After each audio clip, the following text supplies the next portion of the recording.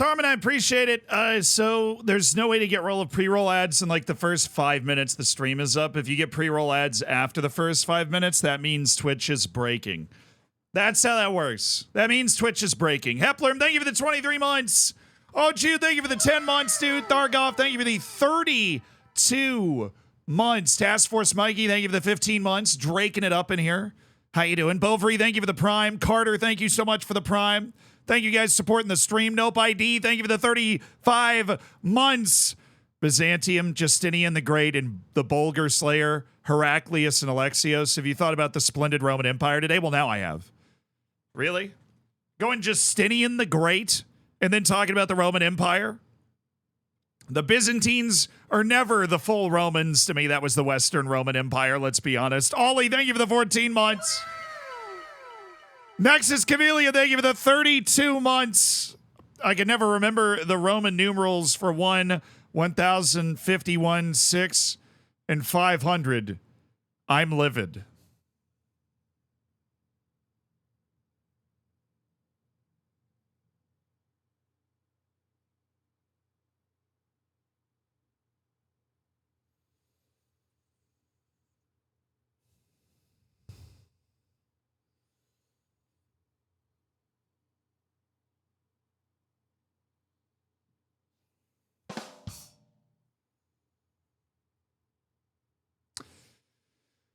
I'm livid is the Roman numerals for 1,051, 6, and 500. That spells I'm livid. That's an A. That's an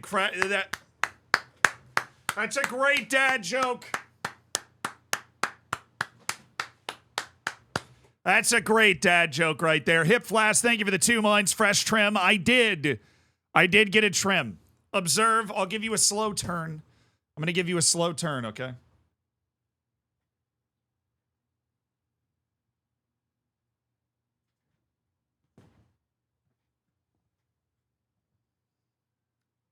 Oh, I didn't see you there. Hi. How are you?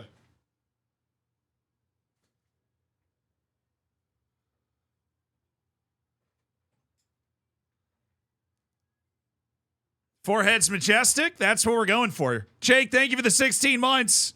Let's get these dubs. Yeah, we got a huge day of Football Manager lined up, dude. Massive day of Football Manager. The quad is in line. We finished the week last week with a big fat dub in the League Cup final. Oh, what a lovely weekend of football. 2 absolutely wonderful choke jobs. Yes, if you're a Manchester City fan, this was a tremendous weekend. But the bottles were not created equal. All right? Can we be honest? The bottles are not created equal. When you look, like, they're not. People refer to these as the same thing, but they're not. Villa's 4th in the league. Okay? Aston Villa's 4th in the entire league. They're going to be in the Champions League next year. They're playing in Europe this year as well. They're a very, very good team. They don't have the brand name right now, but they are, you know, like a lesser version of Bayer Leverkusen, very much better than the name on the front of the jersey would suggest that they are. Crystal Palace, on the other hand, who Liverpool lost to in their attempt to bottle. Crystal Palace is Crystal Palace. They are who Crystal Palace has been for a decade, right? They are the id of Roy Hodgson, and they are lower mid-table royalty, and that is not who Liverpool should be losing. That was the 3rd loss of the season for Liverpool, by the way. The 3rd loss of the freaking season. That's it. In 32 matches. Yeah, I know, and at Anfield. There is a difference here, right? Arsenal is playing against Bayern Munich, right, who is better than Atalanta in Europe, right? And Arsenal showed a ton of gumption and drew Bayern Munich at home and has every chance to get to the Champions League semifinal. I think Arsenal's built of sterner stuff than Liverpool right now. Liverpool's just in bad form. They're just not playing well. You get spanked by Atalanta and then lose at home to Crystal Palace during a title race in the league. I'm sorry, but like after watching those 2 things, how could you believe Liverpool's going to win the league after that? I know points-wise, they're only 2 points off it, but now the Manchester United one was an FMing. More so than, you know, like Crystal Palace, obviously the only way they're going to try and win this game is in FMing, right? But, I mean, the shots were closer than the United game for Liverpool anyways. Liverpool just can't score. I'm not saying it's Jurgen Klopp's fault. I also want to be clear here. I'm not saying it's Jurgen Klopp's fault. His team's just in bad form. This is that run where you get into Football Manager and you're like, what the hell? We used to be blowing these teams out. Now all of a sudden we can't buy a win. That's exactly where he's ended up right now. Liverpool's getting a mandated FM bad form, so you bottle the league? Yes. Newmfist, thank you for the 4 months. Juco Johnny, thank you for the 31 months, dude. I appreciate you. Dark Heist with a big ol' 43 months. Bayer Winterkusen. I prefer Bayer Neverlusen. That's my... Ekim Daniel, thank you for the 6 months. Congrats on your silver bacon. And Lindush Kamate, thank you for the 3 months. See my last message about my last chiropractor appointment. It was about a week back. No! No! All right, I see you. I see you. I'll go ahead and give that one a B+. Thoughts on Spurs Newcastle? Hope my Spurs team on Football Manager is better than that today. That is all I'll say about that, man. That was tough. But before I leave this, these bottles are not created equal. Arsenal lost to a very, very good team. They left it late. Liverpool just can't score, man. Liverpool's in terrible form, and it looks like they're going to fade out of the competitions they're in. Liverpool's in a real tough spot. I think Arsenal's still very much alive to fight for it. I like what I've seen from Arsenal a lot more than what I've seen from Liverpool. Straight up. 1998, thank you for the 5 months. As a neutral German viewer, I learned yesterday that extra time is optional. Let me see if I can, I'm sure there's a clip somewhere, right? Let me see if I can find a clip of, like, Florian Wirtz, right? Let me see if I can find a clip of his final goal. Because I don't know if you guys were watching Bayer Leverkusen was the best thing that happened this weekend, right? We can joke about the bottling or whatever, but Bayer Leverkusen's win was the best thing that happened. And obviously they are the first in the major 5 leagues. They are the first team to clinch. So here we go. This is it. This is Florian Wirtz, by the way, who scored a hat trick. FM Wonder Kid. You guys are probably familiar with his game, just in case you missed it. And this, I believe, is the 3rd goal. If Elon wants to cooperate here.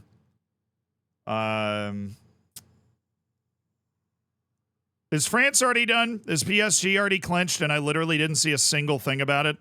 I always assume PSG's underperforming. Why are we? Dude, this is just such a, like, okay. So this is the 3rd goal. So look at the time. There's no time on this.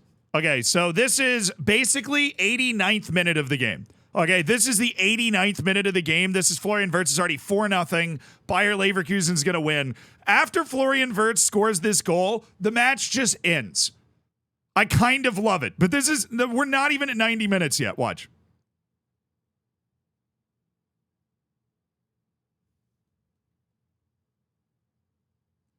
This is my villain origin story. What, like, play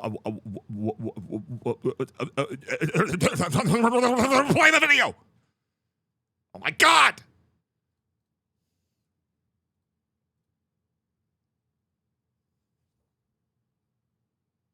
Yeah, dude, I think firing 70% of the staff of this website was a freaking brilliant call, man. You nailed it. It's so functional. Don't skip. Oh, I just have. Sorry, I have to, yeah, right. On a modern media website, I have to watch the first 40 seconds of the video in order to get to the one thing I want to show you. A vein is going to pop out of my forehead trying to do this. Okay, Florian Wirtz, please. Oh, guys, look, it's playing. What if I don't pause it? What if I just click here? There's music. Are we serious right now? Is this a mixtape? If I go full, okay, there we go. So here's the goal. I'm gonna just mute it, right? There's the goal. Florian. They just called it too. The ref was just like, you know what? I'm cool with that. Look at these guys. Game's over. Game's over. I'm gonna see if I can find it on the like the Reddit as well. But the ref's ability to so who said that it was a sub message? Somebody said the match just like the extra time just didn't exist. I'm gonna be honest though, I love it. Because if we were in the United States, they would have taken half an hour to clear everybody off the field so that we can play 5 meaningless minutes in a game that's literally 5-0. I think this is the video clip. Let me mute this. You can hear the referee blow the final whistle. Look at the state of the field after the Florian Wirtz goal. I mean, Leverkusen celebrating its first ever title. This is like a magic moment. I totally get it. But listen, you can hear the ref blow the whistle.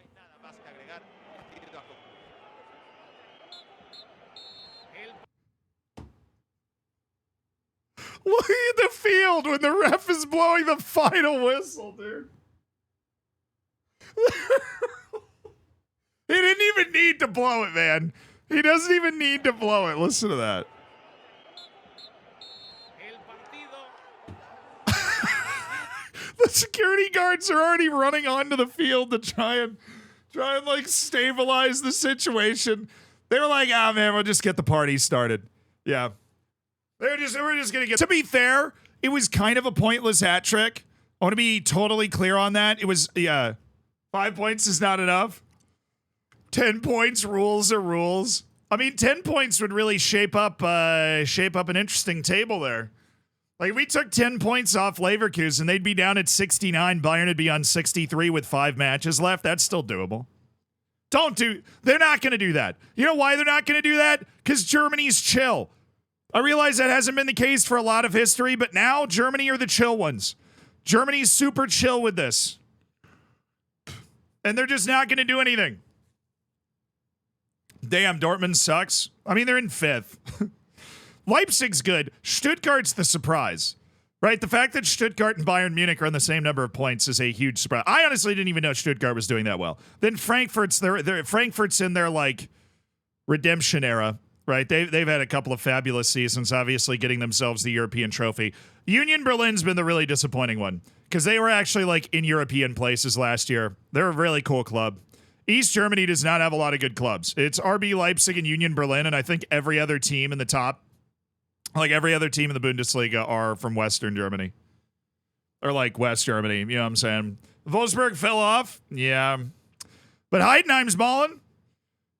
Heidenheim, the German Luton town, the team that was in the 5th division like a decade ago. They are in 10th in the Bundesliga. They've had the same manager the whole time. If there was ever one person that was playing, let me see if I can, I don't remember his name. If there was ever one person that was playing Football Manager in real life, it's this guy. Like actually doing a Football Manager save in real life. Frank Schmidt. He's been the head coach at Heidenheim since 2007. And he was like a player coach. Like he went right from being the player to coaching the team. And in 2007, Heidenheim was in the Oberliga Baden-Württemberg. And then he hammered out a couple of promotions up to the 3rd league. And then they got into the 2nd Bundesliga where they were actually there for quite a while. And then finally got them up to the Bundesliga. He's been the head coach the entire time. From 5th division all the way up. Absolute beast. Original name guy, thank you for the 25 months. No, I'm not the first person to say this, but I feel bad for Harry Kane. I also feel bad for Harry Kane. It's funny, but I feel bad for him. Great week for everyone except Munich. Well, and Liverpool. And Arsenal to a lesser extent. Nord, thank you for the 2 months, though. And Sean, thank you for the 29 months. Shama to Kim. Thank you for the 5 months. So that wasn't the last goal. I'm basically certain that was the last goal. Because I know that was like 90th minute. I've seen, I can't find it anymore. But I've seen the video of like he scores the goal and then it just turns into like a party on the field, basically.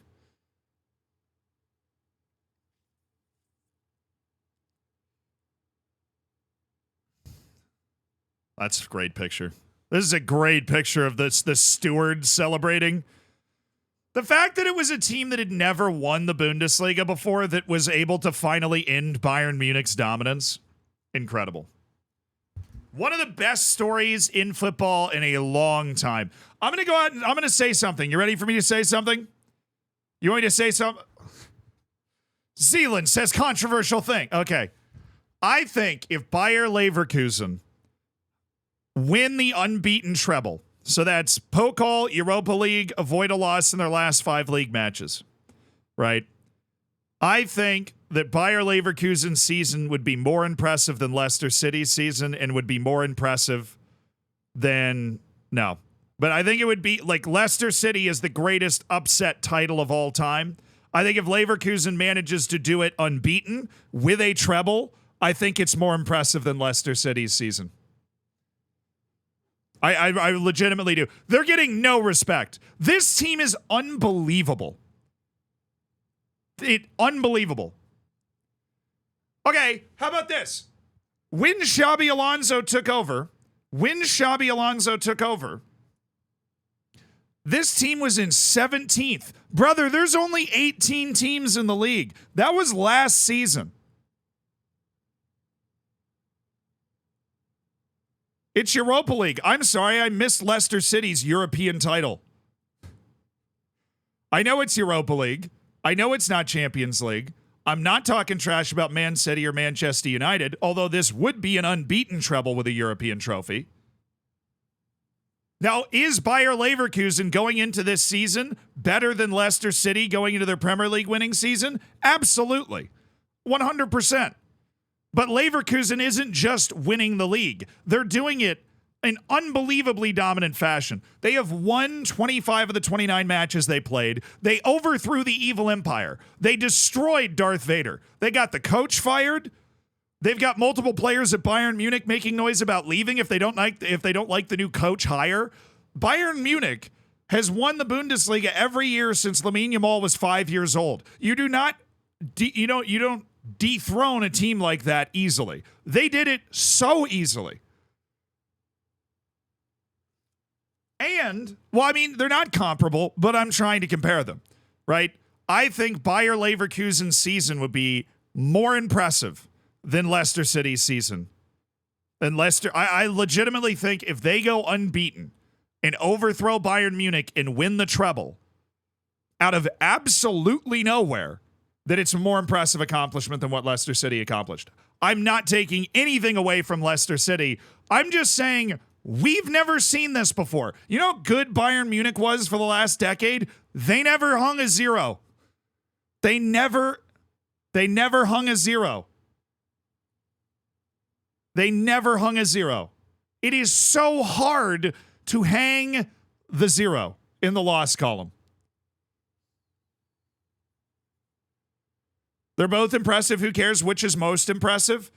I mean, if we're just going to go with those arguments, then we can never debate about anything in sports. We need to debate this right now, Senor. You don't understand.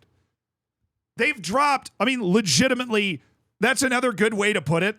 Bayer Leverkusen's dropped 8 points all year. All year. Like August. Let's see if they do it first. Yes, this obviously depends on them being able to do it, right?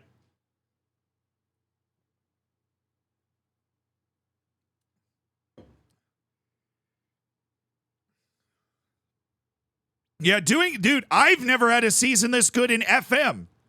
I play this game for a living, right? I build super teams in Football Manager on accident. I've never done this. It's so impossible to do what they're doing right now. 4 draws.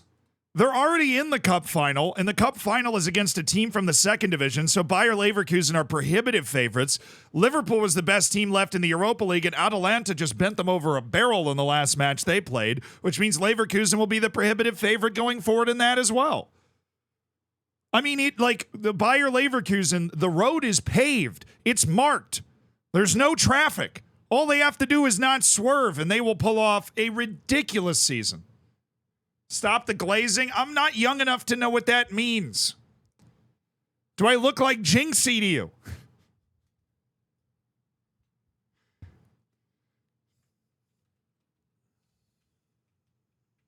I'm going to regret this. The action of installing Windows. Don't think that's it. I don't think we're talking about installing Windows here. All right. It might be.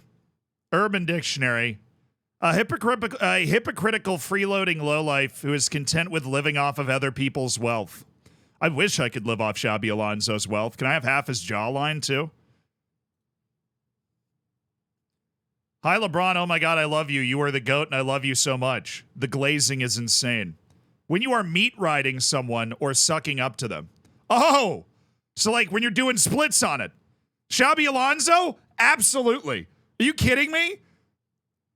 I am. Yes. Do you see the zero? You're not glazing Xabi Alonso with that zero right now, brother? Come on.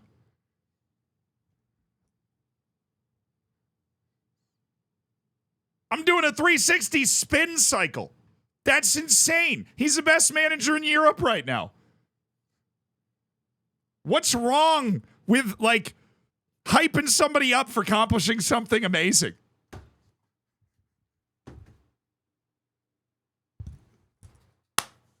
I'm having too much fun with this. That's so funny. Thank you guys for teaching me so much new phraseology. I feel so prepared now. Best manager in Europe is insane. I think Pep right now is the best manager in Europe. Just, you know, I feel like some longevity's got to go into that. But Xabi Alonso, they're having the best season. They're having the best season.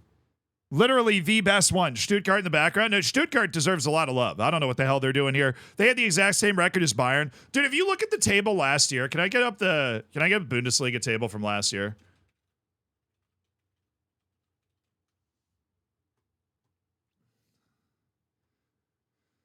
Play FM, please. Dude, I play FM like 80 hours a week. Just let me glaze real quick. Where this is the table from last year. So, like, when I'm talking about how good Bayer Leverkusen has been, Bayern Munich is on pace to get this many points. They won the league with this last year, right? The year before, 70 points would have been good enough to win the league. The year before that, 66 points would have been good enough to win the league. Leverkusen has 79 with 5 matches left. Like, if Bayern Munich gets 8 points from its last 5 matches, it will have as many points as it would have needed to win the league in each of the last 3 years. Like, so as much as Bayern's fallen off, it's really just that Leverkusen is so much better than everybody. It's kind of weird. Yeah. You read the wrong number every year. I'm talking about what was required to win the league. So 71. Second place team was 69. So 70 would have been good enough to win the league. The second place team was 65. So 66 or 65 with a good goal difference would have been good enough to win the league. Bayern Munich dropped to 78. Year before that, 70 could have won you the league. Right? Bayern did get 82. It's a really impressive season from them. Right? This was a really, really good year, clearly. Dortmund and Bayern, very, very good teams. And then Bayern finishing 21 points out of Schalke. God, throwback. Pretty sure that team doesn't even exist anymore. Yeah. So, no, I'm talking about what Bayern needed. Okay, chat. I'm talking about what Bayern needed to win the league. I'm not talking about what you would have needed to beat Bayern. Sorry, I realize how that could have been confusing. I'm just like, yeah, I'm just talking about what Bayern needed to win the league. Because Bayern's pace this season, while not Leverkusen's pace, is still good. The pace Bayern Munich is on this season is good enough to win the league each of the last 5 years as long as they get a couple of wins down the stretch. This year is more about Bayer Leverkusen being amazing than Bayern being bad. Bayern is still good. Fiorina, thank you for the 3 months, dude.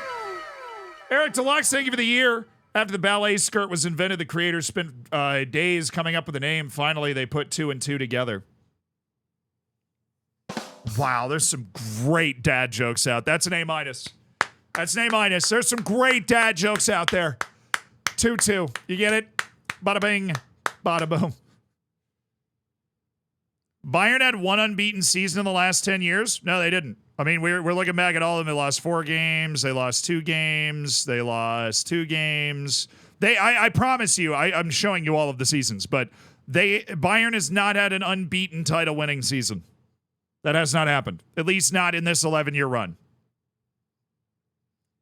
Bundesliga I didn't know the Bundesliga had never had an unbeaten season. That is awesome. Go to the 12-13 season. Okay. Bundesliga. Table 2013. They lost one game. I can see why you wanted me to come here. I wonder who they lost to. That is a wicked season, though. Oh, look at Leverkusen. They were in third. Aha! Caught you, you posers. See, so Leverkusen did finish 6th last year, even though early in the season they were in the relegation battle. In October, they were in 17th. Then Xabi Alonso took over and they finished 6th. Dude, I mean, he's Midas touched, you know. Is there a way to find out who their one loss was to? Donde está Bayern Munich?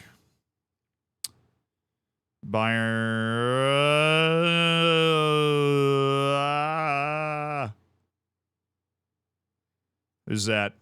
Oh, it's to Bayer Leverkusen.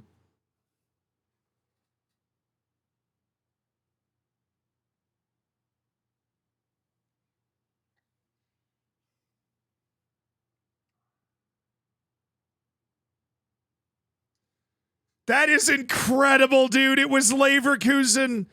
They're the only team that prevented Bayern Munich from having the unbeaten season a decade ago, and now they're the team that's going to do it. Long-term storytelling.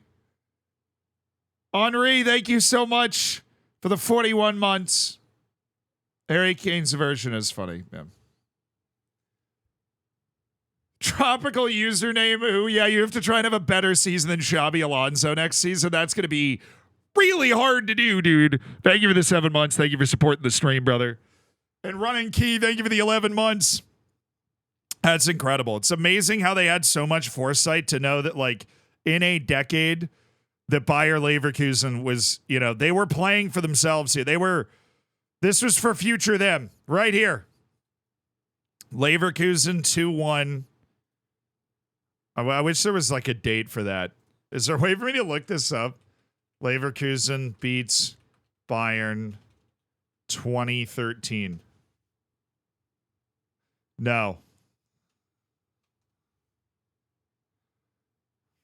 October 28th, 2012.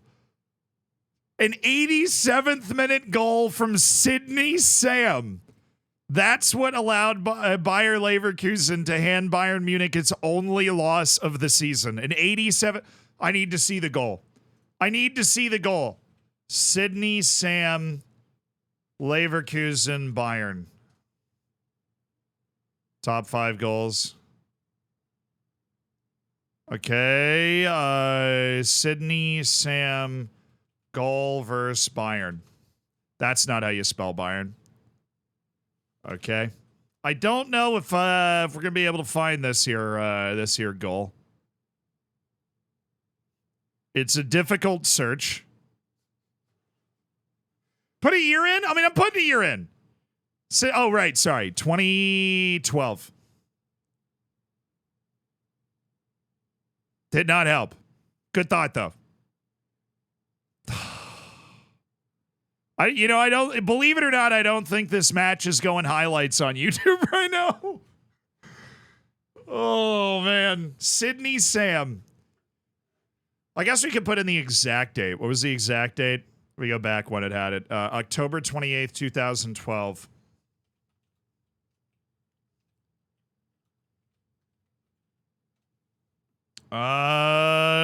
Top 5 goals by Sidney Sam. Dude, odds are one of these is against Bayern for sure.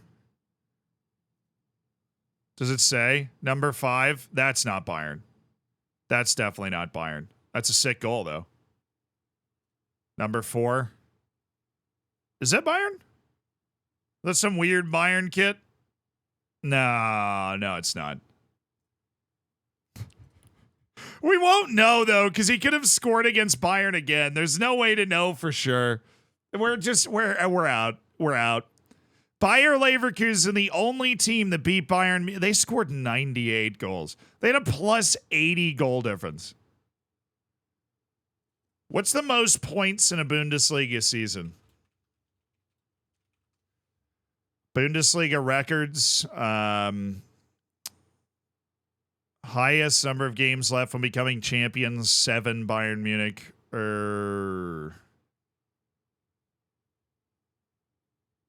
Highest number of points in a season, 91. So Leverkusen can actually beat that. If they win all of their last 5 games, they could end up with 94 points in a 34-match season. Yeah, but if Leverkusen stays unbeaten, they're probably good. So they need what, 12 points? It's marked as a Boateng own goal in some recaps. Interesting. Very interesting. So they've given it, ESPN's got it marked to Sidney Sam in the 87th minute as the win. I mean, this is like 11 years ago. 102 is the max amount of points, yes. And Bayer Leverkusen's only dropped 8 points all year, so obviously if you've dropped 8 points, then the most you could get is 94. They could get like 92 or something, you know, if they draw. They don't have to win every match. Who do they play? Who are their last 5 league matches? I know it's not Bayern. I just don't know who they have left. Oh, they do have It's actually not easy at all. They have Dortmund, Stuttgart, and Frankfurt. Those are all top 6 teams. And then Bochum and Augsburg that can just party at the end of the season. And then the Pokal against Kaiserslautern. If they don't get 110 points, they're failures. I've got some terrible news for you, dude. It's impossible. What's the max number of points you can get in the Prem? 38 times 3?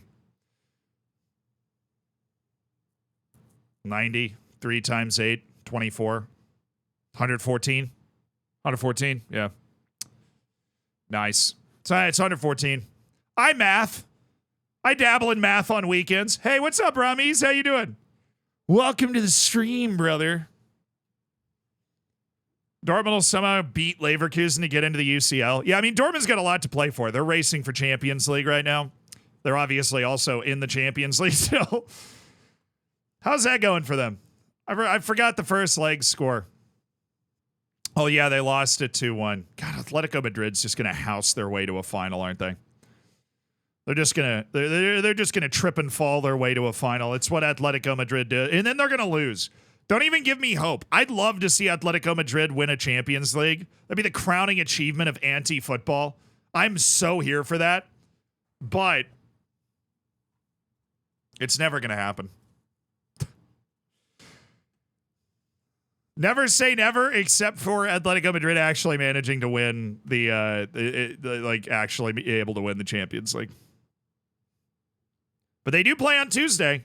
It's Dortmund, Atletico Madrid, Barca, PSG, Mbappe with the no-show.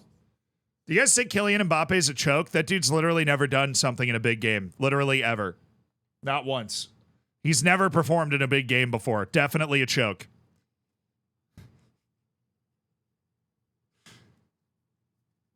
I found the goal on YouTube. Ah! Hey, what's up, Finstars? Good to see you too, dude. I would love to see that goal. Someone tell about the World Cup final. Well, that must be some stupid. That must be some stupid thing. Oh, Bayern Munich's last defeat in the Bundesliga, 36 games and counting. So this was. Oh wait, give me that Jurgen Klopp pointing at. What is that? That was cute. Okay, so where's the face and on. Wait, did it hit him in the face? Are you kidding me? What? All right, so this is apparently, this is, oh my God.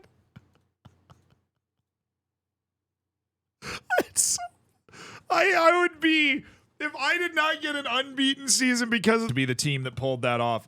What a horrifying own goal. So that's off Boateng. I guess is that like goal? Because that is incredibly bad. That is really, really funny. Oh. And that's the only loss. They got 91 points. They lost one match all year. They lost it because of that own goal. And that is the only reason Bayern Munich does not have an unbeaten season in the Bundesliga. And now it is freaking Leverkusen that could do it. I mean, if that happened to be on FM, I'd be so upset. Bebelchinia, thank you so much for the 26 months. Pie Man, thank you for the 11 months. Why don't footballers wear glasses? Because it's a contact sport. Yo.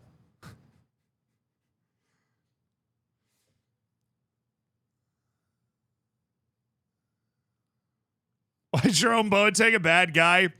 Just Google him. I'll save you the trouble. Bayern lost to Bate that season. Well, yeah, by Bate, clearly biggest club in the world at that time. Pretty sure I was managing Bate a decade ago. Isn't that how long ago that was? I don't think Bayer Leverkusen has it for an unbeaten run. I mean, they've already won the league. So, Zach, thank you for the prime. Thank you for the 2 months.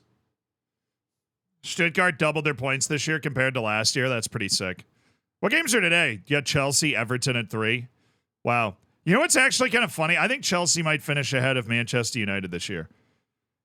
Like, that is the legitimately on the table. Chelsea's finally playing its way out of 10th, which is amazing for Chelsea because they've never been able to beat those allegations. Everton's going to come in and play hard, though, man. Everton needs the points. One win from Luton Town rocks Everton's world, and you never know. Everton might get another point deduction before the end of the season, so things could get really dicey. Now, they might actually have points added because I think they're appealing. I think that's what's happening. Everton is currently in an appeal process over the second point deduction that they got. Yeah, sorry, that'd be 8 p.m. UK time. It's 3 p.m. for me. 3 p.m. is like the late Premier League window for ya boy. Over here on the East Coast of the United States. I hope Luton can survive too. But Reese, who's like the head of the Zealand channel and the editing team and everything, he's a huge Everton fan. So I hope Everton doesn't go down just for his sake, you know.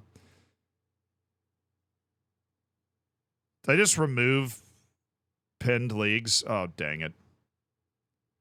I totally did. Whatever. What happened? Thanks again for the Lord of the Ring concert recommendation. I took my wife to it this weekend for our Iron anniversary. And dude, isn't it awesome, Kyle? Lord of the Rings in concert. I was levitating out of my chair. They were playing like the Rohan theme song. I thought I was in heaven. I was floating above my seat, ascending towards the clouds. Top of Radio City Music. I was so freaking cool. If you ever have a chance to see any of your favorite movies like in concert with a live orchestra performing, do it. Absolutely fantastic. What kind of attitude is that? You should want your friends' teams to do poorly. Why? That sounds very sadistic of you. You want your friends' teams to do terribly? Already got tickets for the Two Towers next year. Nice. I probably should get on that. Actually, no, I saw the Two Towers. Wait. The one I saw was the Two Towers. I don't know which one you saw. The solo violin, though? Dude, don't make me play it right now. Because I will.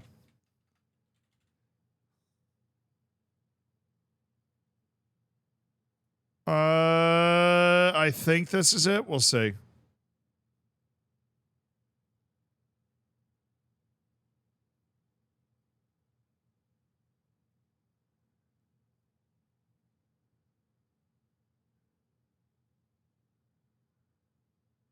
This isn't like the official one, so that kind of weirds me out.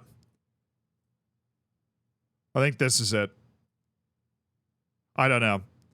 I read the Tolkien books, dude. I've never actually read the books. I feel like I'm kind of missing out a lot. Is there anything else you guys saw this weekend that you wanted to talk about?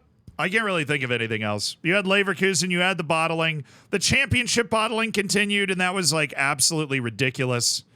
The second division of England is just a nonsense. Inter bottled the title. Inter was supposed to win the title and then drew Cagliari at home. And now they're completely doomed. The books are so slow and boring. I mean, honestly, that's all books. That's why I listen to audiobooks. Where's the, like... What am I thinking of? Because this is like I think like the Ride of the Rohirrim or something. But what I want is like the theme when you see Rohan. You know what I mean? Like, what is that? I feel like it might have a different,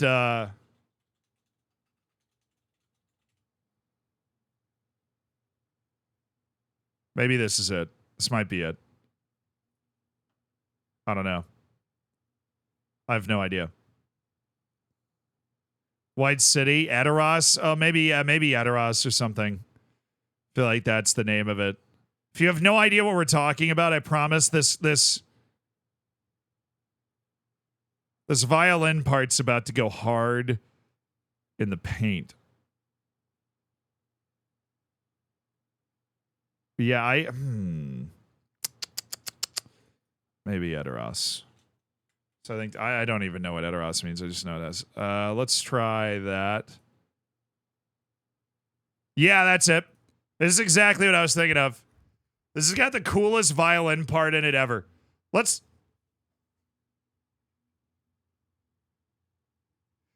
Yeah, so when they did this in concert, they had like one lady sitting out in front of the rest of them, and she was just shredding. It was like it was like the guitarist of a rock band out front with the light on him, just laying down the solo. It was sick.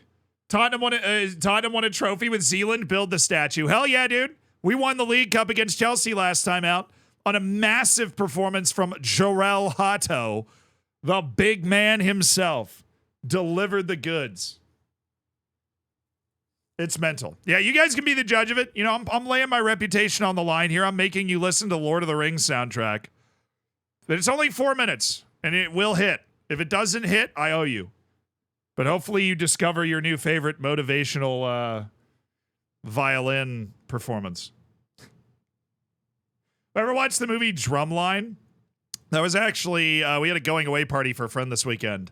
I ended up at a bar that was playing Drumline on the TV in the background. I've still never seen the movie with sound, but it looked electric. Roman, thank you for the 10 months. Me winning a trophy. Well, yeah, come on. Yeah, whatever, man. We're going for the friggin' quad, all right? And it starts with Sunderland away in the FA Cup, and I believe we can handle that. I really hope this is the right song, or else we're just gonna listen to like a soft symphony for 4 minutes. It started with the right thing. Hopefully it actually drops into it again. It's just like, you know, it's setting the scene or whatever orchestras do. Setting the scene. It starts today. This is championship week right here. We're going for the quad. This week we could become immortal. We could accomplish something in Football Manager so unbelievable.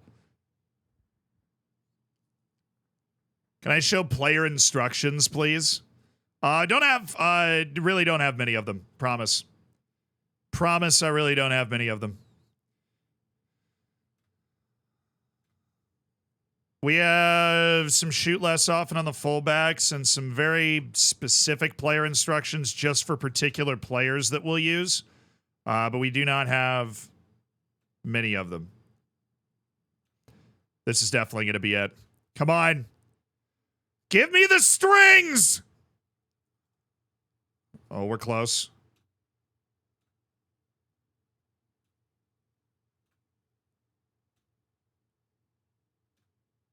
We're getting closer.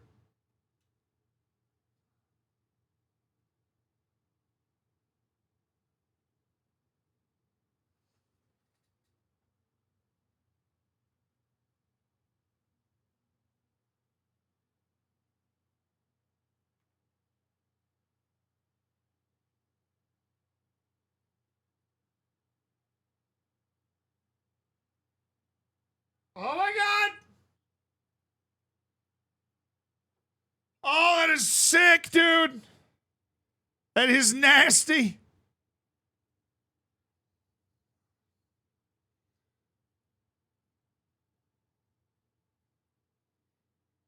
Ascend with me, brothers.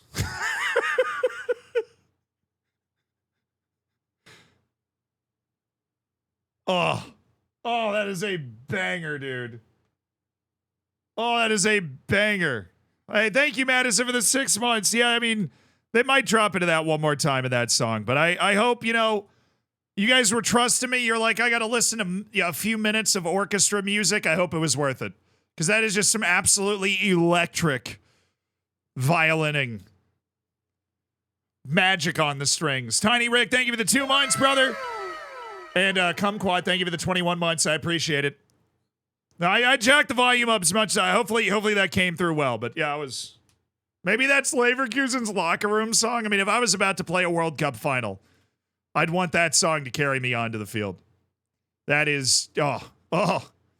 And I'd kind of forgotten that was in the Two Towers, like the second Lord of the Rings movie. So we were watching the Two Towers in concert, and she came out, sat in that like stool thing, and started laying that down, and I was like, oh, okay. Yep. Very, very cool. Fernandez, thank you for the 3 months, dude. Hello, dudes. What's up? How are you guys doing today? Talking all about me, all about what happened this weekend. You know?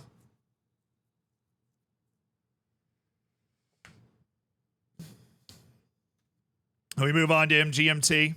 I mean, we're better to go. You know, we go right back into the playlist. We move. We move. We keep moving. Doc, thank you for the 6 months.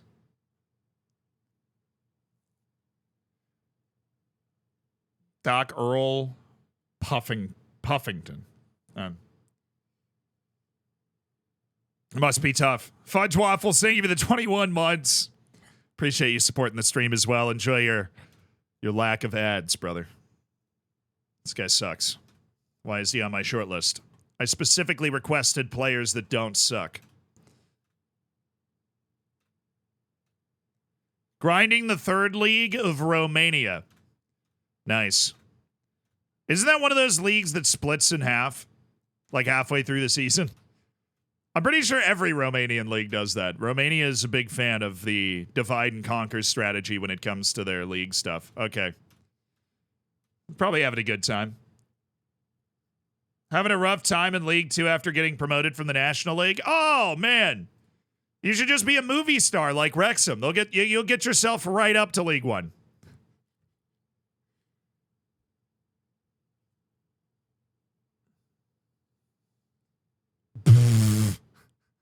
Feels like the old streams condensed into 13 minutes.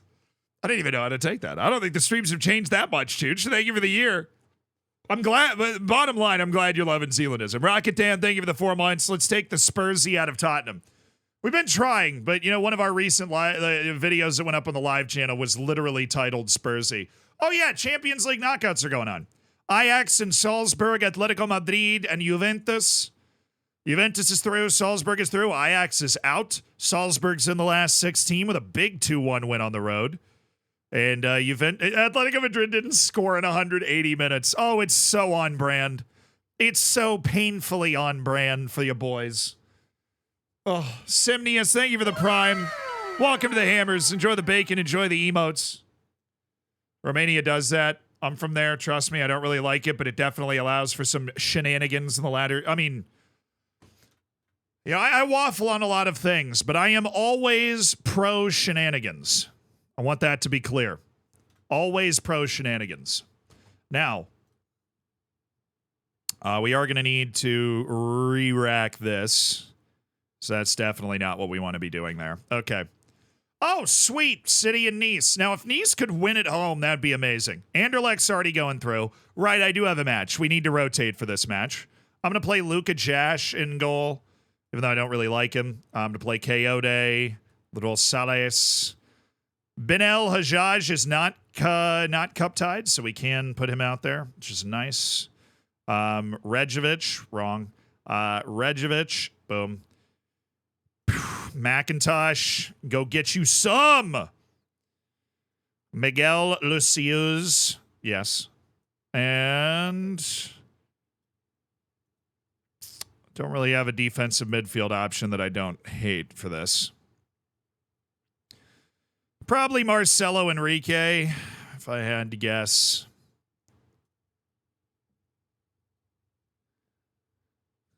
Okay. Kaya, you're off for Kieran Tall. McIntosh, Lucius, Endrick. Definitely don't want Endrick to have to play, obviously. Why can Ebisele play left wing but not right wing? I really want to explain that one to me. Actually, you know what?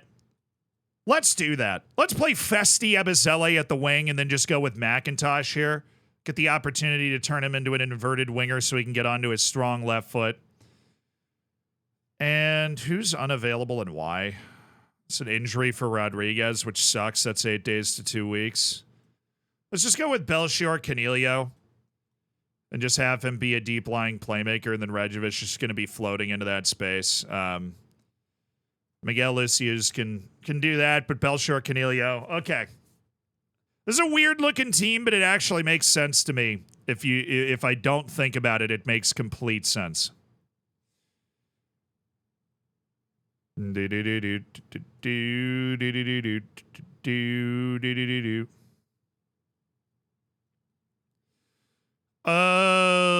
Yes. We're good. This is FA Cup 5th round. So obviously we want to make sure that we're able to win, but we are also rotating the team with eyes on a Premier League match against a very good Aston Villa side coming up in 3 days. Sunderland is very good, though. It's worth mentioning they do have our former player on their team. They are first in the championship with 76 points from 36 matches. It's an impressive season. It's probably basically like playing a bottom of the table team in the Prem based off their quality. And we're on the road, and it's a cup, so they're going to have an extra fire under them.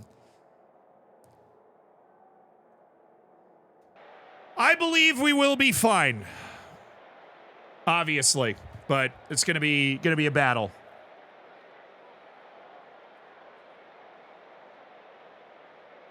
If Inter Milan won against Cagliari, they wouldn't have won the league. I saw a lot of coverage about them having choked it away with a draw against Cagliari, so now I'm very curious.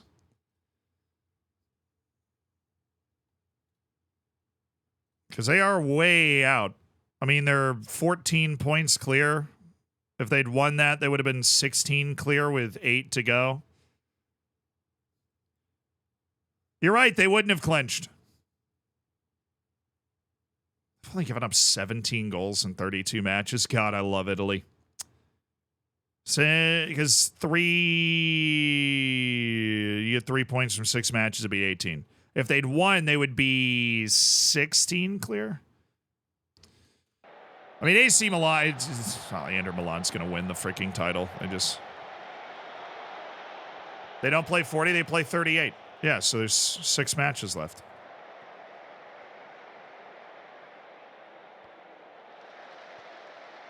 All right, right. Yeah, hey, shh. I remembered. Shh. I remembered. Please rise. Remove your caps for the performance of the FA Cup anthem.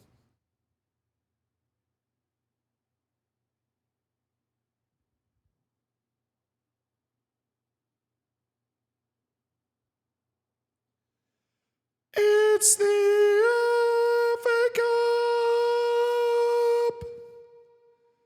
The FA Cup. The FA Cup.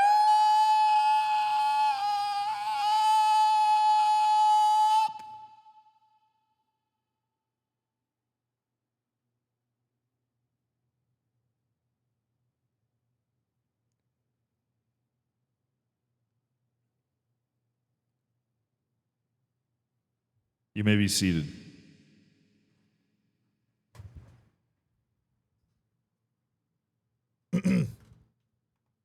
As you were.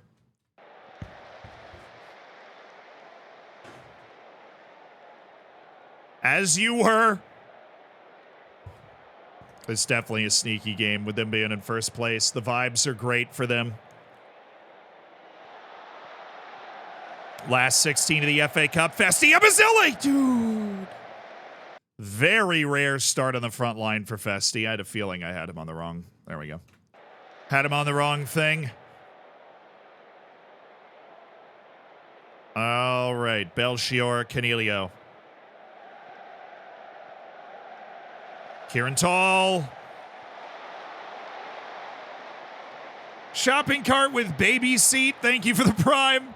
Welcome to the Hammers. Enjoy the bacon. Enjoy the emotes. Make sure you get in the subsection of the Discord now that you're part of the cool kids crowd. Lucius. Ooh, should have shot that. Didn't. And now I'm mad. Brutal. Can you make me a new coffee, Zealand? You just ruined mine. Sorry, I just lost my coffee maker. When the next one comes in, I ordered it on Amazon, special parts. It'll only be in a few months. I totally got you. Awesome name for their keeper. What's his name? Oh, Tall? Oh, no.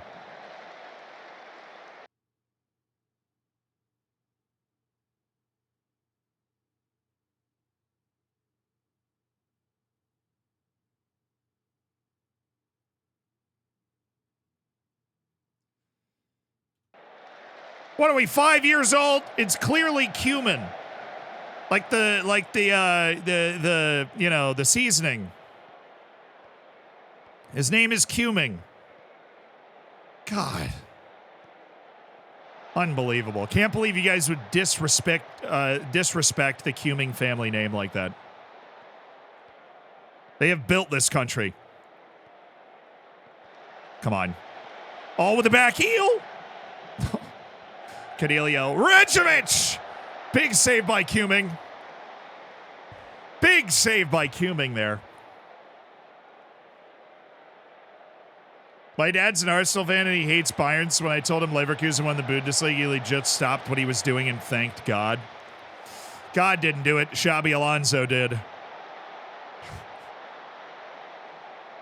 Oh, the Masters happened this weekend. Oh, yeah, congrats to Scotty Scheffler. I watched Masters Sunday. I'm not like a huge golf guy, but one must partake in the great events of a sport. That kid from Sweden, though, there was a kid from Sweden in the Masters. Ludvig Ahlberg finished second. He looks really good. He looks really, really, really good. Wonder kid golfer, exactly. 24, first Masters, finished second from Sweden. I guess he was just playing in the snow the whole time. Well, enough, the goalkeeper's name is what I do every time I hear the FA Cup anthem. You cook with cumin? That's an oddly specific thing to be doing, but all right, do you, man. Do whatever.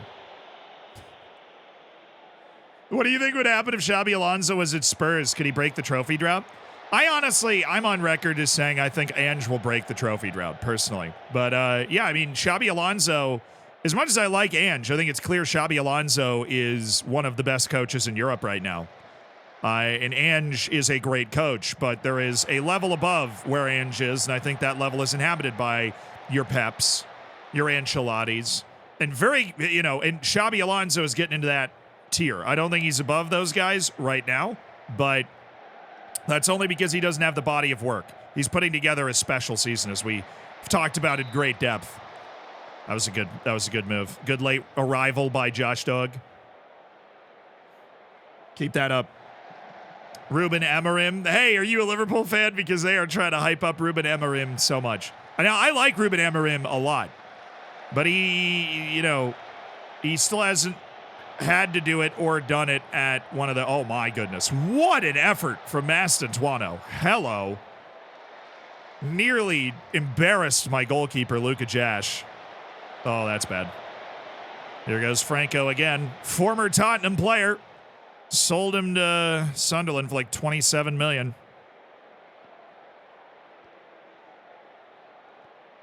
So let's see. We've got Hoey. We've got Cumming. It's a pretty promiscuous back line.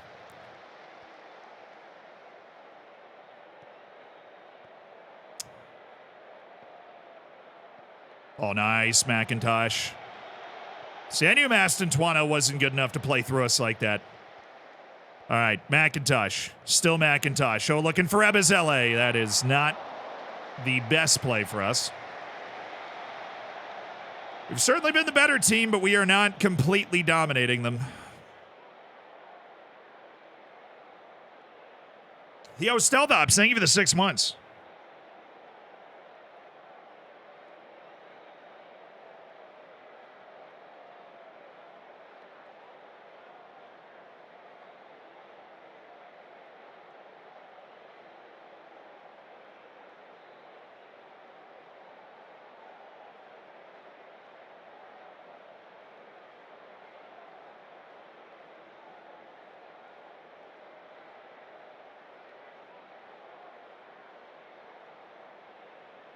Like, why are you shaking the hand?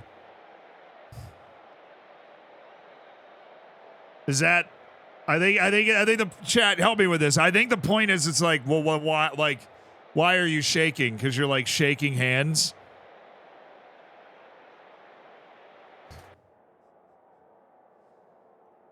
Oh boy. I'm gonna give it a C+ on that one. Okay. I'm glad we figured it out. Stealth Ops, that was very stealthy. Thank you for the 6 months. I appreciate you supporting the stream. Yeah, it's the shaking hands, shaking with nerves contrast that they were going for. Oh, Ebisel, just took a knock. It's like a groin injury. All right, good news for you, boss man. I've got JRicky coming off the bench. And I've got Javi Guerra, who can come off the bench, and that gives us Belshore Canelio an opportunity here, and then Lucius is going to go there, and then you're going to go there. Okay. I do also have Dominic Pavlak. I'm going to bring in Dominic Pavlak, JRicky, Javi Guerra. You know, bring in some quality. I feel like that might be the best move. I'm not going to bring in Shakichi, not yet. We're going to bring in Mujahid Kaya. We might move him to striker if we feel like we need to. All right. So I know I did a little bit of moving around. I want to make sure everybody's in the right spot after we hit continue. There we go. We do not want a replay.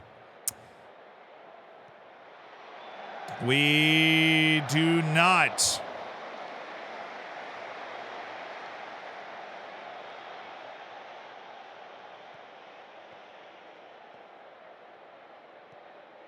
Inter would have clinched for the win. No, I mean, there's 6 matches left. 6 times 3 is 18. If Inter had won, they would be up by 16 points.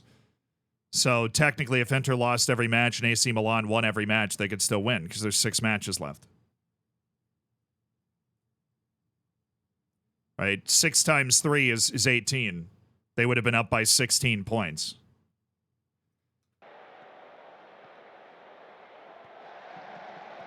Just me. I mean, I'm prone to being wrong at math. I am prone to being wrong at math. So I do want to check. You know, I want to run it across you guys' desk before we're sure on that. But yeah, apparently I misspoke and said there were 8 matches left, but I was doing the math based off these 6 matches left. So, because there are 6 matches left.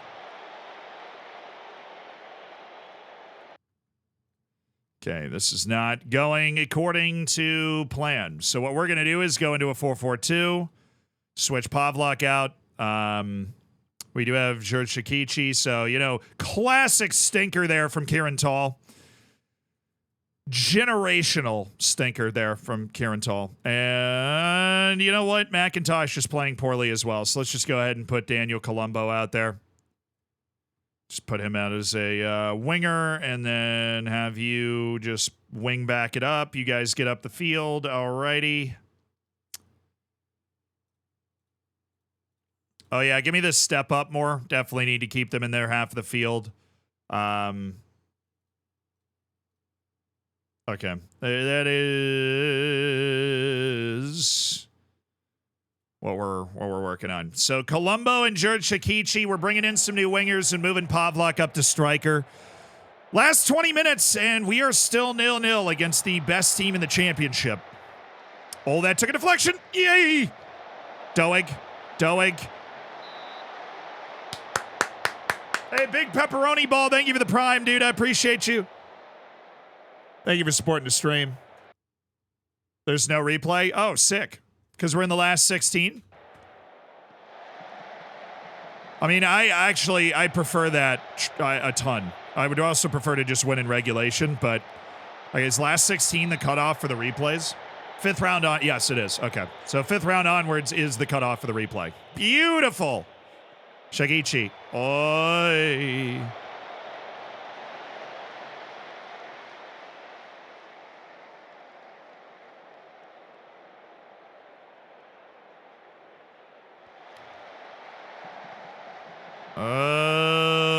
Okay, good present defending here. That is a really difficult shot that we've got to be able to live with.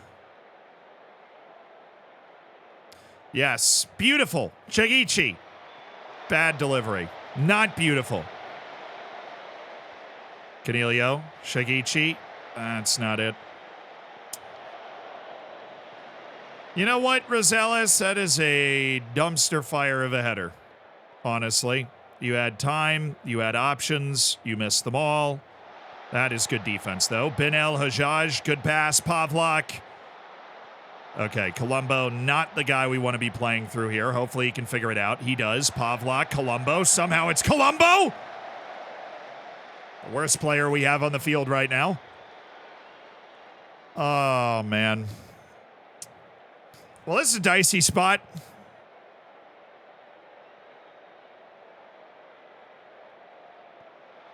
Catch it.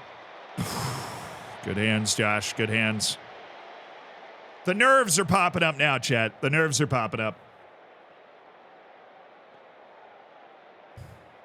Colombo, thank you. Just get it off your foot.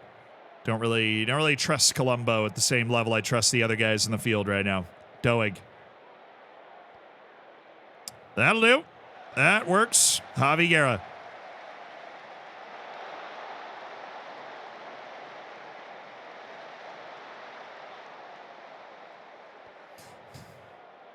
Oh, you got to get that. Yes. Loose touch. Easy. Shikichi cuts inside. There's options. It's always Colombo. That was a good ball, though. Oh, thank you. Oh, I spent the entire time just dumping on Colombo, and he's the guy that delivers just a spectacular assist. I'm so sorry, man. I did not mean it. You are a great player, and that's why I have you on my team. Exactly why I have you on my team, because you're a great player.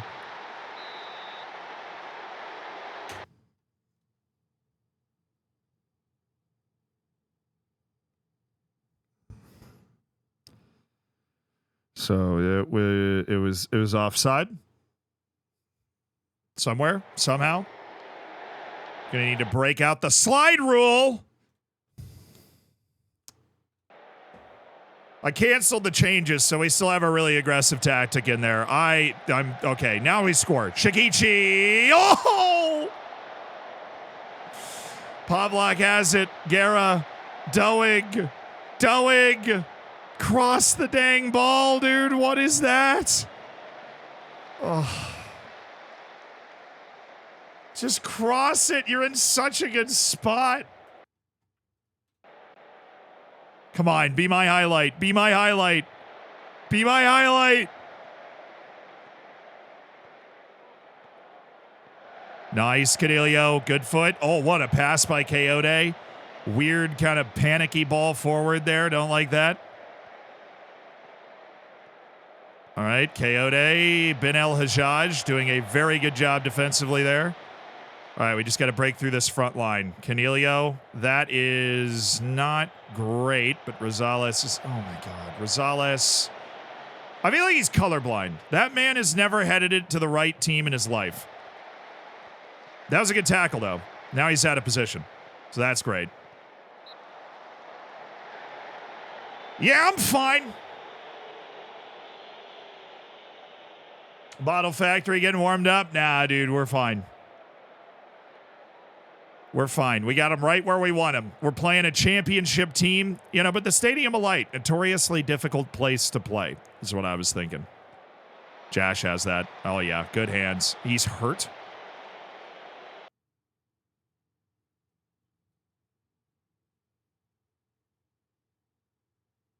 Well, that's interesting.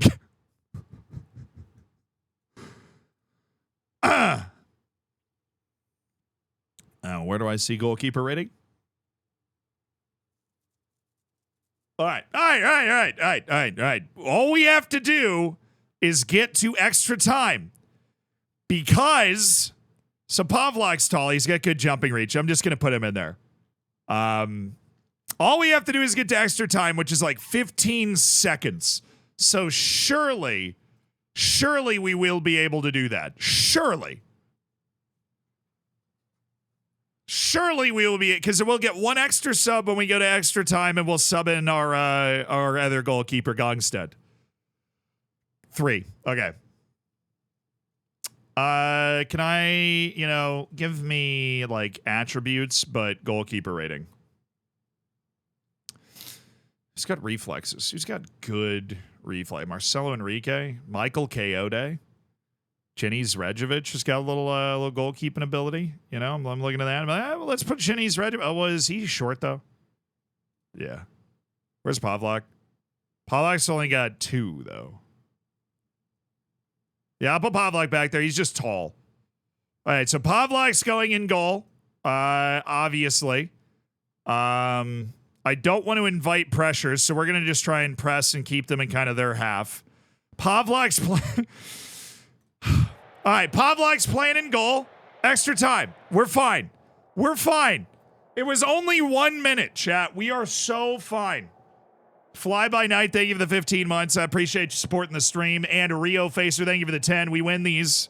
We win these, exactly. So I have an extra sub, right?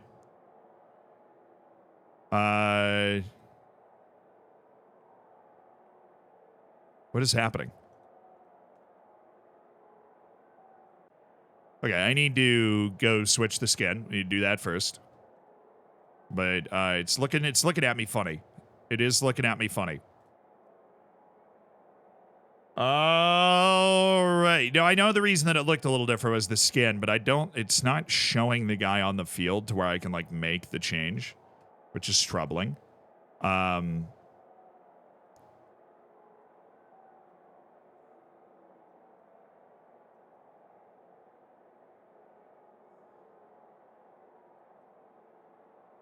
I think the game's glitching out.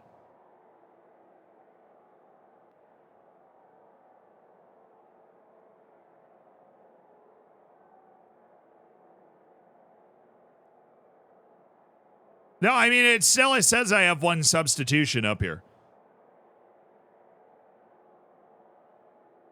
It still says I have one substitution up here. So is the rule that if the guy leaves... One, that'd be a really dumb rule. Like, I have a substitution now, but we can't make that substitution. We can't just bring Gongstead in. Oh, well, that's a dumb rule. Oh, that's just an unbelievably stupid rule. That's a cripplingly stupid rule. It is the rule. Wow, that, I mean, for a sport that is typically very logical with the way that its rules are applied, that is an exceptionally stupid rule. That's really, really dumb. Okay, so we're bringing Gongstead for Colombo. Move him out there, move him there. Gongstead, obviously we need a goalkeeper, so... Mishide Kaya there. Shikichi's more of an assist guy, so we'll put him there. We'll stay aggressive here. But yeah, okay, that's just a really, really dumb rule.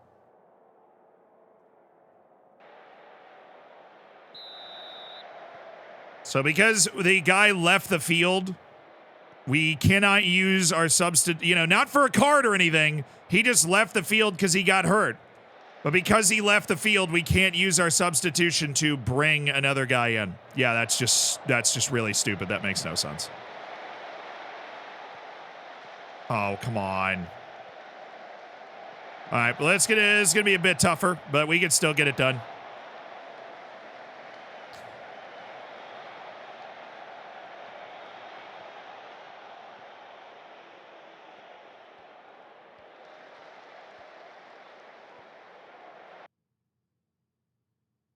It's a UI glitch for sure. You could drag him onto the field in the right striker spot. Oh, that's great.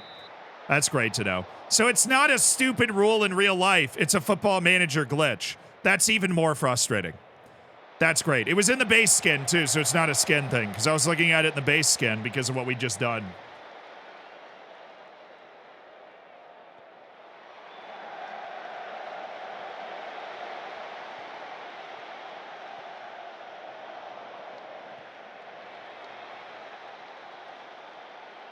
Okay, so I think the best thing I've heard is that in real life, he wouldn't have actually left the field. That makes sense to me. That in real life, you just, like, keep him around the field or, like, you know, on the side of the field like he's about to come back in. Because obviously now it looks like we might end up going to penalties here. Like, like your player would have just stayed attached to the game instead of coming off the field. So it is a football manager glitch. Because there's no way that situation would happen in real life.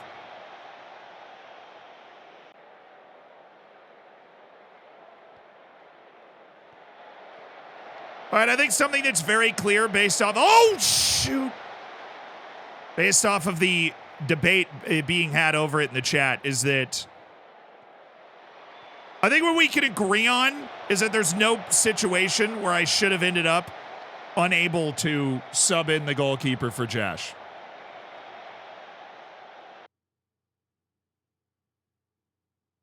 You could have subbed him off, but you didn't look.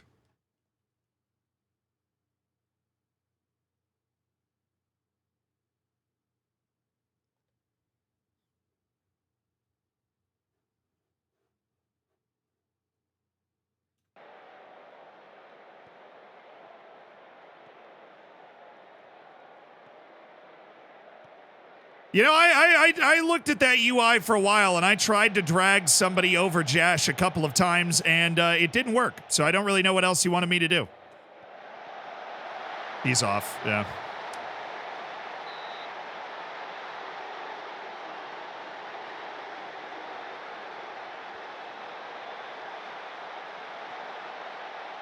Chat's a war zone because nobody knows the rule. We basically ended up in a very peculiar situation, a situation that I don't believe should be peculiar, a situation that I believe is pretty straightforward. I had a sub, and, you know, the guy didn't get a card, so why could I not just sub him in for Jash even though Jash got hurt? Seems like a very logical solution to that. All right, this is a great spot. We have completely passed our way out of it. That's right. That actually stretched the team out pretty well. Rosales, this is weird. This is my center back. That wasn't actually a bad... Well, it was, eventually. Okay, and the press. Good step by Doug. Okay.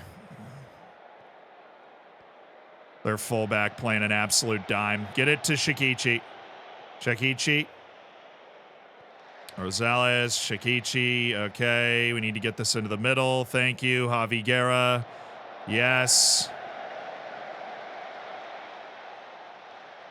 Wow, that was really good for Rosales, and then got absolutely picked there.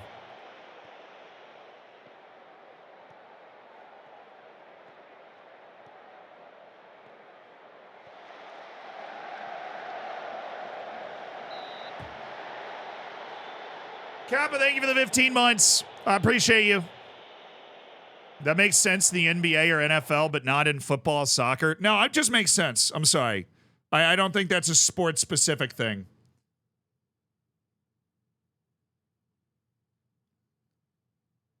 It just makes sense.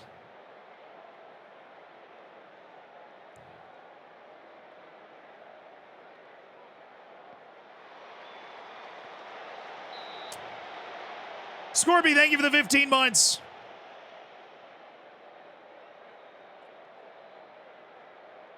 Is it full match? No, we're on extended highlights.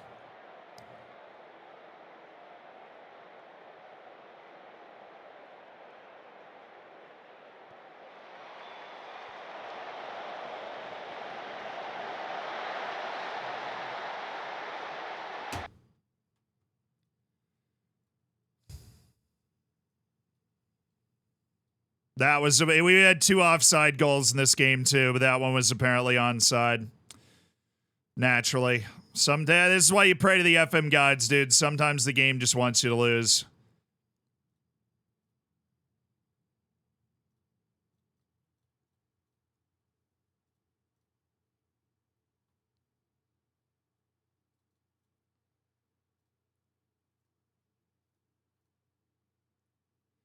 That sucks.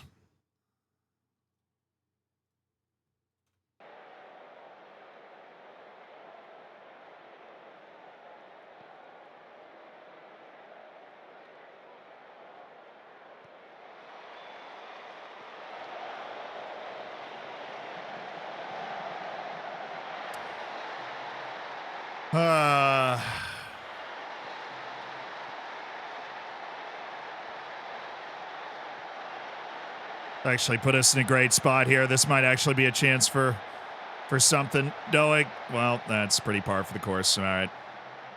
I don't blame him. Dude's exhausted. All right, we're out of the FA Cup. That is just incredibly brutal and unfortunate the way that went down. But I don't think there was too much that we could have controlled in that. We played better than the whole game. Had the whole injury thing with the goalkeeper that had us down a man for the entirety of extra time. That, you know, I like, that is brutal and it's a really bitter pill to swallow, but I'm not worried about our team. City and Anderlecht are through. Nice. All right. They also, you know, taking out my goal. What was Jash's injury? He broke his hand? Yeah, that's fair. Not like you're staying on the field through that. Fair enough.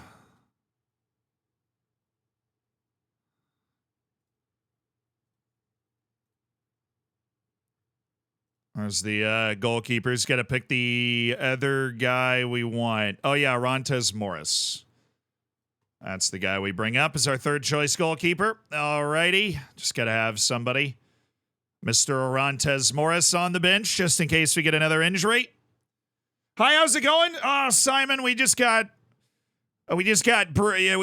a brutal loss in the FA Cup 5th round. So it's gone better.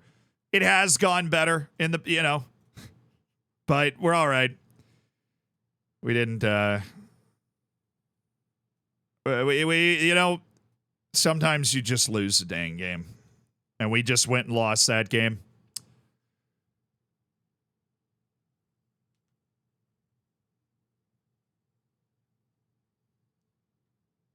Yeah, our league position is still looking very nice, and obviously Champions League, we're gonna get the round of 16 is I think about to be drawn for the Champions League, but yeah, we're out of the FA Cup, which really sucks. That's a turn. I mean, obviously we were one of the favorites and definitely could have won the FA Cup this year, but we are not going to win the FA Cup this year, probably because we're out of it. I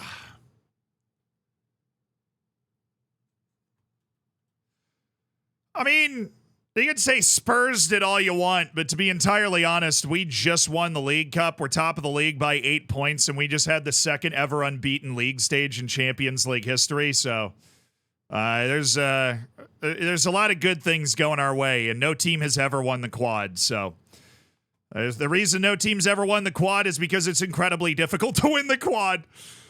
Yeah. Without the extra sub Pavlak, you would have probably conceded more than one goal. Huh?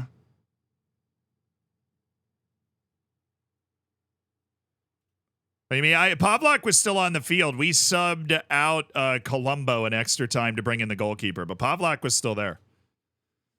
Pavlak was still out there vibing. Oh, there's the round of 16 draw. We're getting some Champions League music. Oh, who are the teams? So the unseeded teams, these are the teams we could draw. Wait, what? This is literally wrong. So these are the seeded teams. These are the unseeded teams.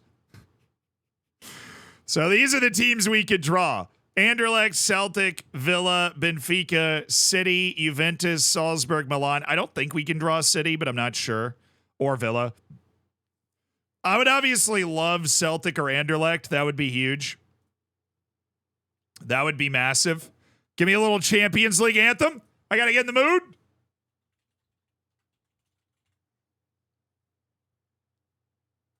Give me a little Champions League anthem.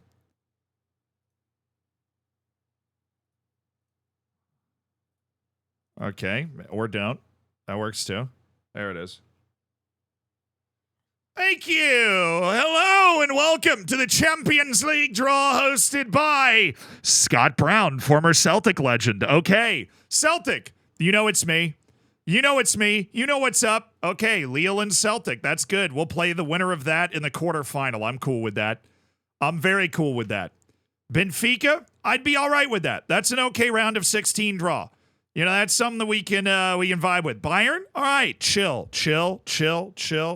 It's whatever. You know what I'm saying? Man City. All right. This is PSG. Real Madrid. Inter. Okay. Definitely could have drawn them. It's Inter and Man City in the round of 16. Glorious. All right. Aston Villa. You know what? Go ahead and hand them Arsenal. Let's have an holiday. Well, that wasn't one of the easier ones. Villa's actually been pretty good. We're literally about to play them, too. A familiar foe. Real Madrid's playing AC Milan. That's a pretty good round of 16 tie. Who the hell does Anderlecht get? It's going to be PSG. They paid for it. It's going to be PSG. They paid for it. We all know. Oh, no, it's Arsenal. Oh, come on. Arsenal? Really? Yeah. Juventus gets Barcelona, and that means it is Salzburg and PSG. So PSG got a pretty easy one, too. Dang it. Aston Villa, they're like, they're in 5th in the Prem right now. They're pretty good. They're balling out. All right, champion. All right, shush. You didn't give me what I wanted. Screw you, Champions League song. Just kidding. I love you. So we have Aston Villa in the... We have Villa at home, then Villa away, and then I think it's literally Villa at home. I think we just play them 3 straight games. Yep. Yeah, we do. We play them in 3 consecutive matches. So that's pretty sick. Can I get my 2 match in? Yeah, good. Okay. Do.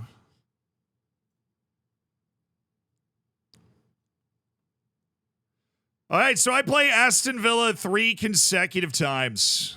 Let's go. Oh, huge. We're going to get real familiar with Aston Villa. Chance to get to the quarterfinals of the Champions League with Aston Villa in our way. I mean, we've got to be we've got to be some sort of presumptive favorite for that. Is this is tomorrow? Okay, yeah, cool. Can actually run Bin El Hajjaj. A couple of those guys. So Marky Mark, get you back in general rehab. We'll have you back to your old self in no time, man. Aston Villa triple header. What dreams are made of. Now, this one's a league match. This is us at home against Aston Villa in the league. We've got our full first team ready because they were not out there in the FA Cup. Obviously, would have loved to have gotten those guys involved a little earlier. We're not able to do it, and we paid the price. So that's just the way the cookie done crumbled. Rosales, you got to be on the bench. Kazu Kanda, you got to be on the bench. I suppose you don't have to. I would want you to be on the bench. I believe in you. I find you inspiring. All right, Rodriguez has got 6 days to 2 weeks. Why is he already on the fitness screen? All right, what do they do? Wow. Inspiring creativity with the defensive midfielders 4-2-3-1. That is wild. They do have Jacob Ramsey in the middle. He can be a problem, but our team is just so darn good that we should be more problematic for them. Get it?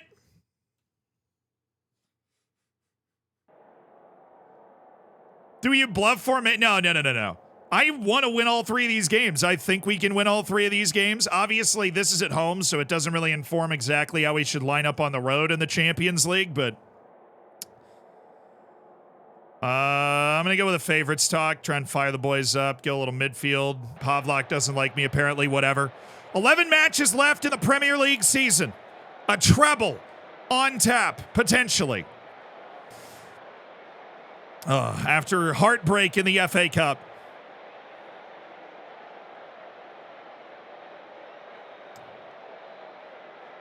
We are in a position to try and stretch commanding lead here.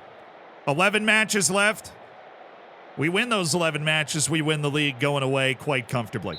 And I think we can do that. We do have a couple of tough ties coming up towards the end of the season. I think we've got, not Arsenal, but we do have Liverpool. We do have Newcastle left. And obviously Villa. Oh, ref. Obvious pen. I mean, could have saved that one for the Champions League, but I'll take it. Seka, you're up. That'll do, chat. That'll do.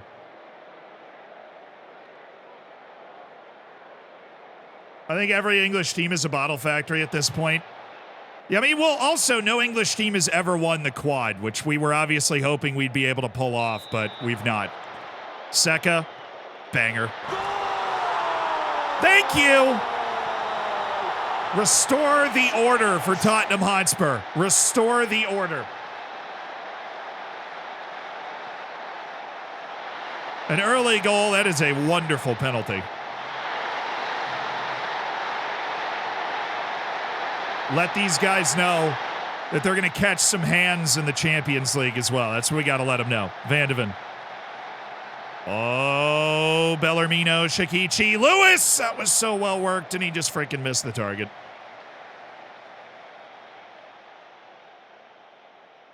Do-do-do-do-do.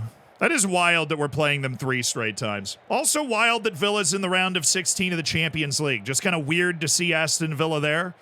They've earned it. They've been a top 7 team for the last couple of years in the Premier League. They've got the quality. I'd like to think that we have one step quality better than them. It's been a very, very low tempo match. There is nothing happening. There have been 3 shots. Obviously, I'm kind of okay with that given we're in the lead already, but oh.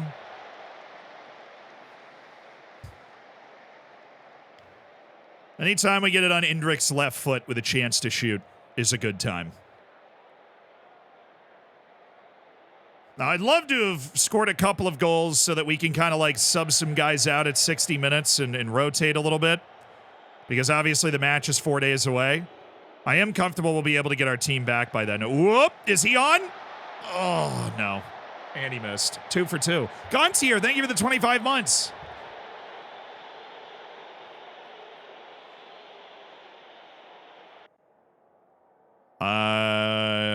I'm pleased. I wouldn't say we've created loads. I don't necessarily agree with that, but they haven't created anything, and we have a goal. So that is good when you're playing a top 5 team here. Okay, defensive shift was a little slow there. That's well defended, though, by Ulrico Lewis. 60th minute, if we are up 1-0, I will be making changes, but winning, our home matches in the league is very, very important. So I don't want to be overzealous with the changes and leave us exposed. Especially considering, like, Kazu Konda's coming back from injury. Okay, good job, Rico. Way to rough him up. Nice. Seka. Nice, Enrique. All right.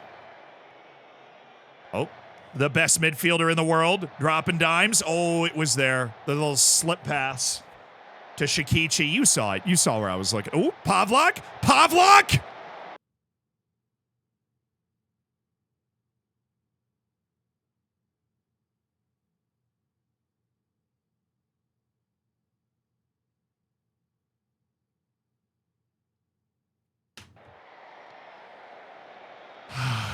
Did I get scammed out of 131 million, chat? Real question. That was a beautiful ball. Man, he missed Pavlak. Still adapting. Yeah, he's still adapting, even though he had,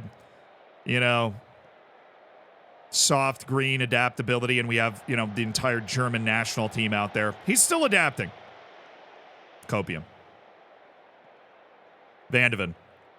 All right, let's build that attack again. Chicky. Oh, he's just going to run by everybody. Okay, Seka. Oh, I don't like that. Marcelo Enrique is not the guy that can keep the momentum of an attack going with his playmaking skills. Bellarmino, Shakichi, and it's in. Mujaid Kaya scores it, and it's 2-0. Subs. Obviously, we're getting Pavlak. Obviously. We're getting Shakichi because he is definitely a bit of a glass cannon. We're getting Bellarmino Seka for Belchior Cadillo. Oh, I've had the wrong thing on the entire game. I need to pay attention because this is an important league match, and we've had the wrong playmaker set up for the first 55 minutes. That is a managerial oopsie, I believe would be the appropriate term. I'm also going to get Gonzalo Inacio because that dude is terrified of his own shadow when it comes to playing multiple matches in a row, so I'm going to get him off the field. Yeah. Okay. Good deal. Making 4 subs, up 2-0. Bellarmino Secca with the bobbin, the weaving, Shakichi, and that, yeah. The ball just was bound to end up in the back of the net on a play like that. That is okay. And we've outshot them 10-1, so it's a good spot. Van de Ven. Oh, Canelio! Dang it. Does he speak English? No, Pavlik does not. He is on an intensive language course, obviously, to try and learn English.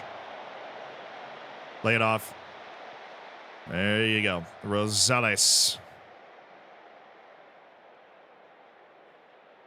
Probably want to get a fullback like Van de Ven or Rico with our last sub. Endrick bounces back incredibly well from these types of things. Van de Ven doesn't, so definitely you want to get Van de Ven. Jarrell Hato will be able to play through these matches without being in too much trouble.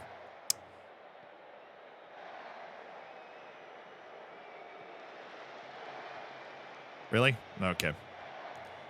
Cadillo, Kaya, looking pretty. Okay, McIntosh doing his thing. Ooh. Nice. Right back into the attack. Oh, good touch. Game would have been over. Game would have been over. Did we lose to Sunderland? Amazingly, yes. 120th minute set piece goal after we were down to 10 men for the entire extra time. Not because of a red card, but because our goalkeeper got hurt when we were out of subs with a minute to go in regulation. And then the sub we had in extra time for some reason, we were not able to sub him in for the goalkeeper that came off with an injury a minute before we got to extra time. Prompted a very large debate about the rule and how it would have actually gone down in real life if that sort of situation had happened. They just got a red card, so that's pretty neat.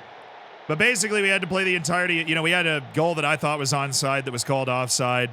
And then we had to play the whole extra time down to 10 men. We still actually had some pretty good chances, but then they popped the set piece in, and sometimes that's just how the cookie crumbles, you know?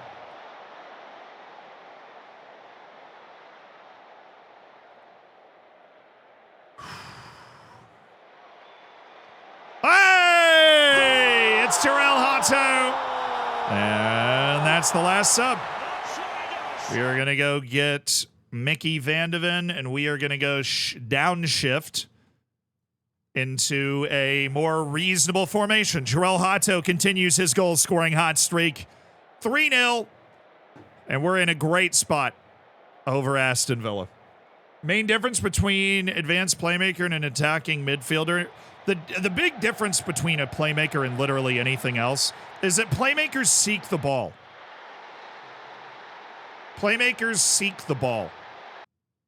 That is, oh, they didn't put Enrique in the right spot. Oh, whatever. Everything else is good. Make the change, Enrique. You're in the wrong spot again. Andre.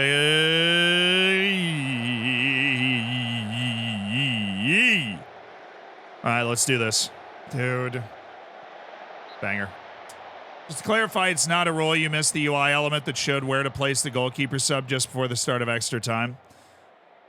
What? I mean, I'm not even, this is no offense to you personally, but I've been told literally every single thing by the chat.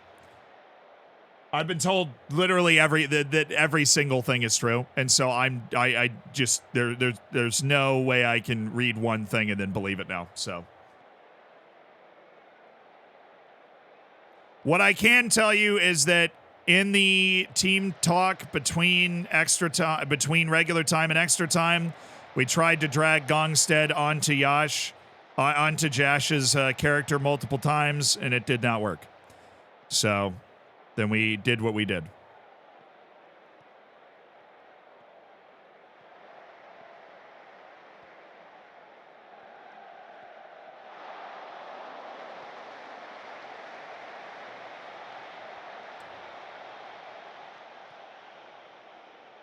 Give me that.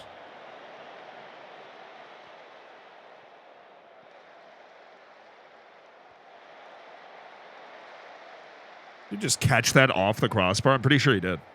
Barca's going to win the Champions League. Champions League or bankruptcy, baby. Here we go.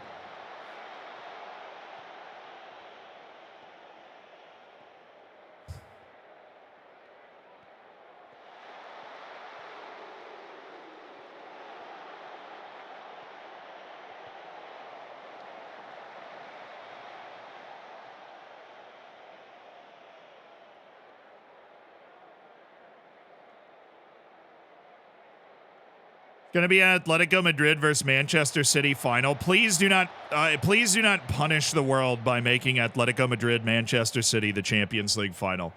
That'd be the worst game ever played. Oh, I can't even imagine. What are we thinking? 85% possession?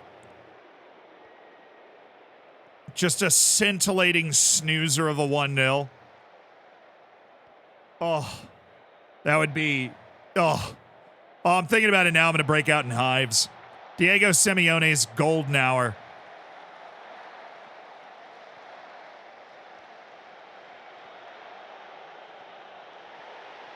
All right. That was a good win. That was a very, very good win. I'm very happy with that. Tell the team I'm very happy with that. We immediately bounced back from our FA Cup debacle with a comfortable win in the league at home defending Tottenham Hotspur Stadium. And the opportunity to do something really special indeed is still on tap. And that brings us to Champions League, away against Aston Villa in the Champions League. A monster opportunity to get to a Champions League quarterfinal. We are the favorite, obviously, for this tie.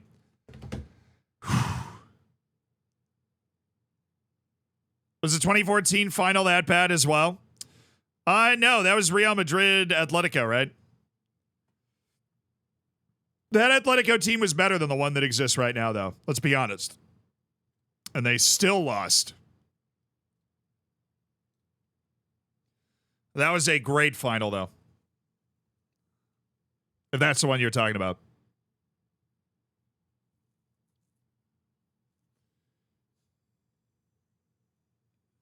They got robbed. Well, I mean, that was the Sergio Ramos header with like literally no time left. I was rooting for Atletico in that match because, you know, I'm always like, team, let's have a new team win it. And then Real Madrid just shows up every year like, how about no?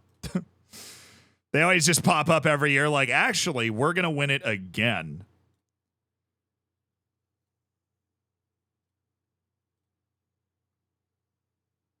Do-do-do-do-do. But Atletico Madrid and Dortmund was another team that when they made the final against Bayern, it felt very similar to Real Madrid, Atletico Madrid, where you were like, this is such a huge rivalry, and they're always the little brother in this rivalry. And then it would just be so amazing, and it would be a lifetime memory if they could actually find a way to win it, and then they don't, and you're like, oh, right. What happened to the FA Cup? We lost. We lost 1-0. It was a very weird situation. Basically, we ended up, you know, after a goalkeeper injury, we ended up down to 10 men in extra time. They scored a set piece in the 120th minute. You know, we had 2 goals disallowed. One that I did think was onside, one that was not. Yeah, we put up over 2 XG, and we just didn't win. Combination of weird things, and we couldn't scrap it to a penalty shootout down a man.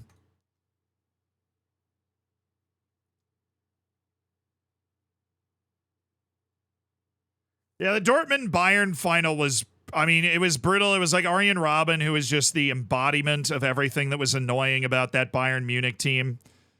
And then he scores the most annoying goal of all time where it just like, you know, the ball is literally crawling over the line and you're like, are you kidding me? Like, is this really it in the 89th minute, that goal? with the just squeaking over the line. Like, oh, man, my stomach turned over for Dortmund fans there. American Monk, thank you for the 5 months, dude. I appreciate you. Thank you for supporting the stream with $5 of Jeff Bezos' money. Someone really hates Bayern. Oh, it's not just Bayern. I hate all teams that are consistently successful. I do. Because I was raised in a sports market that was not. I'm from Tampa. We're like a little brother sports market in the U.S., you know. Nobody pays attention to us. Our teams are usually bad. So I have a natural hatred and aversion to Real Madrid, Bayern Munich, United, City.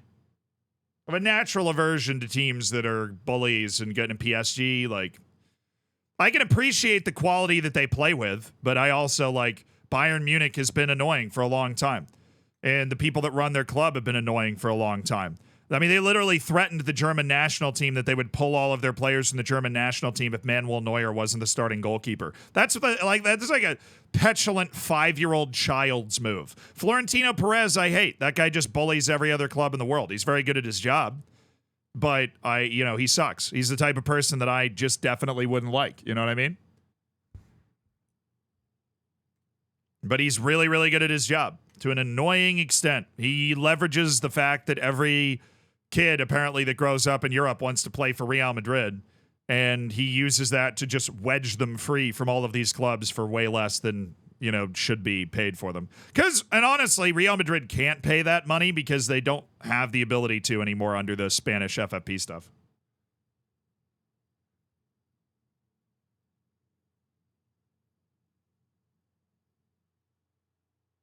The Tampa underdog argument. Okay, let me give you a counter argument because I realize we have a couple of Super Bowls and a couple of Stanley Cups.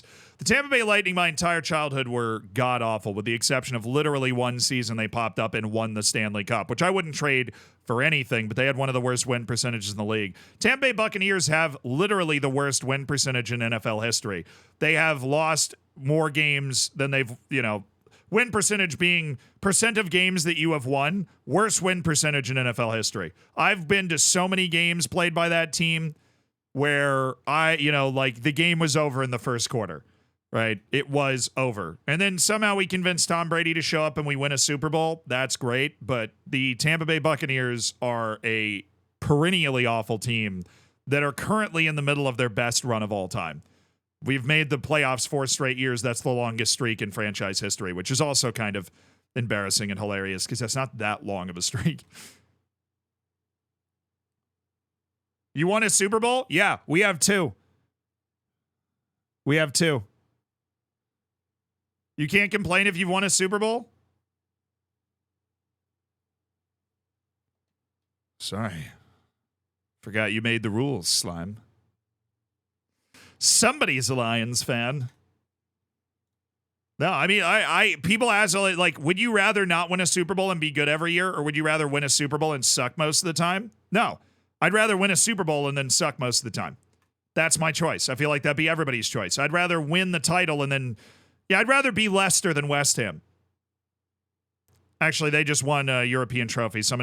I would rather be Leicester than Crystal Palace. I'd rather be Leicester than probably even Villa, honestly. You got the trophy. Yeah.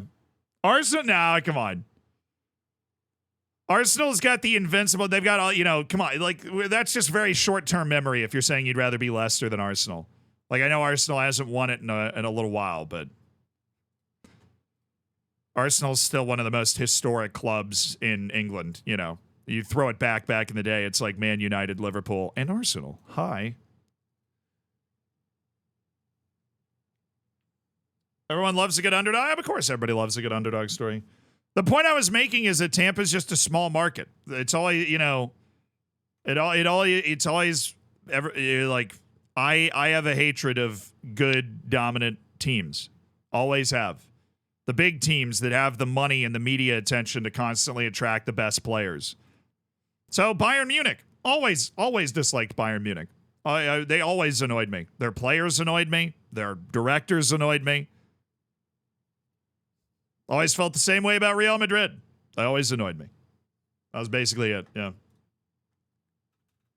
So somebody's like, somebody doesn't like Bayern Munich? Yes, I don't like Bayern Munich. I'm happy they lost.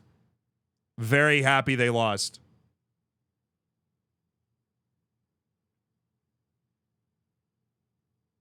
Could be a Mariners fan. Hey, at least you guys made the playoffs. You know what I'm saying?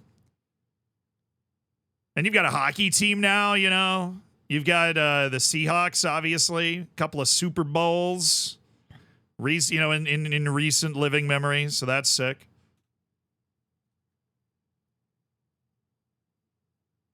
Wow, this is a very throwback question. What are your thoughts on Maritzburg United? That's a team in South Africa. Parting company with one of your former coaching staff members, Peter Mponda.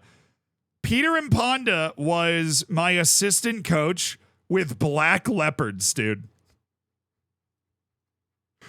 Wow. Yeah. I haven't spoken to Peter in years, but I'm sorry to hear he got fired. What a pull that was.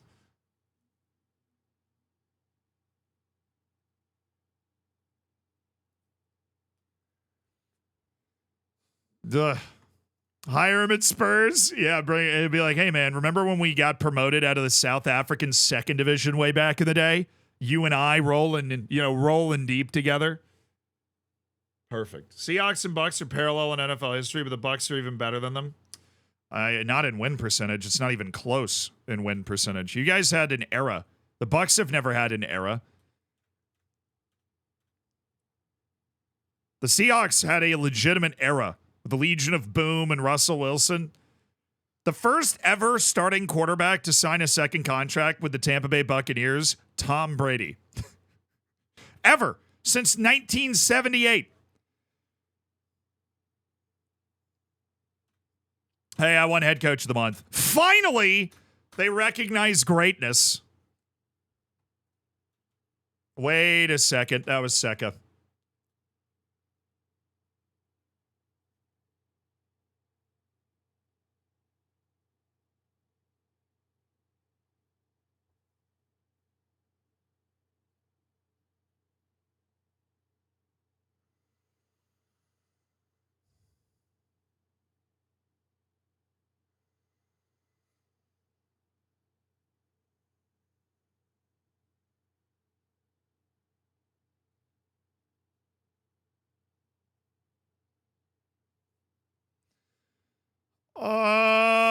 Yeah, let's do it, man. That's awesome. Best midfielder in the world out for a month. Oh, yes. Got a double hernia that's even worse than one.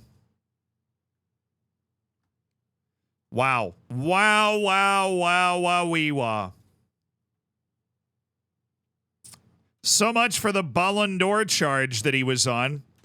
Guess we'll just make do without him. So new starting lineup.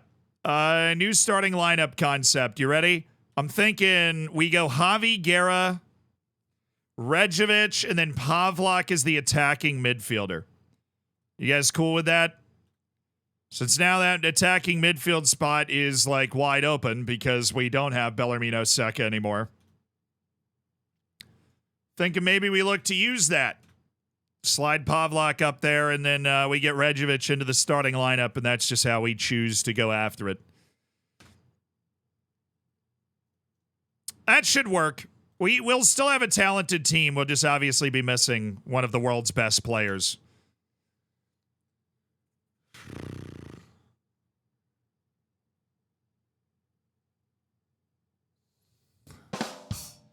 Stormtrooper aiming, you must be stopped.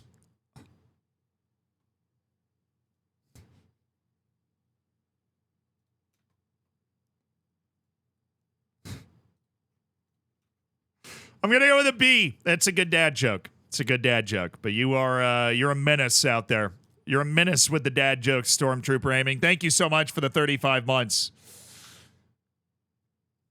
The create a player emote redemption was hit. We just kind of went through and cleared those out. Your conscience, who's it for? Or we you already throw that in the chat. Luckily, Pavlak's the second best midfielder in the world. He better turn into it. We paid enough for him to be that. He looks like he's supposed to be that.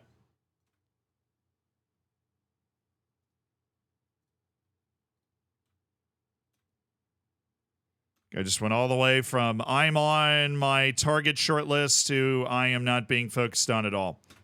My scouts are absolutely unbelievable. I get like a debrief on my entire short list so consistently.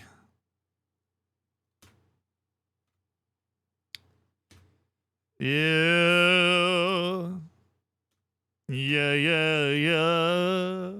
Did they beat Sunderland? No, they did not. We done lost the game, brother. I don't know what to tell you. We're washed.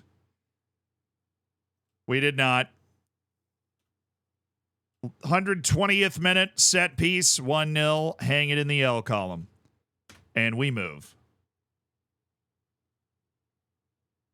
Casper Gongstead emote, a ghost making a save. If you can do that, Casper, cool. Otherwise, just a ghost. Nice. Mods, you know what to do with that information? Let's pass it on. Let's get it moving. Let's get it into the production system so that we can get that player emote back. Your conscience, thank you for redeeming the make a player emote.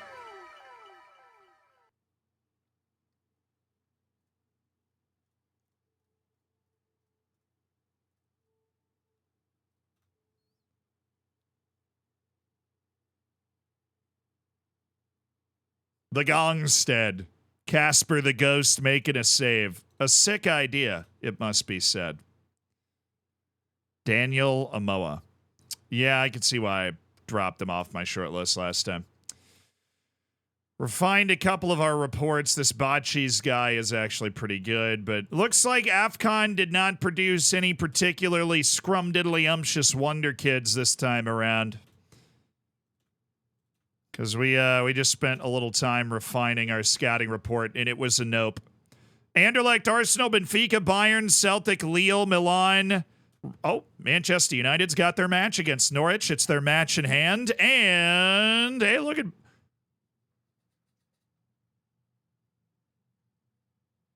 Celtic, calm down.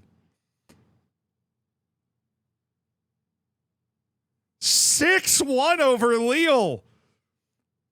In the Great White North, it's Celtic that has a massive lead going to France to get to the Champions League quarterfinal. Benfica's hanging with Bayern, but they have a tall task going to Bavaria. Arsenal picks up a 2-1 win in Belgium, so they should be able to see that out at home. And a 93rd minute goal from Gonçalo Ramos puts Milan ahead of Real Madrid going to the Bernabeu, so that makes things spicy there as well. United does beat Norwich as it has to keep things going here and try and keep the pressure on the league chase. So we have a 6-point lead with a match in hand in the Premier League right now. All right, but we don't have Bellarmino Seca, so any other breaks they want to put in the schedule, by all means, toss those breaks right in. So Rodriguez is still not cleared. Kazu Kanda trying to work his way back up to match sharpness, but he picked up a tight thigh during his recovery. He is a bit of a glass cannon. He has struggled for fitness. So no Bellarmino Seca. No Bellarmino Seca for a month, which sucks. Don't have Canelio either. All right, this is the team, basically, that we're lining up with. Gongstead, Lewis, Hato, Inacio, Vandeven, Rejovic, Guerra, Indrik, Pavlak, Shakichi, and I'm going to go with Kieran Tall, even though everything in my entire being is screaming at me not to do that. I'm going to do it anyways. And we have a very limited bench. Very, very limited bench because of the injuries that we've got going around. We do not have the normal complement of options at various positions that we would have. Okay, I did like the way we played against them last time. We completely shut them down trying to pick up any chances. Jacob Ramsey did not recover well from the previous match that we played because they weren't able to rotate and they went a man down late, so they are tired. Rejovic is going to be an advanced playmaker on attack. Pavlak is going to be an attacking midfielder on support. We need Pavlak to play like his dang attributes. Like he is objectively one of the best players in the entire world. We need him to play like that. Because he is one of the best players in the entire world, and oh man. Could really use that right about now, Dominic. Really use it. All right, it's standing up time, though, because it's Champions League.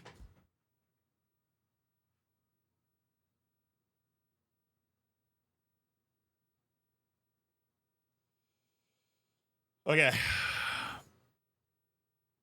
It's Champions League, Chad. I need those Champions League emotes flying around. Because we've got to deliver the atmosphere. We have to deliver the atmosphere. That away end's got to be popping at Villa Park. On the road, but it is not a long road trip for the Champions League round of 16. We're playing them twice in a row. It's important to assert ourselves as we've obviously already won.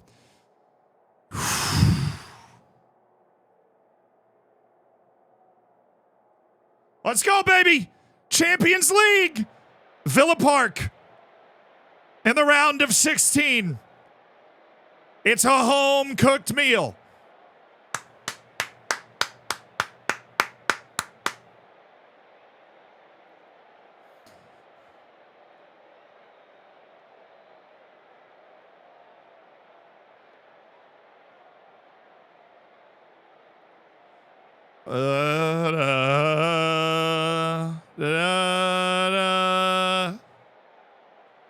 Come on, baby.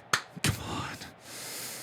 Oh, I need the right tunage. I need the right tunage. I need the right tunage.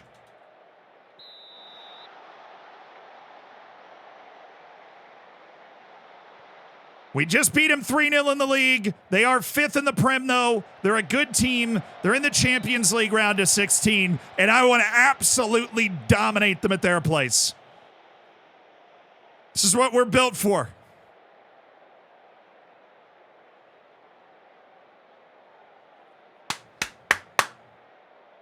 Pavlak, I need you today. We don't have Bellarmino Secca for the next month. I need you. Desperately.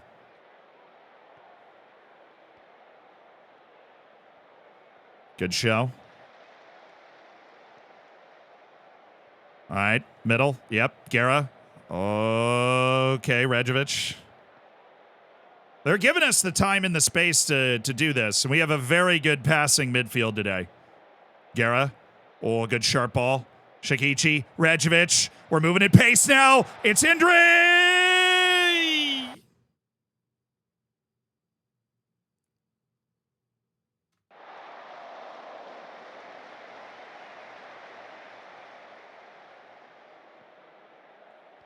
That looked like it was supposed to be a good chance, but who am I? What do I know? All right, Endrick. Oh, there we go. Cook him! Cook him, son!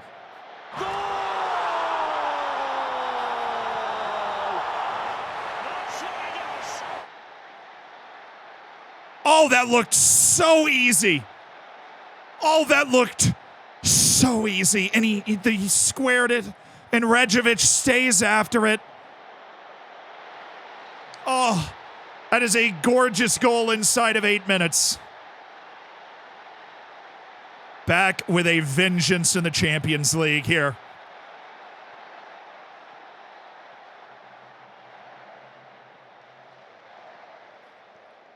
Shagichi, yeah, that's fine. Build it up methodically. Build it up methodically. Oh, it's Karen!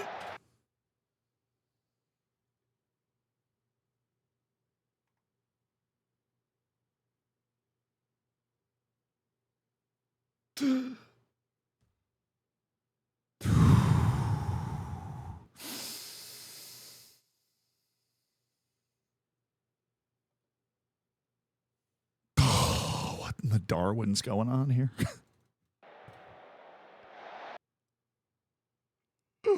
All this guy does is finish. That's his only endearing quality. If that is your only endearing quality, you cannot be missing that.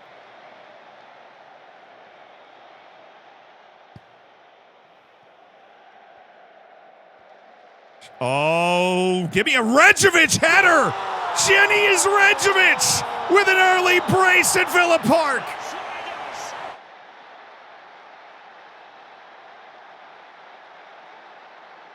Oh, what a performance from the Bosnian wonder kid. It's JRicky that's teed him up for it. And he's not been a prolific scorer this season. But with the injury to Bellarmino Secca, he has stepped into the void enthusiastically. Pavlak. Villa in danger of being absolutely blown out on their home field in the Champions League. Guerra. Endrick by another. And the pressure is unrelenting from Tottenham Hotspur right now. Just beat Villa 3-0 at home in the league. And that form has carried straight over. Rejovic. That's literally the worst pass I've ever seen with my eyes. Okay, Spoder, thank you for the 3 months. JRicky, Pavlak, good spot. Tall. Rejovic for his hat trick!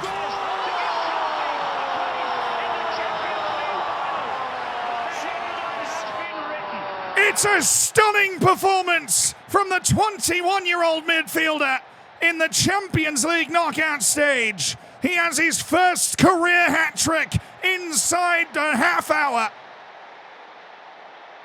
Brilliant from Deniz Rejovic. Entirely unaccounted for. Oh, is there more? I mean, what a performance in the Champions League here. Guerra, what a ball back out to Endrick. Endrick onto JRicky. I paid $100 million for that guy. It's all right, he has an assist today. We have completely handled Aston Villa here. This is an unbelievable game. They don't have a shot. We want 4. I want 4. Give me that. That's bad header. Dang it. All right, that's okay, though. Because that's more shots for us and no shots for them. That's a winning strategy. All right, good. Well done on controlling possession so far. That's what we want. That is. We'll focus on the possession. Get into the second half. We have a week off. Our next match is literally Villa again in the Champions League, and that'll be at home. All things coming up Zealand right now. That's what we like. Every single day on my calendar is circled. It says, coming up Zealand. Perfect.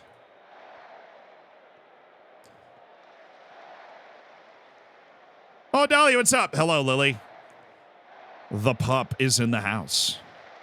Anybody else watching the stream with their dog? Cats count too. My parents just got a new cat. He's adorable. Cats count too.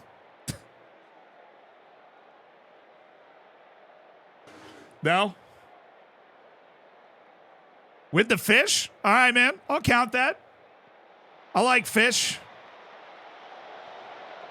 My parrot loves watching FM. Hell yeah, dude. We got like a whole zoo watching the stream right now. Bugs. There you go. Quadruple double. You remember the legend. I'm watching with my tortoise. I never got to have a tortoise when I was a kid. We had like lizards. Those were like the pets we had when I was a youngin'.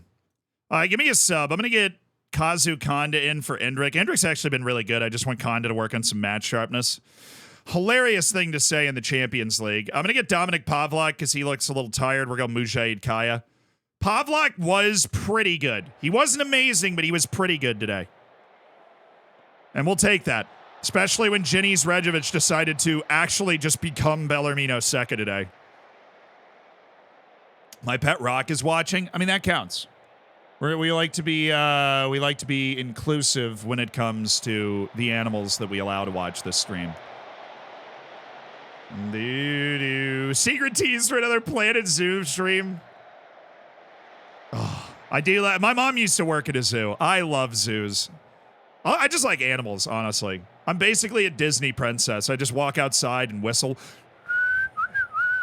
And then they all, you know, like Sasquatch just walks out. He's like, dude, can you shut up?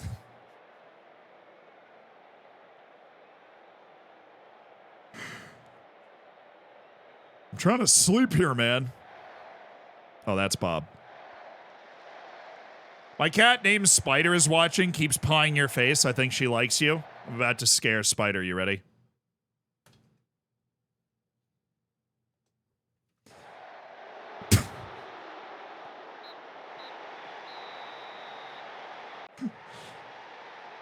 Sorry, Spider. I'm sorry. I didn't mean it, Spider. That is, I mean, obviously we didn't really do much in the second half, but that is an amazing result, chat, in the Champions League. To drop a 3-0 in the away leg. Villa obviously a little down, and we were able to kind of ride off the momentum of beating them 3-0 in the league as well. City beat Inter 2-0. Oh my God, Salzburg. Somebody. Salzburg. They're up 1-0 on PSG going to Paris. Let me believe. Barcelona's up 1-0 on Juventus going to the home leg as well. Newcastle with the win. They're back into 8th. Go them. How is it me, Chelsea, West Brom, and Bristol City are the only 4 teams that have only played 28 matches? How does that make any sense? And then I've got an off this weekend. We're off this weekend, and then we play Villa again. Oh, great. We're gonna have a lot of matches in hand in the league, boys. That's I know that. A lot of matches in hand.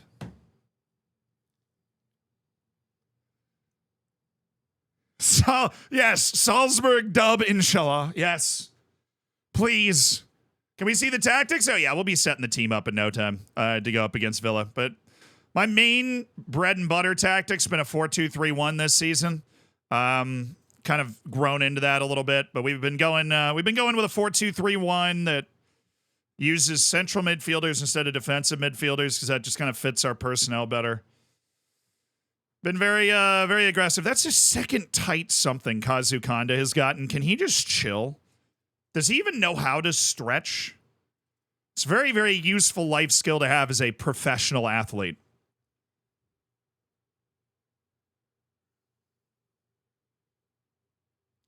So, where's our points? What do you mean? We have a good amount of points. Trying to get ourselves into the Champions League quarterfinal right now, dude. That's like the gold medal round almost.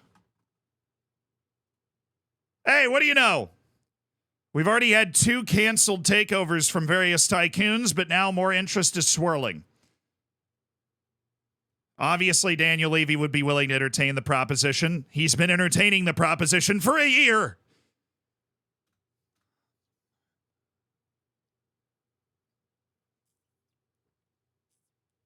This time, it's an American tycoon. That'd be great. City won, Arsenal won. Bournemouth won. That keeps them in the European picture. Newcastle lost.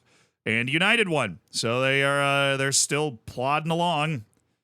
Picking up the win over Crystal Palace. How many seasons you been at Tottenham? A little over 2. We took over in December 2 years ago. So last year was our first full year. We took over at the end of December 2 years ago. So last year was our first full year, and then this year is our second full season in charge at Tottenham. And we built a wonderful team, and we're hoping we can accomplish our goals here. The Glazers. The Glazers are coming for you. Oh, the horror.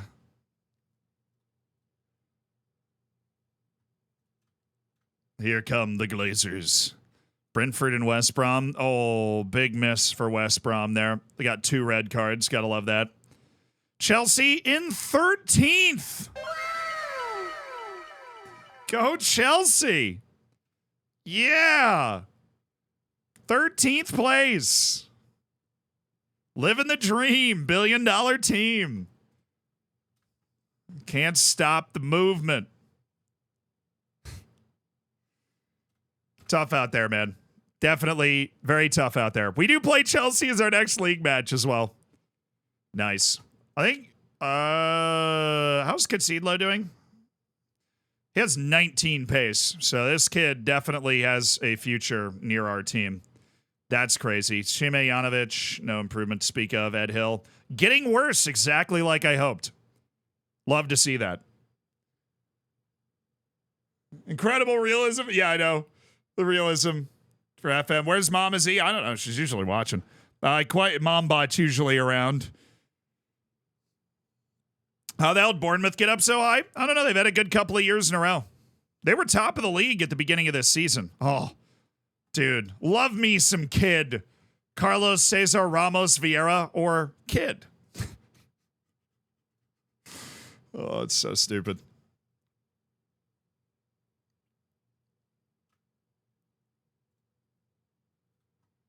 What happens when he becomes an adult? Like, what do we...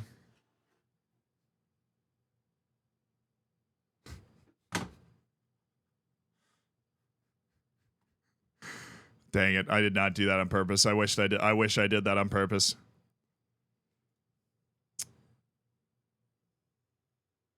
Yeah, we're going to change his name to Man. Had enough of this. Kids almost... kids...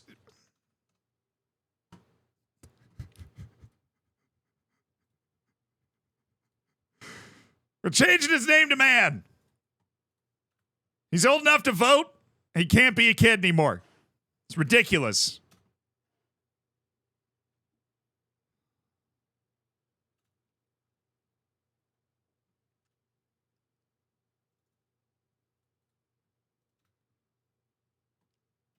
Boubacar Sacco, Decimar, Ezekiel Orlando. It's got nothing on Ezekiel Miami, though. I mean, that's really... Okay.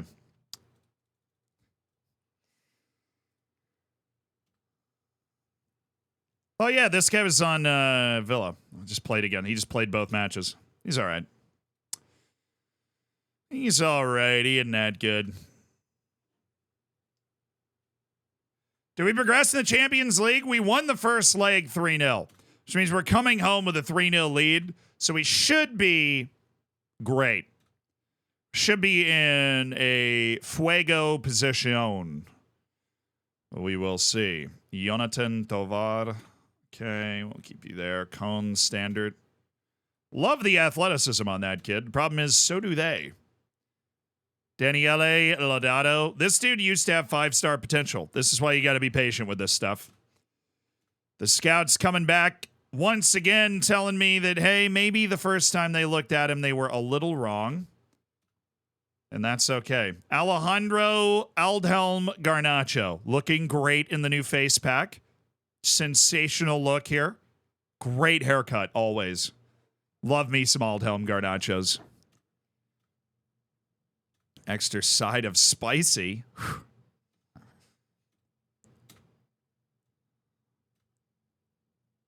Always fully scout or just 1 week? I have it set up so that the first time it's 1 week and the second time it fully scouts. But this is just updating my shortlist. This is just guys that are on my shortlist. Jan Schumacher. I actually don't want him anymore. He's not very good, and he's clearly not improving.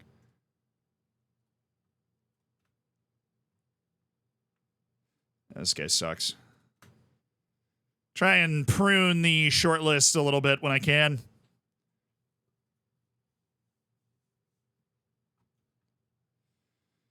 Okay.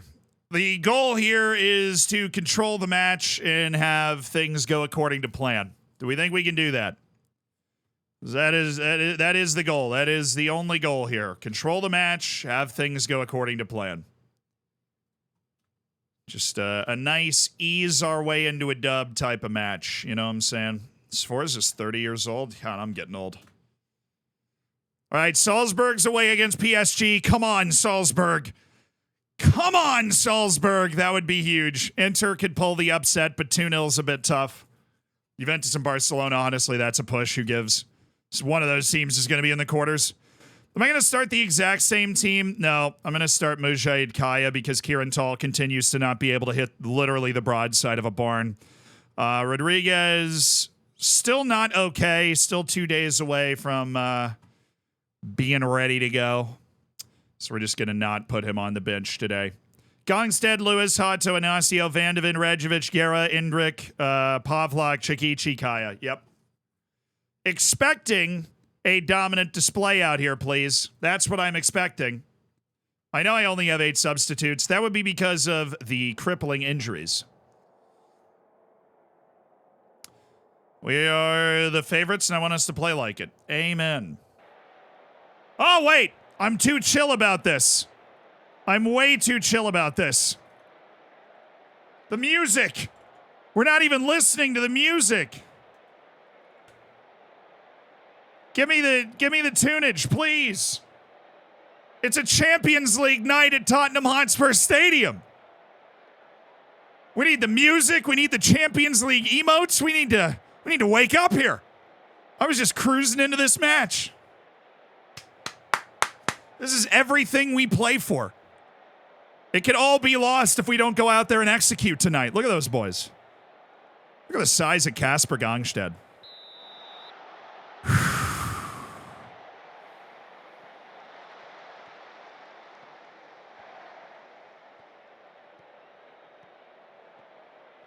Thank you. Okay, here we go. Now we're into a Champions League night. We've got the 3-0 advantage from the first leg. Obviously great. Obviously fantastic news. Rajovic. What are we looking for here, bud? What are we looking for here?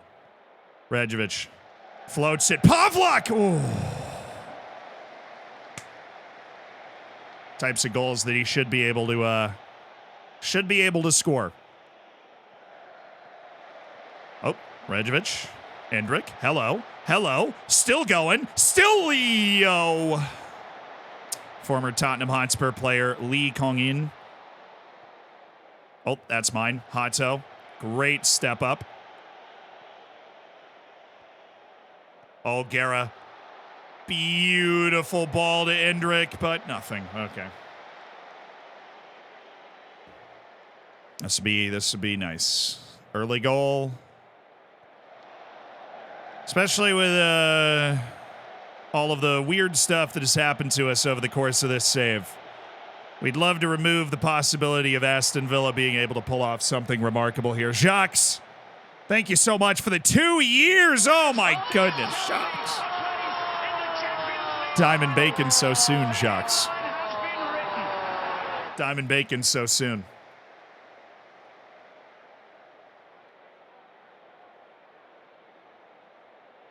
Shikichi.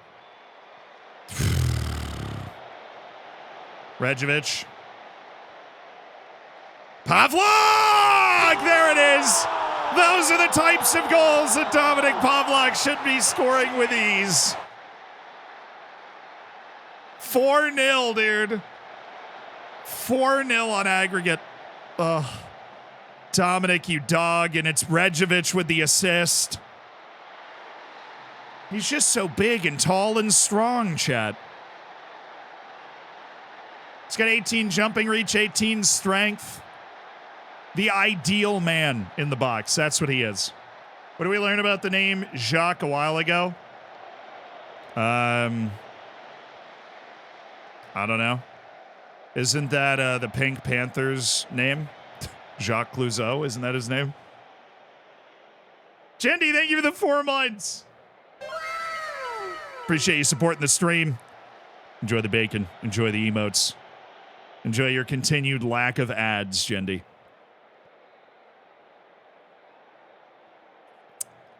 $41K bacon on Aston Villa to go through. Wow, that I realize that we started this stream with you watching us losing to Sunderland, but that's a bold gamble. All we need to do is compete against another Premier League team and we're good. Also, Salzburg's still in the lead right now. They have all the other scores up in the top left. Salzburg's still out in front, want nothing. Shakichi, give me Rajovic, and that's over. Okay.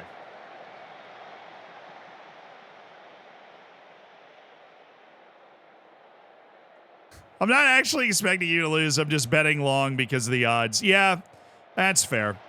And some people have really cashed, like that Wolves match, have cashed some absolutely massive bets. Nice ball by Rico Lewis. Get it up to Endrick. He is so far offside. So, what a waste. What a waste. Every other match is still 0-0. We're the only match providing any excitement at all. Shakichi, that was blocked. Oh, okay.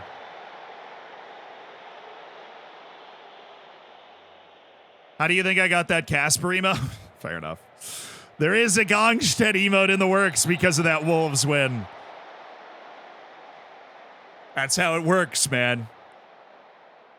Opposing team. Yeah, I mean, well, the opposing teams will always be undervalued because we win the vast majority of the time. Like, we've just been a really, really good team this season. Rejovic, Lewis.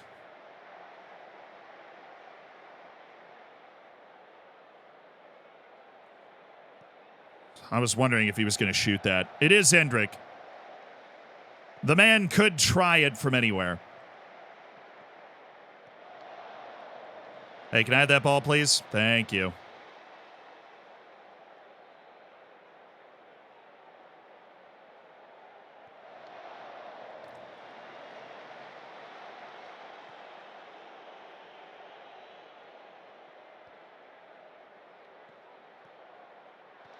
Oh, get there. Pavlak!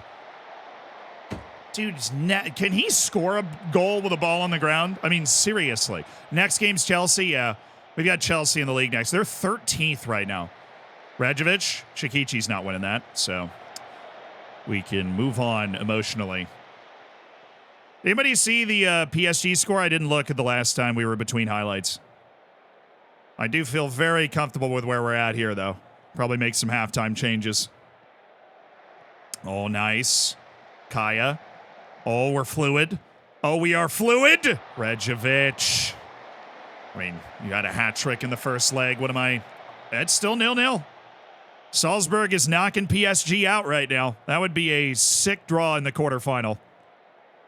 That or Celtic, but Celtic actually looks kind of good. They just beat Lille 6-1. I don't know what Celtic's cooking, but they're very competent. Kaya. Oh, it should have been through. Pavlak. With all your strength and balance and everything, you weren't able to fend him off. Van de Ven. Okay. It is kind of pretty to watch us play, though. We play some really good stuff. Guerra, Rajovic. Little pocket of space. Onward and upward. Rajovic. Hendrick. What a... Yeah, every once in a while, the match engine just, like, breaks and something that makes zero sense happens. What is that? Just headed it straight out of play. Like, out of all of the options that could have been there, just right out. George Shikichi, going to get McIntosh in there. Going to get Kazu Kanda for Hendrick. Trying to work on his match sharpness since he's had so many issues with that. Coyote is going to come in for Van de Ven, who obviously struggles with fitness from time to time. And I think that's good for now. We'll get Pavlak ideally later, but we don't want to make too many changes. Pavlak is also the goal scorer, but the main attraction now, since we are up 4-0 in this Champions League round of 16 tie against Aston Villa, PSG's leveled it. It is 1-1. PSG and Salzburg 1-1 on aggregate in the Champions League round of 16. Huge chance for Salzburg. Huge chance for us now also. Come on, McIntosh. Get on your horse. You're too fast. Oh, yes. Oh. Almost. Coyote. Guerra. Oh, my. How many posts have we hit? Jeez. Sean Easy, thank you for the 2 months. Look, come on, you Spurs. Absolutely. That's where we're at today. We're Spursing it up.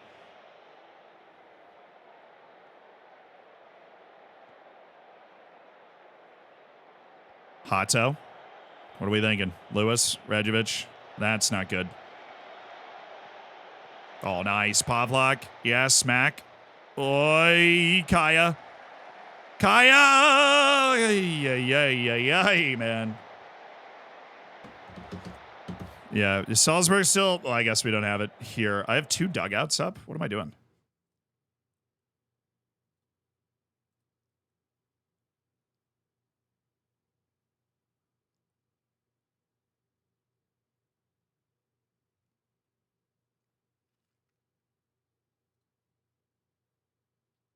There we go. No, that's not what I had up there. I do have my action zones. I have my average positions, action zones.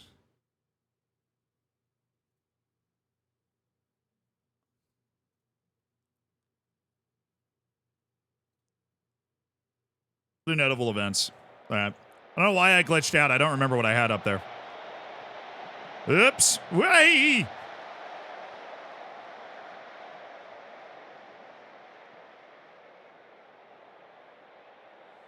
City scored, so that one's basically over. They're up 3-0 on Inter, so Manchester City, despite barely making it into the Champions League knockouts, looks set for a quarterfinal run.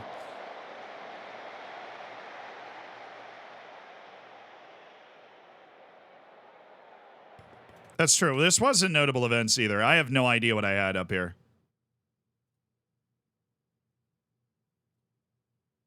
Match overview. It's the worst one of the lot.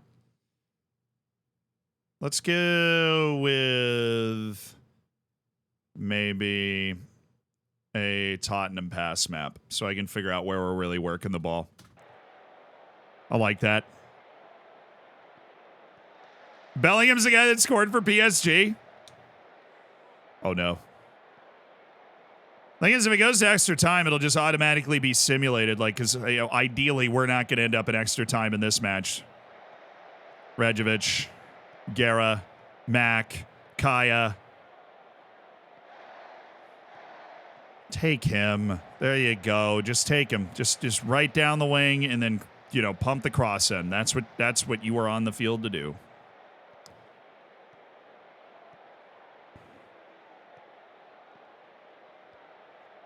McIntosh has now jogged alongside this guy all the way across the field. How in the world did that end up as a goal?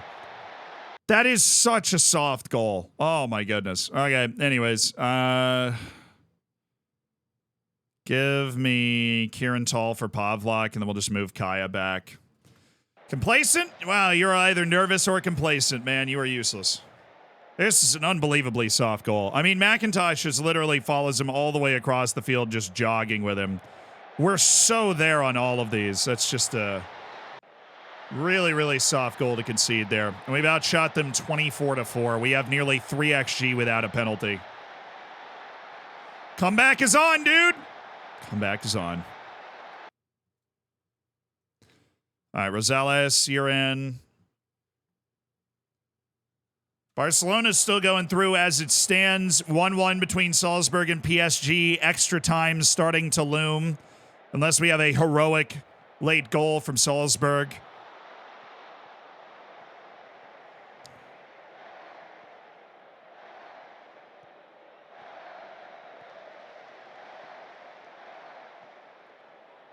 Okay. As pretty as all this sharp passing looks. Let's get up the field and score a goal so that we can win both legs, please, because we really deserve it. Thank you. Kieran Tall, everybody! He actually found the goal! Exit. Thank you for the 4 months. Have we won a trophy yet? Yes, we have won the League Cup. We are out of the FA Cup. This is Champions League round of 16. Kieran Tall, I don't want to alarm anybody, has found the goal again. He has returned. I think Rejovic gets an assist here. Yeah. That is the type of goal we want Kieran Tall to be scoring. His off-the-ball movement, his athleticism, his poaching instincts, all kicking in. Play Celine for Salzburg's penalty. Well, we don't know if they're going to penalties yet. It is still 1-1 on aggregate with 10 minutes left in regulation or thereabouts. So we don't know what's up for them. Bano, thank you for the 7 months. Appreciate you. Thank you for supporting the stream.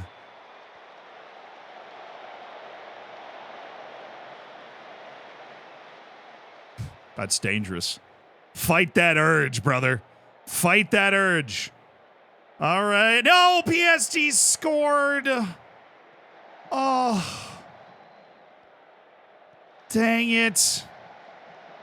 PSG is going to win. They're up 2-1 on Salzburg with, seconds remaining.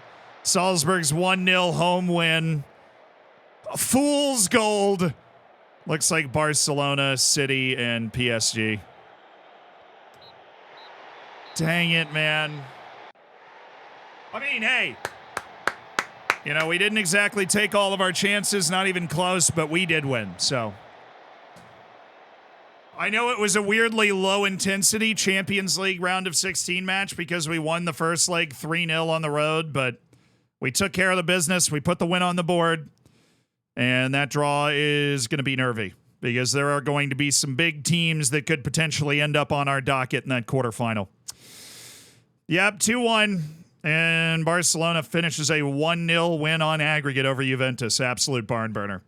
So Rejovic had 3 goals and 2 assists in those 2 matches. I would say he's replacing Bellarmino Secca pretty well. What do you guys think? We are 100%. Jenny's Rejovic was like, and you're not starting me. So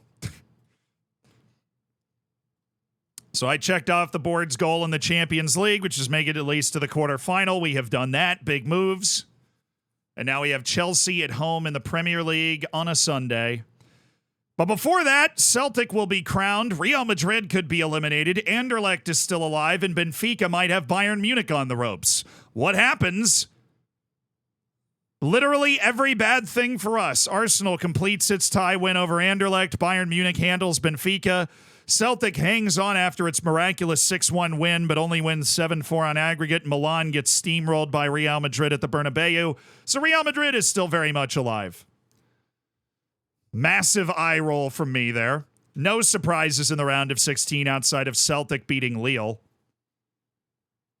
And that means that Celtic, please. If I might place a wonderfully accurate bribe, Celtic would be a great draw. So, Celtic, please and thank you.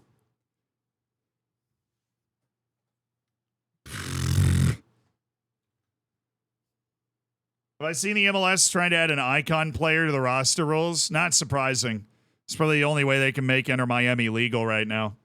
Because Inter Miami definitely has one too many designated players in its roster. I don't know really, MLS roster rules are ridiculous, but I'm not surprised they are trying to add something to the roster rules. It's about time, honestly. Messi or not. Josh, thank you for the 18 months. The Messi rule, yes. Now, Secca is injured. Yeah, he got a double hernia. He's still got 3 weeks left on that, which sucks because he's the best midfielder in the world. But Jenny's Rejovic is showing that he's not the only great midfielder on our team, which is nice. That is welcome.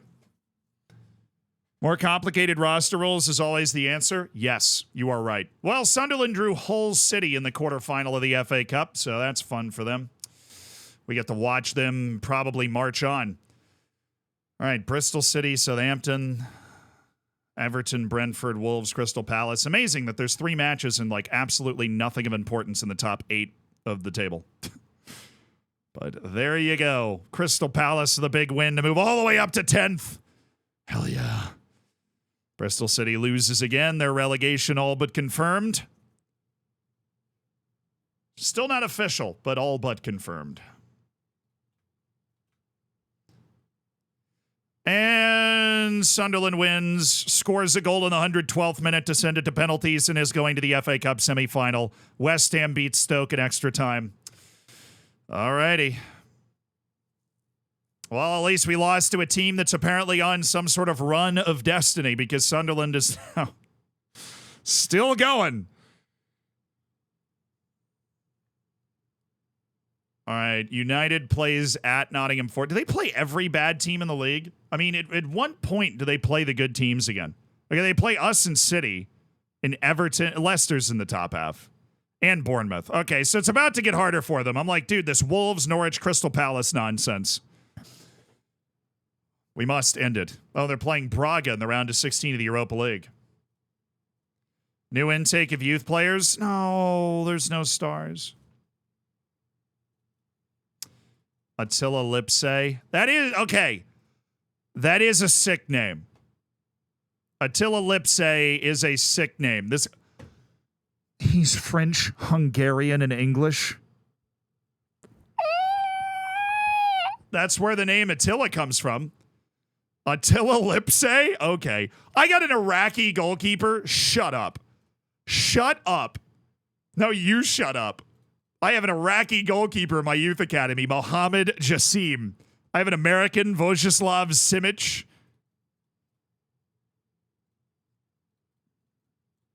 Nice. Evangelis Panagiotou. I seem to get one English-Greek guy every single time. Craig Gill. Gary Davies. All these guys just want youth contracts as well, which is awesome. Jordan Bezet. This guy's got some good current abilities, so we're going to want to bring him in. Petros Karagiannis.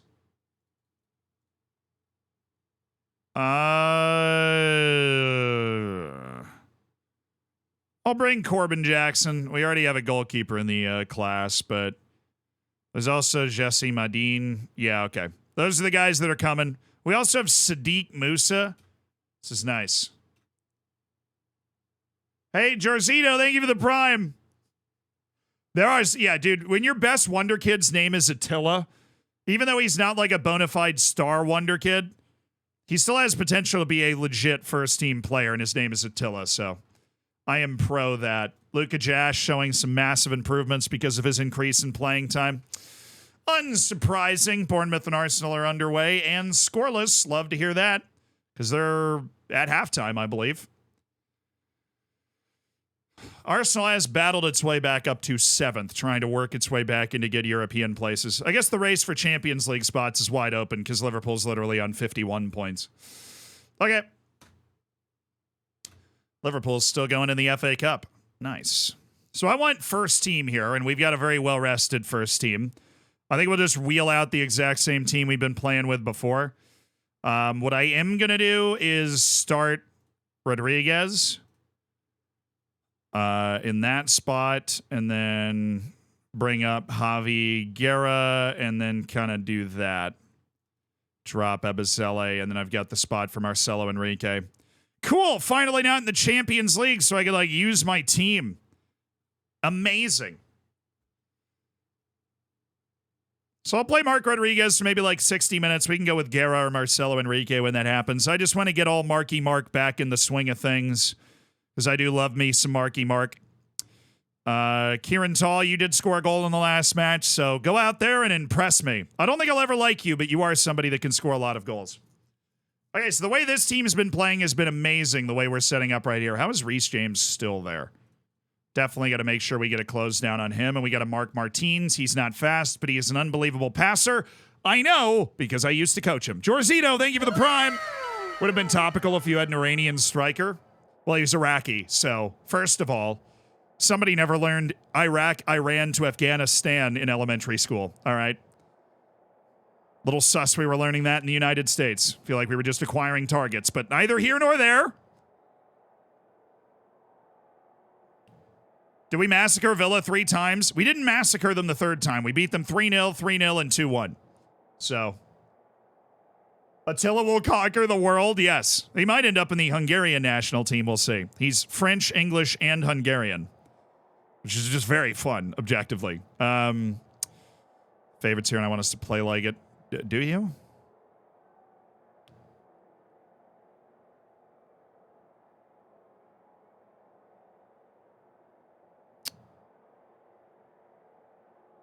Pick up where you left off last time out. Seems like a good talk. All right. Tottenham Hotspur Stadium. Tottenham v. Chelsea. We have 10 league matches left. If we win those 10 matches, we are unequipped. Oh my God, Chelsea.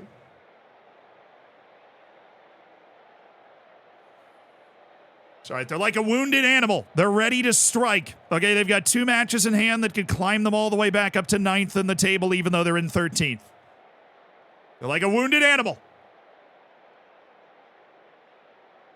But we have 10 matches left. We handle those 10 matches. We are the champions of England for the first time since 1961. 71 years. Gonzalo Inacio. Mickey Van de Ven.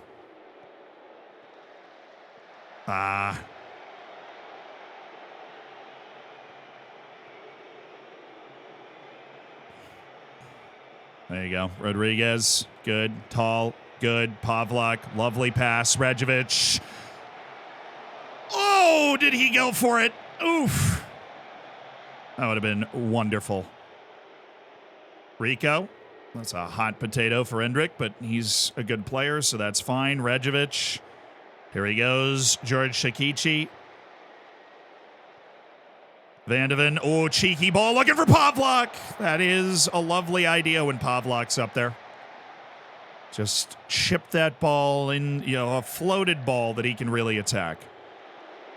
A mixed crossing, obviously, because we'll have a good hard low cross as well, but if it ends up in the air, Kieran Tall's actually got 14 jumping reach, I think, too. We can compete for those balls in the air. Pavlak, ooh, what a first-time ball to JRicky, and Tall! God, he sucks. He sucks so much. Oh, that was gorgeous one-touch stuff. Wasted on Kieran Tall. Pavlak. And that's the post again, but we are all over Chelsea in the first 10 minutes. It's been 10 minutes. Oh, come on, Pavlak. Ooh, JRicky. He's an excellent defensive winger. Everybody always overlooks that part of the game, but JRicky wins us the ball back a ton. Lewis. Endrick on his left foot. Yeah, there you go. It's what he does. A man like Rick. It's what he does, lads. He just scores a lot of goals. And he just scores a lot of goals from the wing position. That was not a good shot, but he gets into such a dangerous position, it takes that little deflection. Yo, Pig Riser! Subscriptions! Thank you for the 5 gifted subs, Pig Riser. Thank you for making 5 people's days, giving them no ads for a month, giving them access to the subsection of the Discord. Good save by Casper the Ghost there. The Gangster, Gongstead. Oh, Reaver, Envy Adams, Ragnar, Kraz, and Matthias. Welcome to the Hammers. Enjoy the bacon. Enjoy the emotes. I appreciate you.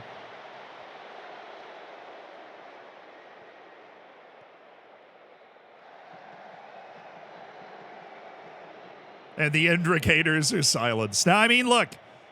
Oh, no, Lewis. Oh, no, Rico. Is it orange? Feels he can shake it off. Well, then shake it off, dude. Make like Taylor Swift and start dating the tight end for Kansas City. Wait, no, that's not it. No, shake it off, yeah.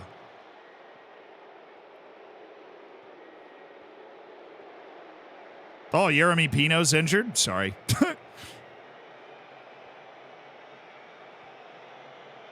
There we go. Casper the Ghost. His redeemed emote in the works. Pavlak. Dominic. Pavlak, drop it. Oh, dang it. And the counter press. Eviscerated. Lovely. That's my former player. I literally sold him to them in January. Sleeper agent. Why is he? Oh, he's starting at Shadow Striker for them. Wow, that's why they're bad. Okay. JRicky. Hato! That's the third post. Nice. Great things come in threes. Like trophies this season, perhaps. Kieran Tall on a 6.4. That man literally either scores a goal or has the worst match rating you've ever seen. Well done controlling possession. Kieran, I don't even want to look at you. Get off the field. And Rico, you are hurt, and why are you apprehensive? Good God, man. Apprehensive? It's just a match. There's 10 of them left. They just moved Reece James into the midfield. It's getting desperate out there. It is getting desperate out there. Reece James is now playing defensive midfield.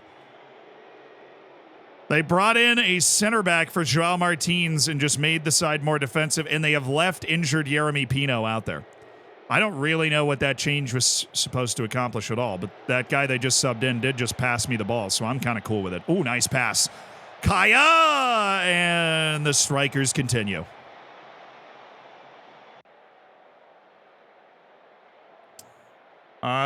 Zealand, I have a Romeo and Juliet exam for school. Could you describe it in FM terms only?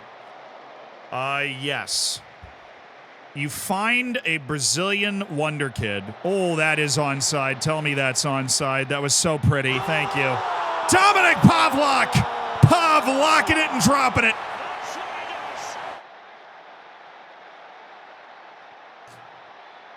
Wait, hold on. Give me the song. I will get back to Romeo and Juliet in a second.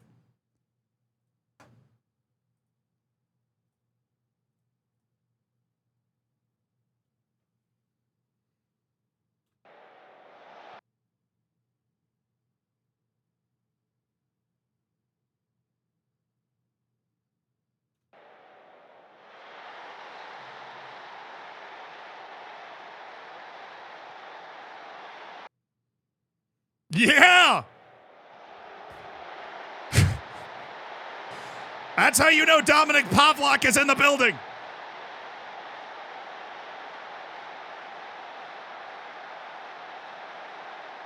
He's scoring goals now. I haven't heard this song in so long.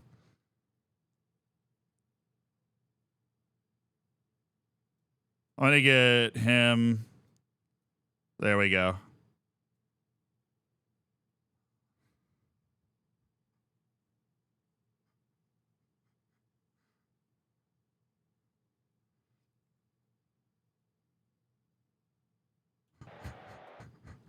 There's the part of the song. I'm on a remix, apparently.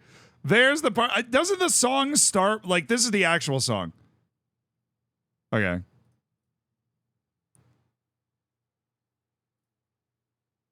There we go. That's what I need. This is for Dominic Pavlak right there. Okay. Okay. That's what I was missing. I thought it was early in the song. All right, that works for me. Awesome. Dominic Pavlak theme song identified. All right, we're going to get Enrique and Guerra in. That's basically it. We are up 2-0. I trust those guys to be able to see out the rest of this game. I don't want Rodriguez to play a full 90 minutes, and Rejovic is a god, so see if he can make it through these next couple of matches. All right, Kaya. We got West Brom away, then we have Liverpool. So that Liverpool match is where we're going to want our first team to be ready. Oh, yo! George. He has a ton of assists, but he has not scored in a while. Sigma L. Hey, thank you for the prime. Thanks for spending $5 of Jeff Bezos' money. Hell yeah, brother. All right, so Romeo and Juliet.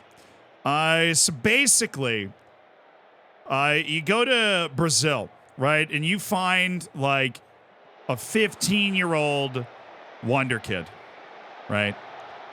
And not only are you interested in that wonder kid, right? Best wonder kid you've ever seen. You fall in love the moment your eyes meet. And that wonder kid is also like, you know, on the little transfer interest thing, it says extremely interested on the transfer interest. But then, and this is where the tragedy comes in Romeo and Juliet. Then you learn that FIFA has passed rules that mean that you can't be together until they're 18, right? They can't be a part of your squad until they're 18, no matter how interested they are, because it's against the rules. So, then basically, you just kind of both, like, you just both die. But in FM terms, you just you retire in the save because you can't live another moment without that wonder kid from Brazil. And then the player retires as well in protest over the rule. And then FIFA sits there and in a giant fit of sadness decides to change the rule that if both parties are incredibly interested, that wonder kids can move no matter the age. And that is Romeo and Juliet in FM terms. Where art thou, work permits? Oh, Romeozinho.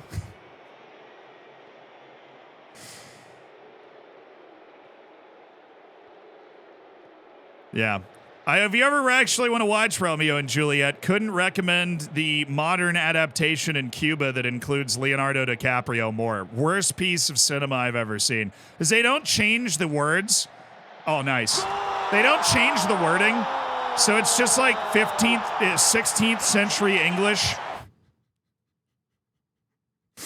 It's just like 15th and 16th century English just over like modern dudes in Cuba. Hilarious. Amazing. Wouldn't change a thing. Dysonator, thank you for the 7 months. Absurd. One of the most absurd pieces of media I've ever consumed. And everyone has guns. Yeah, that's true. Everybody does have guns. It's just so weird. It like just makes you uncomfortable because they are dropping the full doth. You never drop full doth in modern attire. But they're hitting you with like the, doth art thou? And you're like, dude, you are dressed like some dude at the local 7-Eleven. Like, please do not hit me with full doth right now.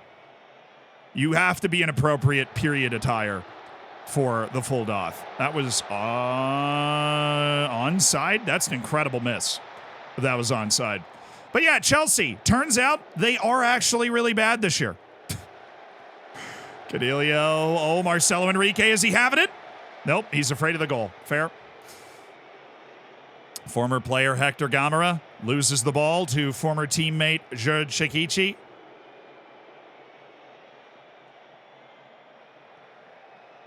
Yeah, I watched it in high school. That's when I saw that movie. Freaking, they're like, it'll make it more relatable. I'm like, no, it won't. This is just going to make me dislike this even more. Now, if you watch, like, original Shakespeare, like, in the Globe Theatre in London, and they're wearing the right attire, what a goal, by the way. It is a banger. Shakespeare is still funny. Mujahid Kaya showing Kieran Tall how it's done with a beautiful touch, turn, and finish. And Tottenham Hotspur have dispatched with Chelsea. It has not been an even fight today between the league leaders and the disgruntled bottom half of the table, Chelsea, hoping to turn their fortunes around late in the season, but there is no favour to be found in Tottenham Hotspur Stadium.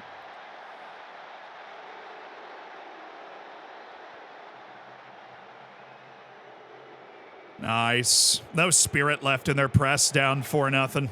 Oh, Hendrick just sent that fullback all the way to the local Tesco. Another? That feels mean. But maybe. Oh, he just missed that.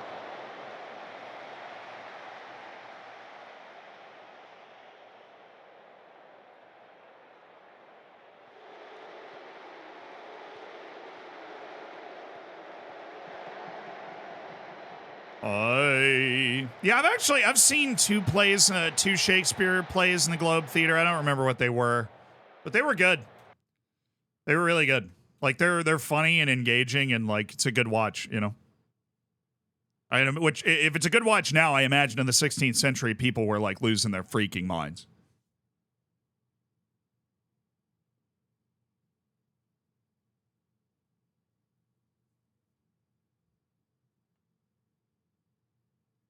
And Manchester United wins at Nottingham Forest to try and keep the title chase going. Mad respect, dude. Mad respect. We should be making a... Oh, my God. Hello, Liverpool. 6-0.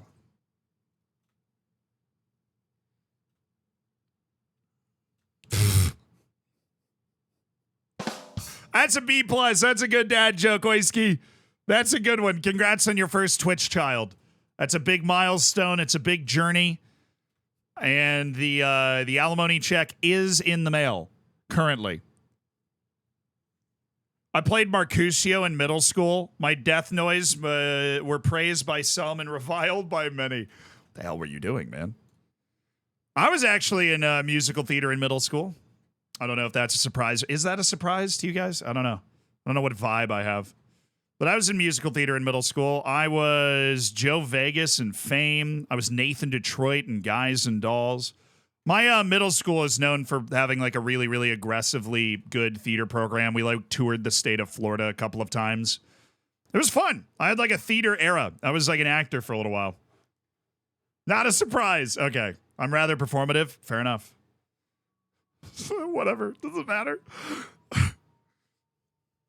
I used to be able to do both sides of Who's on First, the old comedy sketch. I could literally do it with myself. I can't anymore, but what a fantastic comedy sketch that is. Increase that guy's asking price. Thanks for asking. Lower Macintosh's playing time. I would like to do that. He, however, would be anti that. Mushaid Kaya being lowered to, from an important player would be nice. Our playing time is just a little out of whack for me. Him being on regular starter as well definitely could go for squad player, but he 0 for 3 from my staff there. All bad ideas. Could I give us a... Dude, there's a high note. You just brought back a really buried memory. Kumquat just said, could you give us a blast of Luck Be a Lady tonight? Nathan Detroit. I was Nathan Detroit in 8th grade. So that was a decade ago. More than that. That was a decade, 14 years ago? Anyways. There's a song Nathan Detroit sings called Luck Be a Lady Tonight. There is a high note in that song. I swear to you, the entire show, I was nervous for that one note. And then once that one note in Luck Be a Lady was done, I was so relieved. The rest of the show was so easy. But there is one high note in that song that I had to practice that so much. You ever do commentary for the for MLS? Probably not. I'd be really surprised if I ever ended up doing commentary for MLS. I've done an MLS preseason game. I did do that when commentary was still my career. But yeah, I would say with where I'm at right now, I would be very surprised if I ended up doing commentary for an MLS game at this point. Mainly because I'm enjoying streaming, making YouTube videos. And if we do collaborations with MLS, which obviously they invited me to their studio, which is awesome. And I met the kind of studio side of their production team and everything. And like Bradley Wright Phillips and all those guys are great. Fantastic. They're really, really cool. Really nice to me. If you didn't see that YouTube video. But yeah, I don't see at least where I'm at right now what would take me into like just getting in a booth and doing play-by-play for a game, Sky sings Luck Be a Lady tonight. Oh, really? That might not have been the song then. But I remember Luck Be a Lady Tonight. Not that I could like sing the whole thing, but I remember the tune of it, and Luck Be a Lady.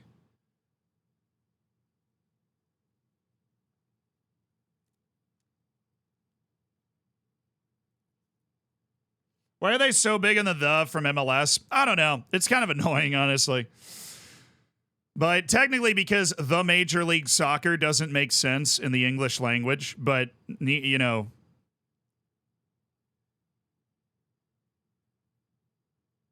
people say the MLB and nobody gets out of shape about it. The Major League Baseball is technically what that would mean, so. They're just, yeah. Brands and people are always just weirdly, attached to things. Once you dig your heels in on it, you don't want to seem like a pushover where you eventually give up. So they dig their heels in on it and they just stay on it.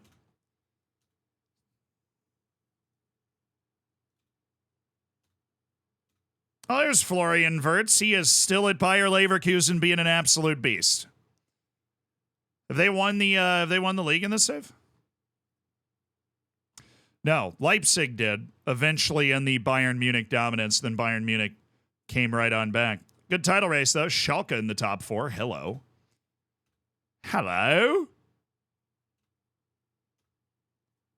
CD Jada's only 13-19. Well, he's not as fast as he can be, so that makes sense.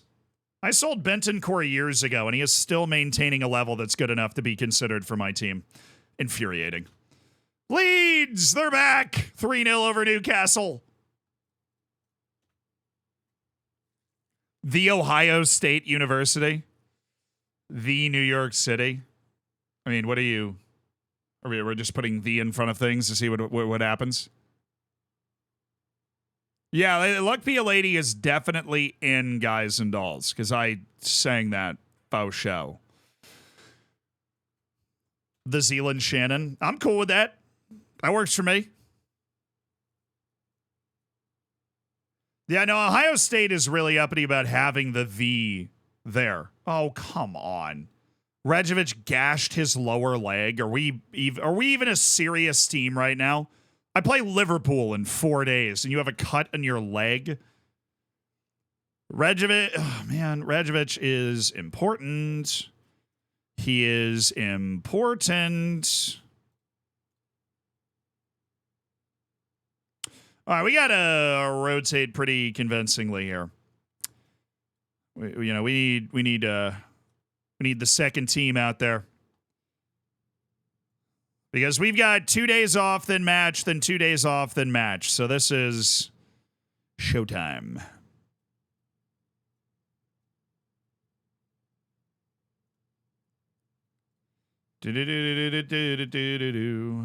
All right, Belchior, Cornelio there, McIntosh there. Kieran Tall, you've been sucking some eggs recently. Gongstead, Coyote, Rosales, Bin El Hajjaj, Josh Doug, Javi Guerra, Mark Rodriguez. Got to go with freaking Marcelo Enrique, unfortunately. And that means we are short a midfielder, I think. No. Miguel Lucius is going to find his way onto the bench for this one. Nice. Rico can play left back, so he's the right guy to have up there for this. Now, we're playing a bad team. I'm going to go with Lucius and Guerra and Canelio as the midfield three, Marcelo Enrique and Mark Rodriguez as bench options, please and thank you. And then we are going to basically run with a star-studded bench. All right, West Brom. Wait. All right, youth contracts being signed. All of that is good. Did I play Lucius in this match?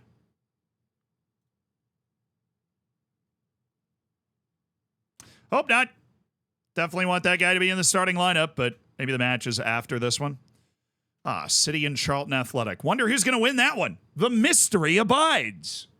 Anyone tell me where Z sold Santi Jimenez? Chelsea, I believe, for like 37, maybe 40.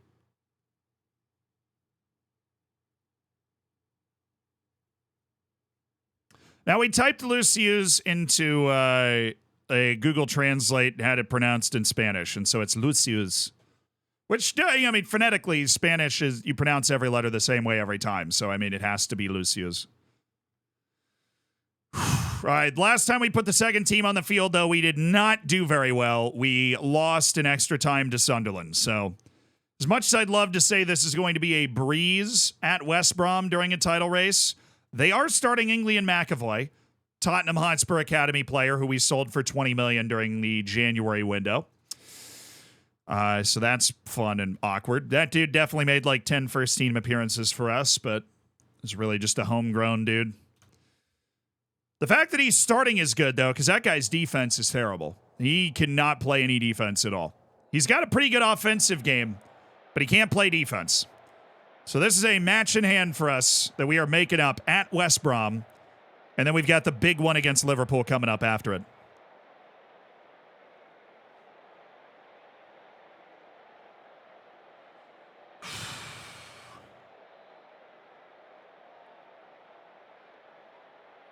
Nine matches left in the oh, these weren't a tracksuit. Come on, man. Take this seriously. Really? I'm out here in a coat. We still in the FA? No, we're hunting a treble. Oh, they have Carter Vickers. Nice. I did coach the U.S. to a World Cup quarterfinal in this save. Part of our long journey to get to this moment.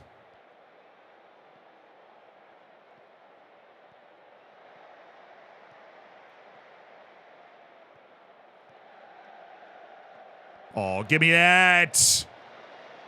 Easy. Yeah, we win those 9 matches. We are the winners of the Premier League, and it's not particularly close. Just have to take care of our business. And that starts with winning at West Brom, who is battling against relegation right now.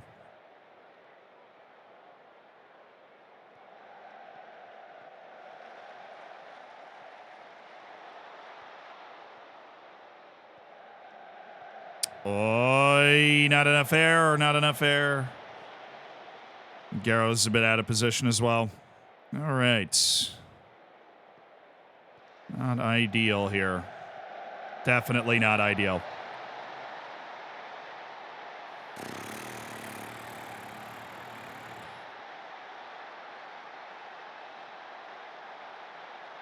Wait, did Palmer score? I think Chelsea's match just started. Anything to distract me from what I just witnessed right there. So it's 1-0. Was it a penalty? No. Edged the penalty area and produced a nice strike into the bottom left corner. Cole Palmer finding his form. Can't wait for the Everton late equalizer, but Chelsea is up 1-0.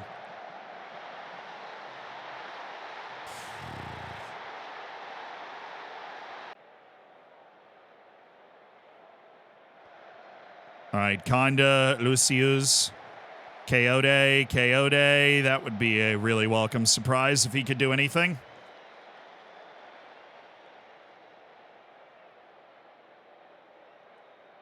Well, yeah, West Brom have showed up. Oh, my goodness. Thank you. You know who didn't show up? Francisco Rosales. So that's the second dumb-looking play he's made inside 25 minutes. Oh, do I have a basic tactics video? What do you mean by basic? Like beginner guide to tactics and that sort of stuff? I have it. Just go to the search function on my channel and search tactics, and you get plenty of good stuff there. Oh, a little long. Right idea.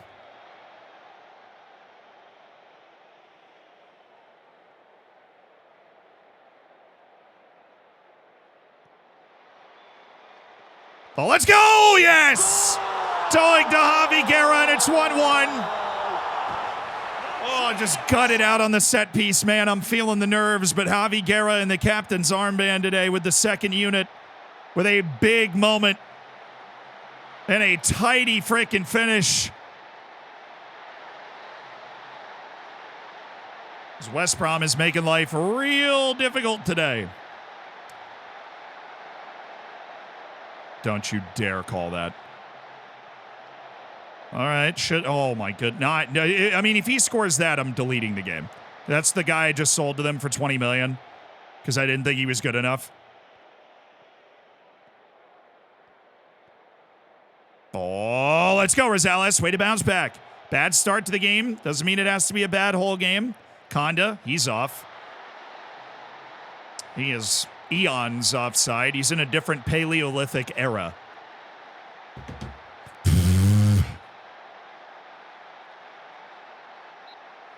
Who'd they get for 20 mil? Ingley and McAvoy. He's a youth academy left back. Guy came through the Tottenham academy, and yeah, there you go. He's in the Pleistocene when we're living in the Cretaceous. God. Trying to run the exact same play we just scored off of. I don't hate the idea. Guerra. Oh, Belchior, Canelio. Toll! There he is! It's Kieran Toll, and Tottenham are back in front. A nervy 20 minutes without the lead here at West Bromwich Albion. But Belchior Canelio with a moment of quality, and Kieran Toll with a flashing header. As much as I don't like him, he does pop up, and he does have ability. I just wish that he could more consistently put away the easy chances. He's got a lot of Darwin to his game. A lot of Darwin to his game. There it is! It's Rosales! A redemption goal after his early mistakes. 3-1 from the Mexican international, Francisco Rosales. And with 9 league matches to go, Tottenham are not showing chinks in the armor. Classic bad. I'm sorry if you're a West Brom fan. That was a heck of a start, and they really limited us to just 2 set-piece goals is the difference in this game, really. 2 set-piece goals. Doeg. Ben El Hojaj. Javi Guerra. Rosales. Coyote. Play it. Ay. 2-0. Wait. Oh, my God. He scored again. We are entering the Cole Palmer era. I'm going to be honest. How do you not call up Cole Palmer for the Euros at this point? Cole Palmer has gone from a player I knew had a lot of potential to one that I was really impressed Manchester City was able to swap for Jeremy Doku, essentially. I was praising Manchester City at the time for that move because they basically sold Palmer and then bought Doku with the money, and I was like, that's a great deal. And I mean, God. At least Chelsea's got a new star.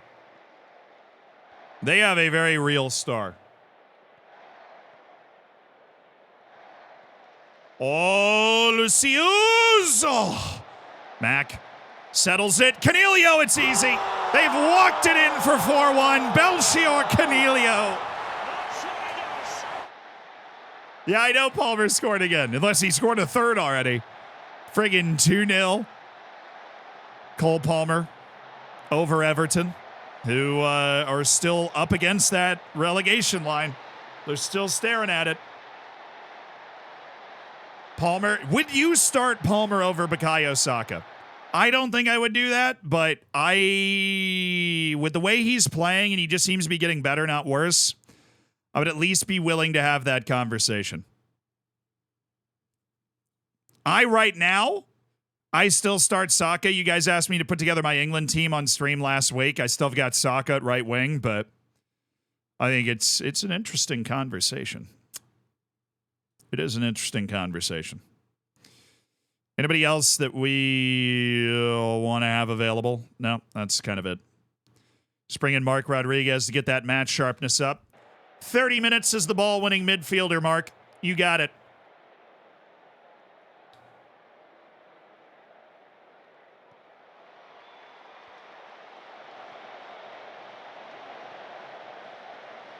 Oh, let's go, Canelio. Yes, big game from Belchior today.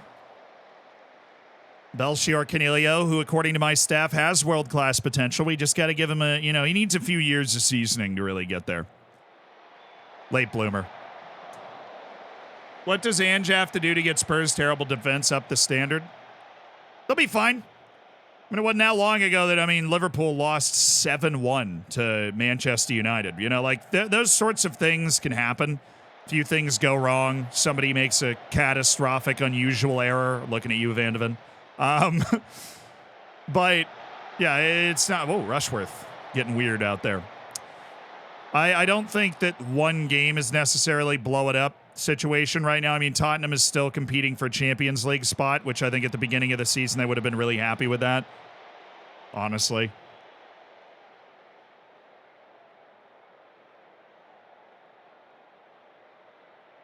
Fortunately, Cole Palmer's best positions are already locked in.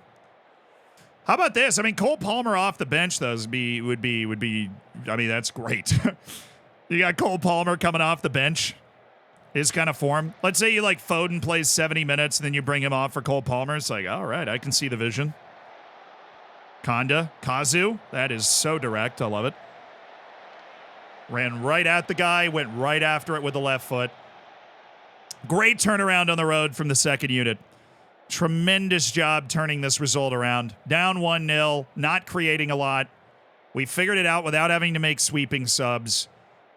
This unit just figured out how to pick up the win. And West Brom is still right on that relegation line. They're in 18th. And that'll bring us to 8 matches left to play in the league, and we're still looking cozy. Oh, yeah. What is that? Whatever. We won. We got it. Oh, is it possible to change the kits in the tactics tab as well, or can you just skin the in-game kit? I don't really know. I'm not somebody that knows the under the hood stuff. I don't usually add kits to the game, and 2, I'm not somebody that knows the under the hood stuff with skins. So I'm Wickman. I don't think I'm the person that's able to answer that question. I'm sure there's somebody on Reddit that can. Thoughts on Anthony Gordon for the Euros? I just don't know where he fits in the team. I don't know how he gets into the team. He'd be like the last guy on the roster. England's so loaded in the attacking part of the field. I just don't know where he gets in. Where Cole Palmer's making it impossible to leave himself, like, off. I don't know where somebody like Anthony Gordon actually gets in. So this is our last match before the international break. It's pretty sweet, actually. We'll be able to reset because this has been a pretty compact week that we've had to deal with. When's the Champions League draw? Tomorrow. Oh, well, I'm glad I could ask. It's literally on the calendar. 23 players called up. Redovic, Janovic called up by Croatia. Pavlak, Kaya, Shakichi, and Rodriguez for Germany. Palmstramandus, forgot about him. Inacio and Belchior. Belchior Canelio just got called up by Portugal. That's pretty sad. I mean, maybe because Seka's injured. Maybe. Palmstramandus is supposed to have great potential, but he's doing nothing while playing at Fulham this year, so that's not great. Maybe one more year with the adaptability he'll be improving, but that is disturbing right now that he's not getting any better. Gordon has more goal contributions than Palmer this year, even with penalties for Palmer. Seems daft, the hype comparison. I don't know. Well, so Cole Palmer isn't a season-long guy. He is a form. Like the last 2-3 months, Cole Palmer's been brilliant. Anthony Gordon is better than he was. Right? I did not think Anthony Gordon was that good when he left Everton. He is, he's also masterminded that penalty drawing ability.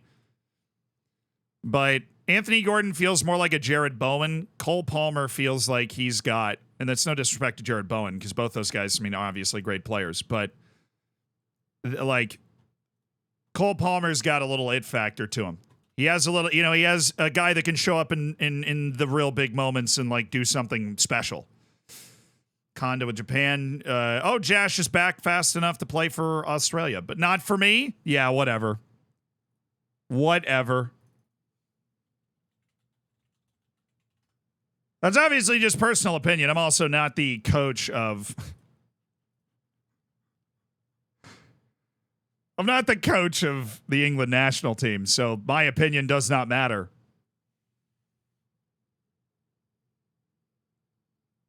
Gongstead is goalkeeper 1 for Denmark, yeah. Why are we debating England reserves? That's a crazy... I think Cole Palmer's got more... I think Cole Palmer is a better playmaker and X Factor type guy than Anthony Gordon is, I think. Fred, thank you for the 10 months. All right. I'm glad you were able to make it, Fred. Because here we go.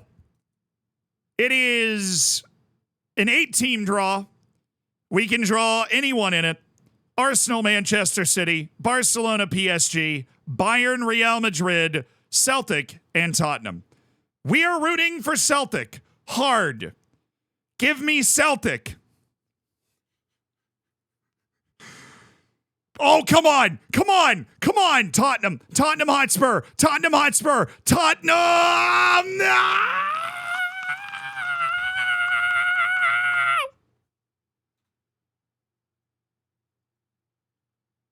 PSG. Paris Saint-Germain.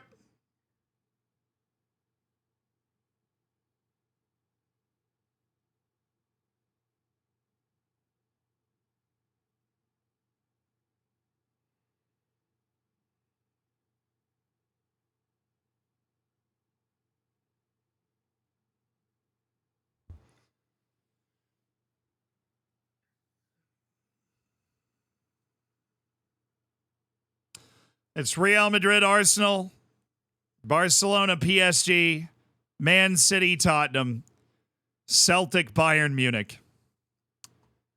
I mean, it was very likely it was going to be tough. All right, this is the second draw. This is for the semifinal, who we would face. Celtic and Bayern Munich. I mean, I might as well take that side. I got a chance at Celtic, even though it's a small chance. Okay, cool. We're on the Celtic side of the draw. It could be a Celtic semifinal. And then it's Real Madrid, Arsenal, Barcelona, PSG. We don't have Real Madrid or PSG on our side, which is nice, although we do have Bayern, and they're crazy. We do have Bayern. They are nuts. That's a problem. All right. Jeez. Man, chill with the seriously. With the encores? God, I didn't even call you back for an encore. You guys are being mean to me. Oh, all right. Man City in the Champions League, you say? Man City in the Champions League. Oh, and it sandwiches a match in the Premier League against Arsenal. That's wonderful. That's great. Oh, I love that. Oh, that's so fun. And then we got United away after those Champions League ties. Oh, that's so fun. How they've done that. How I play Arsenal in between our Champions League awesome. Oh, did Palmer score again? Yeah, okay. I mean, he's really helping prove my point here that I think he's a better X factor and playmaker than Anthony Gordon. I think Anthony Gordon is good. I think Cole Palmer has that it. No penalties also. Just pointing that one out. I know he's his name already starts with a P, but no penalties. He's all over it. Little run of play hat trick for Palmer in the first half. God, Man City. We had Villa in the round of 16 too. I thought playing in European competitions is about playing teams from other countries. Goodness gracious. Whatever. You want to win the Champions League, you're going to have to win matches like that. Going to have to be able to beat teams like that. Janis Rejovic. Oh, man. Rejovic is not going to be ready to play. Seka will be back by the end of this international break, though, so that's huge. Tall, McIntosh, and Rico Lewis all making the team. Oh, Kitson Jacobs playing for Granada. That's nice. And Juan Manuel Velasco is in the Mexican national team at 18 years old. Kid that we signed and then loaned out to Bristol City. God, this is an ugly injury report. All right, Rodriguez, Rejovic can at least be on the bench for this game today. And Villa plays at West Brom in a match it probably needs to win. Okay. Oh, there's that FA Cup match. Sneaky, sneaky, sneaky, sneaky. We're going full first team, as much of a first team as we can get together, as we can scramble together. Hendrickson, George Sakichi's in, Pavlak is in. We're going to have Guerra, maybe, because I guess Rejovic can't really do this. So, Javi Guerra, you're going to play as an advanced playmaker on attack. I hope you can figure that out. Marcelo Enrique, no. We are going to go with old Mark Rodriguez as he works his way back from his injury. So, what is this? Coyote is out for Rico Lewis. We get Gongstead, Lewis, Hato, Inacio, Vandeven, Guerra, Rodriguez, Indrik, Pavlak, Shakichi. Honestly, I'm going to go Kieran Tall. Kind of surprised with myself that I'm saying that, but I am going to do it. Rejovic was cleared, and it was a gashed leg, so I think he'll be fine for a few minutes off the bench. Canelio, Conda, McIntosh, Kaya. Good. All right. What are you doing, Liverpool? Curtis Jones, Kefram Turam's an amazing midfielder. They've got Skip going. I know we need to track Trent. It's Trent. They've got Soboslai out on the left wing, apparently. I'll believe that when I see it. But our team is ready, at least. I got to go to the bathroom real quick. I'll be right back, and then we are playing at Liverpool. Hi!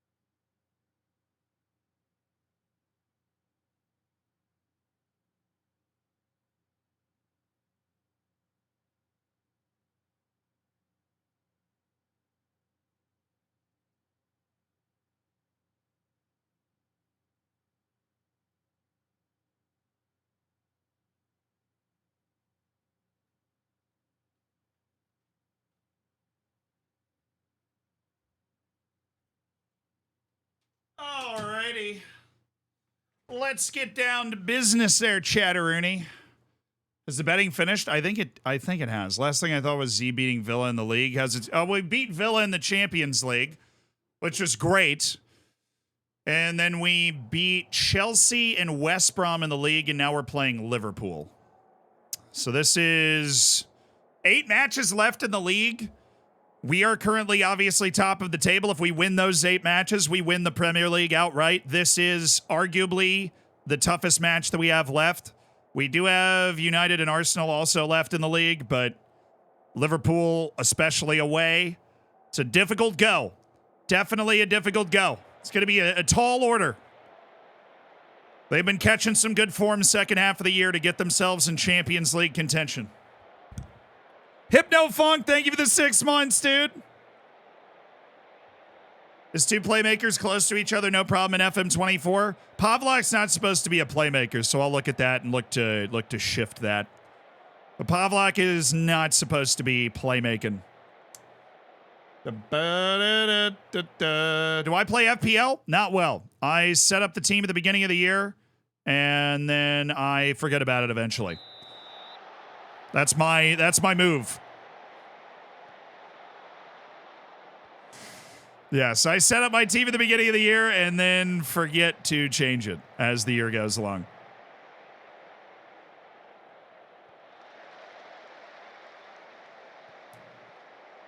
But is 2 playmakers a problem? Yes. I mean, 2 playmakers on the same line or near each other is a problem. It is rare. It is very rare to see one of those tactics that's considered like, oh, this is one of the best tactics that has 2 playmakers. Now, maybe a playmaker and a Segundo Volante, there's like weird things you can kind of do with that because Segundo Volante is playmaker adjacent. But I am using the Zealand skin for FM, Geo. You got it. Do I have an FPL mini league? We might have started one, but like I said, I don't stay on top of FPL myself. I understand it. We have a large, vibrant FPL community in a Discord that, they're talking about teams and who to play every week. Oh, give me that Pavlov! Dang it. It's all right. Good spots. Good threatening position. Holding our own right now. Not really involving the right side of the field much. Hendrick looking for Big Mark. All right, Mark Rodriguez. All 6'8" of Mark Rodriguez. Hato. Nice ball. Shakichi. Oh, my goodness gracious.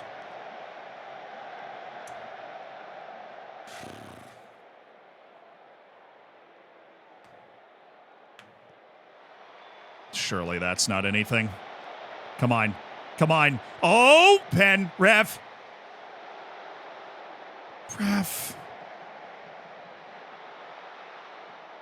Vandeven. Shakichi. Pavlov. Yes, that was on. That was on. Thank you. I always forget I have that air horn.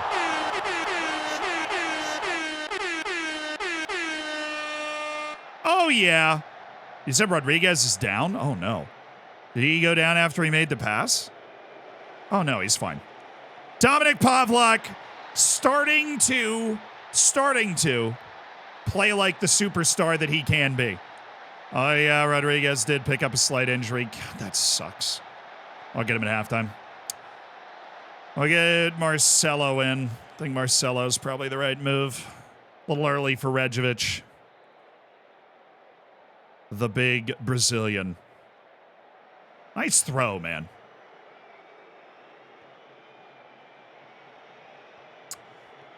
Just really want to be able to work Mark Rodriguez all the way back from an injury without him getting hurt again. That would be ideal. That's their defensive midfielder. Is that dude just like friggin' Segundo Volante? What is he doing? He's all the way up there. Good save by Gungstead in the crowd.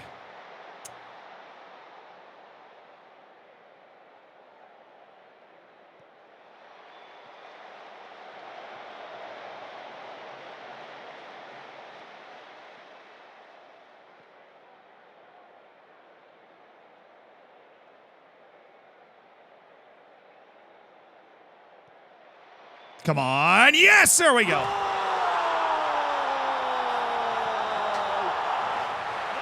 This is one of the very big hurdles between us and a Premier League title, and we are up 2-0 at Anfield before halftime. Feeling like Atalanta right now. Jarell Hato, who's been an animal the second half of the season, dominating on set pieces. The big man gets another one. 2-0 at Liverpool. All right, sub Marcelo Enrique for Rodriguez, who just can't stay fit. Please, we've created loads. Keep doing that in the second half. We will be great. How is Hato scoring so many goals? I mean, he's a good leaper, strong, good athlete, like with the balance, agility, and quickness to help him get to those spots and track the ball more. He's got good heading as well. He just doesn't have elite elevation. He's got like 16 jumping reach.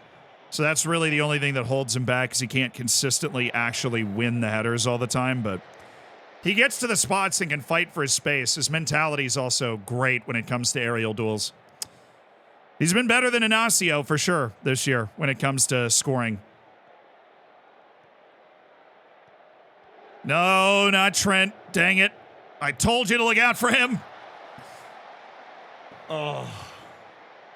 16 is bad. Well, I mean, when you're like the level we're at, which is the biggest, best clubs in the world, 16 is like, it's okay. It's okay. 14 would be like the low end of okay. Oh, Pavlak, oh my goodness, please finish this move. That was so nasty. That was great, though. Oh, give me that. Inacio, snatch game. Marcelo Enrique, Pavlak.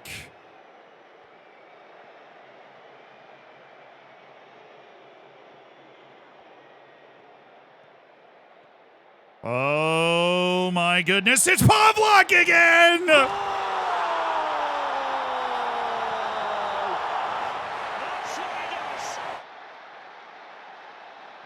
Dominic Pavlak is dominating against Liverpool. 3-0 on the road. 2 goals from the big German, Dominic Pavlak. He's doing a Cole Palmer. Yeah, I mean, honestly, not still. He's a goal short right now. International break coming up after this match. We will get Bellarmino Secca back after that international break, which is just great news because we've had to play this entire month without Bellarmino Secca. And we haven't missed a beat. We're in line to win every match we played without Secca. And he's, in my opinion, the best midfielder in the world. So he'll be back for City in the Champions League quarterfinal, which is huge. Szoboszlai. No.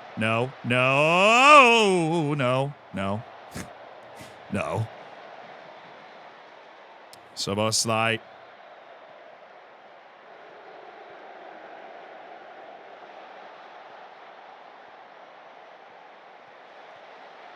Oh, that's a problem. That dude's dribbling. That dude's got some game. Official Chrysler, thank you for the 7 months. Appreciate you supporting the stream, dude. Hope you're enjoying your lack of ads, brother. 4 for Chelsea. Oh, my goodness. Well, who scored it? Dude's literally ahead of the app. Guy's in the stadium in the stream. Nicholas Jackson. Oh, it must have been an egregious tap-in. I heard him whisper for Astrid Wet as the ball went in.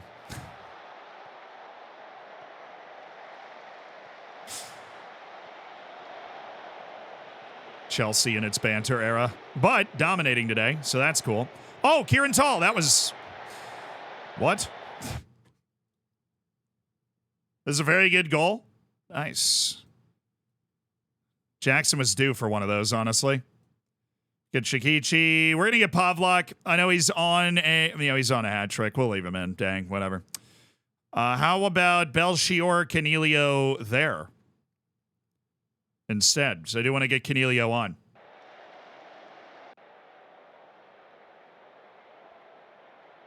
I'm a lonely boy. Cold Palmer is... You're wrong for that. Hey, man, I know. I'm chronically online. I know everything. Oh, Nicholas Jackson. Cold Palmer is a sick nickname, though. That's what I was trying to say. That is objectively awesome.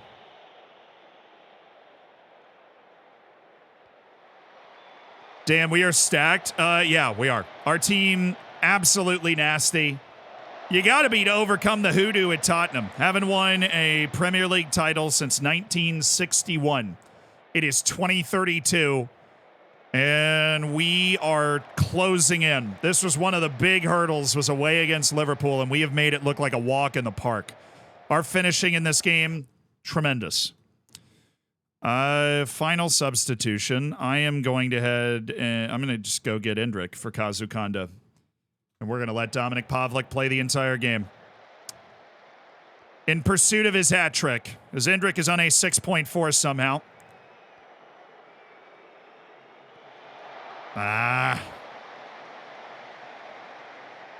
You're chronically online, but yeah, I had heard the word glazing before. I didn't know what it meant. I didn't know what it meant, though.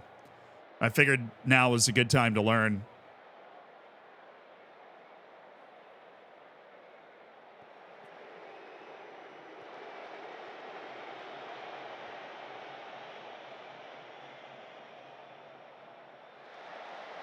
Said it wasn't the Premier League in 1961. Do you feel better that you said that? Do you feel better that you're going to force me to say the top English football division or some more qualified statement? Do you feel proud? Come on, Cadillo. Let's go. Conda, where are we going? Yes? Middle? Okay. That's a solid choice. I can see the decisions you're making here. Middle. Thank you. Canelio. Thank you. Pavlak, keep it moving. We see the opening. We've broken through the pressure. That is a bad shot. But you know what? We're up 3-0 in the 90th minute, so it's basically in the bag now.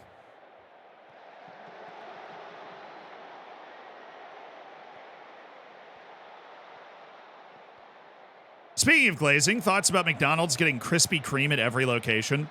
Best idea they've had in years. That is fantastic. Love Krispy Kreme donuts. Love McDonald's. Right? McDonald's and Krispy Kreme both already in the guilty pleasure category. So now that we can combine that, that's less guilty pleasure trips. It's nice.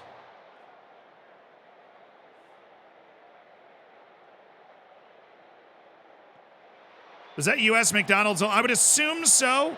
Because if you wanted to try and get Krispy Kreme to every global McDonald's, that would probably be really logistically challenging. Oliver Skip just tried to score from the moon. It's a frustration shot right there. No, I probably go to McDonald's once every couple of weeks, but it's always like it's a feel-good meal for me. Always has been, even when I was a kid. They've weaseled their way into the subconscious of my brain, convinced me that it was a happy meal. Good thing the moon is fake, dude. So true.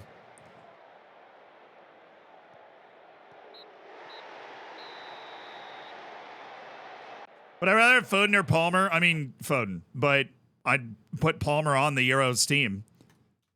Let's not be hasty now. Phil Foden is still, like, the best English attacker.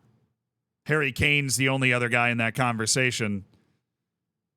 I mean, they're very, very different players, but the best English winger playmaker is Phil Foden. I'll be a little more specific to make sure that I can say that statement. All right, 9 points clear with 7 to play, chat. We are putting in a shift, and we are closing in on something unbelievable. We've qualified for the Champions League with 7 matches to play. That's crazy. That's crazy. The board already set some budgets, and they're kind of basically what we already have. They gave us a little bit more of a budget. Okay, Dominic Pavlak with the brace. I see you, brother. You're looking good. And we play last place Bristol City next. Well, that's a nice confidence builder. Bellingham says hi. Oh, dude, you're with him, right? Blink twice if Jude Bellingham is in the room with you.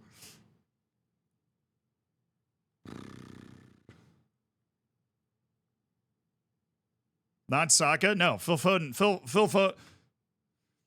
Foden is amazing. He is what Pep always said he was going to be now. He now is that. Job, not Jude. Oh, yeah, I should have known it was Job. Was there a third brother? Saka's mild better than Foden? Have him limp in here and say that to me himself.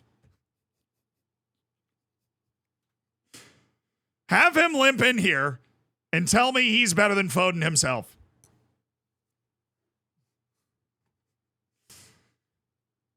Oh, Chelsea's got Bristol City. God, that was such a nice win that we just had. That was a beautiful win. Oh my God, they just lost to Bristol City. Bristol City had 3 wins in 30 matches.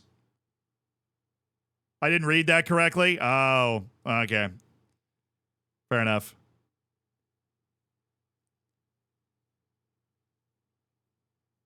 Last Brothers, Judas. I'd believe it, honestly, with their naming schemes. Judas Bellingham, and he comes in and just breaks both of their legs, ends their careers. Damn it, Judas. Bristol City had 3 wins in 30 matches, and they win at Stamford Bridge to lock Chelsea into 13th in the table. It is getting catastrophic for Chelsea now. If you can't win at home against the team with 3 wins in 30 matches, you're in very real danger. How far off relegation are they? Be honest. How far off relegation are they? How many points? They're on 40. Oh, 17. Okay, they're fine. They're very firmly mid-table. Southampton and Leeds are near them. But there's like the relegation 5, Nottingham Forest, Brentford, West Brom, Norwich, and Bristol City, that are duking it out, but Bristol City keeping a faint hope alive with a miraculous win at Stamford Bridge. They need a lot more wins, and I'm really hoping they don't get one at home against us. That'd be nice. Belchior, Canelio. Oh, yeah. Keep going. You still are rated as having world-class potential, man, and we only bought you for $39 million, so keep going. Keep getting better. Chase the dream. I see the vision. I see the creativity and the passing. I see that athletic baseline. You love big matches. So much to like about old Belchior. Now it's a tycoon? Really? We're doing this again? Now it's a tycoon eyeing Tottenham for a third time. I know Daniel Levy too well. He's going to torpedo it. God, what a groovy tune. Charlton Putty? Oh, he sucks right now, but that name, wow, that's like lower tier royalty right there. That name. Charlton Putty, 3rd Earl of Winchester.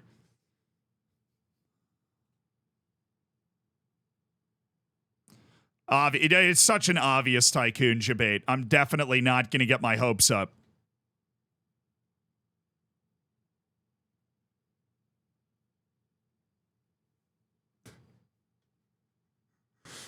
What if I'm over here? We'll go over here. We'll hang out. We'll vibe. Just to mix it up. I got to see the sights. I feel like I don't get out much. I don't leave my corner. Just want to see the sights. Will Frignanto. Wow, he actually turned into an amazing player. Full credit. I think Kudus would be so good at Chelsea. Why? I mean, he just plays Cole Palmer's positions. Wow, we had a lot of the team of the week. We had almost all of the team of the week. We had 1, 2, 3, 4, 5, 6. We had 8 of the 11. Okay. Come at me if you dare, fools. Do.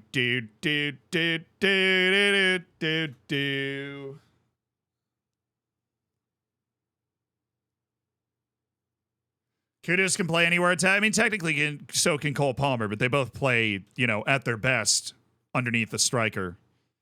At least floating into that position from somewhere. So Man City just flattened Liverpool as well. And everybody in the Premier League has now played the same number of matches. Huge. We all have 7 matches to go. We're 9 points clear. We're 13 clear of Manchester City, even though they just won. So we have separated from one of our arch nemesises. Arsenal, who have literally won the league 5 straight years, are still in 7th, and we are 25 points clear of our hated rival. Our goal difference is 53 higher than Arsenal this season. They are not making a late run for the title. They are, in fact, already mathematically eliminated, which is awesome. There will be a new champion of England for the first time in 5 years, in 6 years. What's our run-in? We've got a couple of tough matches. We've got Arsenal and United left. And they're all those matches are, yeah, we have Bristol City, they're worst in the league. We have Arsenal sandwiched between our Champions League tie with City, and then we have United right after it. But Crystal Palace, Nottingham Forest is nice. Bournemouth is in Europe right now, and then we have Southampton on the road to end the season. So it's not easy, right? There's still battles to be fought and hopefully battles to be won, as well as a massive 6-pointer with title-chasing Manchester United. And we're going to be distracted by the Manchester City Champions League tie, right? We're going to be throwing everything we can at that because it's the freaking Champions League. And Manchester City demands all of our attention, as they must.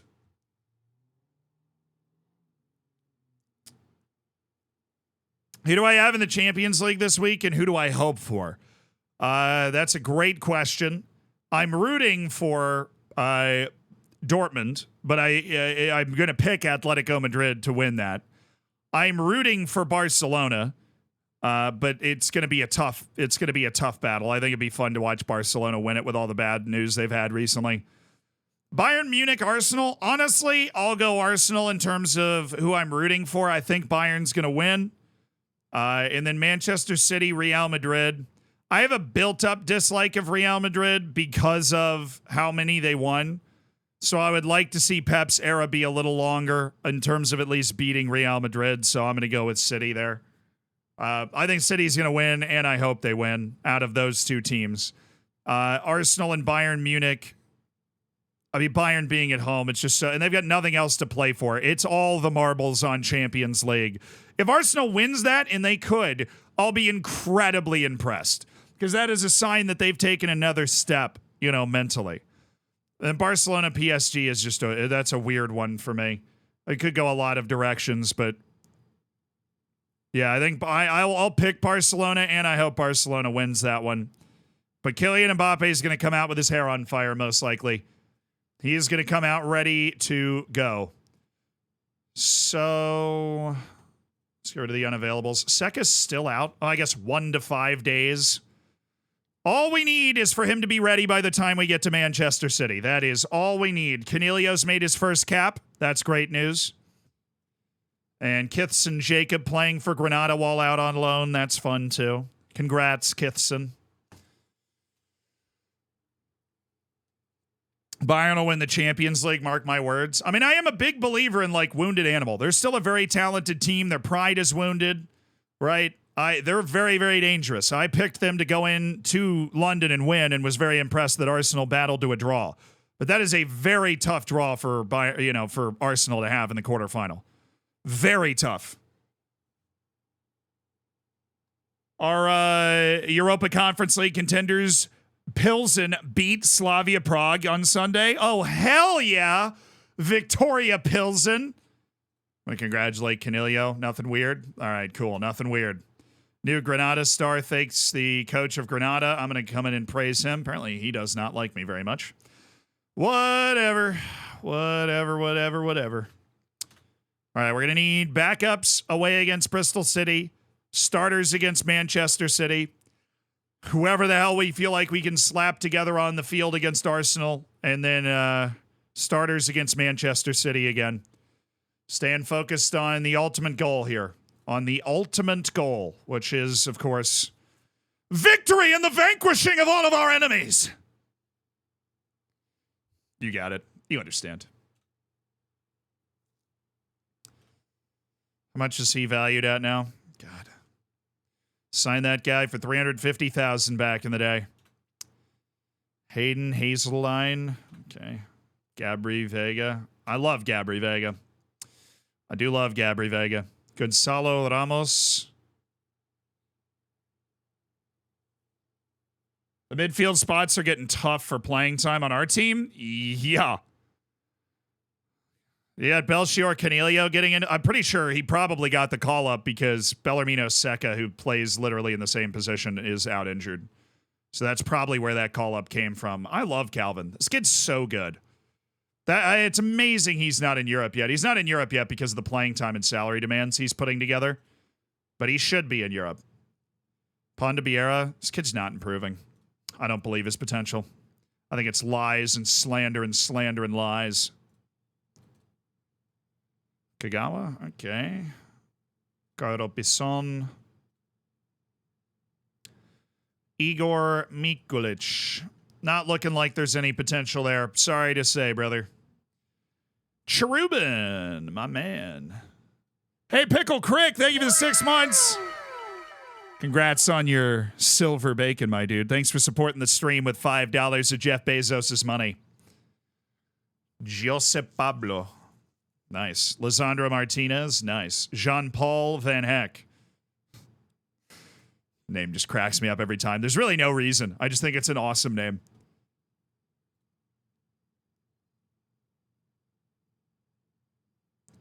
Atletico Mineiro, Majid Leonardson, who hates everything. All right, the center back guys, I think it's time to turn off that part of that scouting report. That'd be awesome. Alejandro Balde. Oh, he plays for your national team. Javi Guerra, does he? Yeah, of course he does, because he's like the best fullback in the world. Why on earth would we ever be able to get him? Enters Ibrahima Konate. Still very good. Never know. Always in the market for a good... There are only so many good center backs out there, man.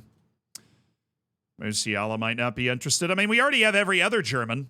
That's my sales pitch to him. I already have every other German on the team. You might as well. We are the German national team. Benjamin Sheshko is actually extremely interested. Inter's paying a guy $25 million a year. I didn't know a Serie A team could support that kind of wage. I guess Inter's been succeeding for a long time in this save, so that money is flowing. It is flowing. Aidan Deshari. Yeah, no. Not with that wage. Sverre Halseth Nippon. Bayern Munich star. Steve Middleton. Now that is interesting. Because he is not crazy expensive, and he's also English, but he's incredibly injury prone, and that sucks. Trezor Samba, another wonder kid who is not outrageously expensive. Holdsford doesn't look like the potential is there. And there's Lucharil Gertruda. Nice. All right, I need to go change some of my focuses. Get a little ridiculous. Center backs do not include results that we've had from previous tests, previous reports. Yeah, I don't want the... We're just getting served a lot of center backs right now. I don't need that. I need that in my life. Not outside of a transfer window. I'm all right. Van X, a fan of Football Manager, did some promotion stuff with them. Really? Nice. It's amazing how many players actually play Football Manager. It's like a ton of FM players that play Football Manager. All right, I am going to do something that looks a little wacky. But I am going to do a recovery, rest for the guys that are getting back from international duty. That is going to kind of help us get back into business. So Bellarmino Seca is going to be fully recovered from his hernia by the time we get to the Bristol City match, which is nice. April Fool's Day. The big joke is that everybody gets a break. It's amazing. Daniel Colombo, your plan. Oh, 50 best wonder kids in the world. Let's go. We already know about Marco Palma. We had a chance to sign him for like $40 million a couple years ago, and it will probably always haunt me. Oliva? Why does this guy not have a face? Can we just do Nugan? Whatever. 16-year-old in the Austrian national team. Sound the alarm. There is a 16-year-old in the Austrian national team. Thank you. Hi. How are you? You look, you know, hey, I don't worry. I caught your highlight tape, man. You're the famous one. All right. Yeah, you. I'll have my people call your people. All right. Oh, Lucius is 9. Nice. Miguel Lucius is the 9th best wonder kid in the world, even though he's not getting better. Sad. Oh, move head, please. Head moving. You're right. I'm in the way over there. So number 11 is also my guy, Juan Manuel Velasco, that we've already picked up, you know. Lamine Fall, I already have on my list. I know that. Is this guy Faroese?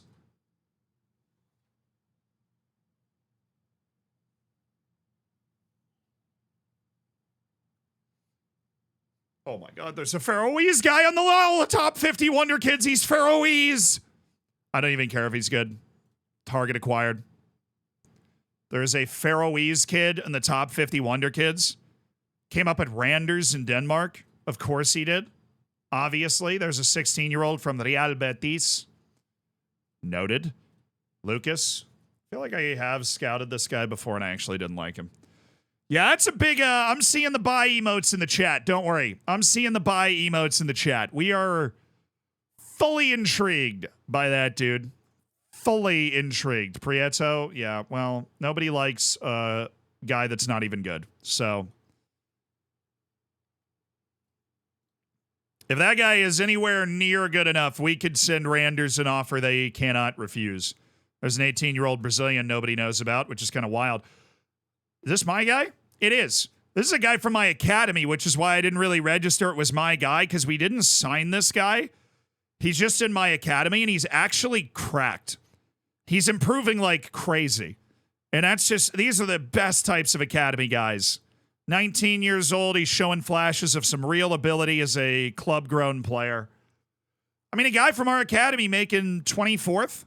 That's great. That is great. I am so proud of him. Maximus Sargent is also objectively a sick name. What's this guy? Oh, Syrian? He has 12 caps for Syria. Talal Al-Muhammad, 20 determination. I mean, you got to have 20 determination. You'd be a Syrian wonder kid, man. You're coming out of, not exactly coming out of roses and daisies over there. Tabaldi. How do I not know about this guy? He's 19. Slipping through all the different parts of my radar, I guess.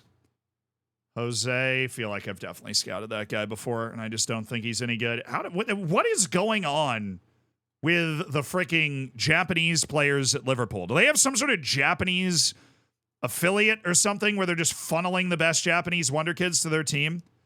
Because they have another one that's really good too that I've had on my reports before, and it makes me sad looking at him.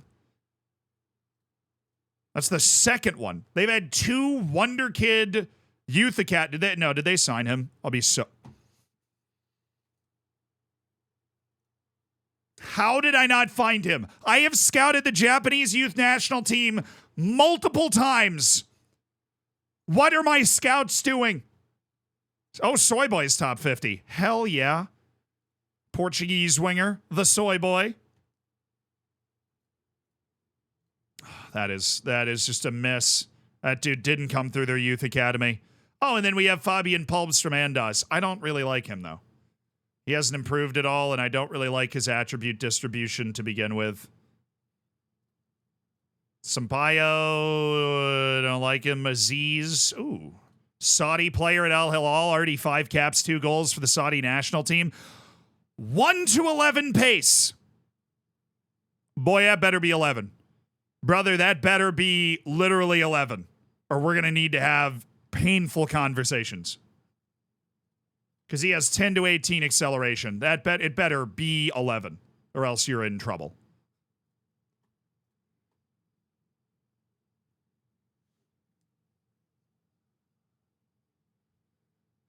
Yeah, I saw the 1 to 8 strength as well. I really hope that those are just weirdly low ranges on what are pretty... I mean... It better be 11. That's all I'm saying. It better just be 11.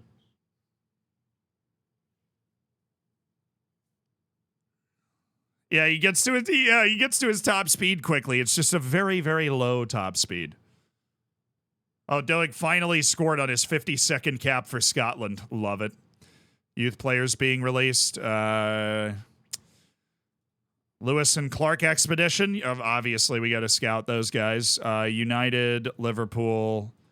Take the Chelsea ones. Just scouting the ones from the good teams. See if anybody's worth actually bringing in. Could help the youth team or maybe turn into somebody that we can flip for a profit. Maybe our scouts see something that theirs don't.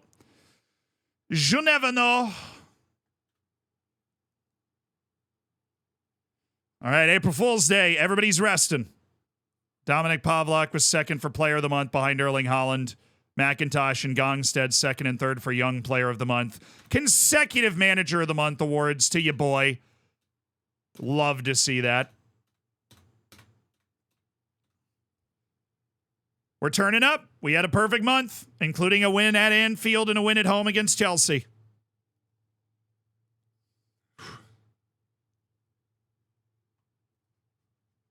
My max speed is walk and my bones break from light winds. Sounds delightful. Can he be satisfied with being at the club? I mean, seriously.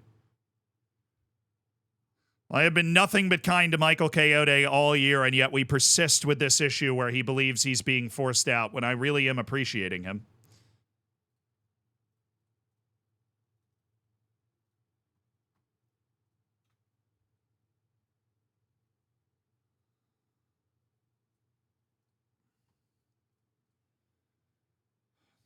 What? Gongstead is set to write his name in the history books as he stands on the verge of becoming Tottenham's record holder for shutouts. Wow. Casper Gongstead has 24 clean sheets in all comps this year. If he gets one more clean sheet, he has broken the record for clean sheets at Tottenham. First season, what a freaking pickup he was for us. What a pickup he was for us. We signed a 19-year-old from the Danish league, and we looked at his attributes, and how have you failed your intensive language course again? That's 2. Oh, my God. Just get Rosetta Stone, man.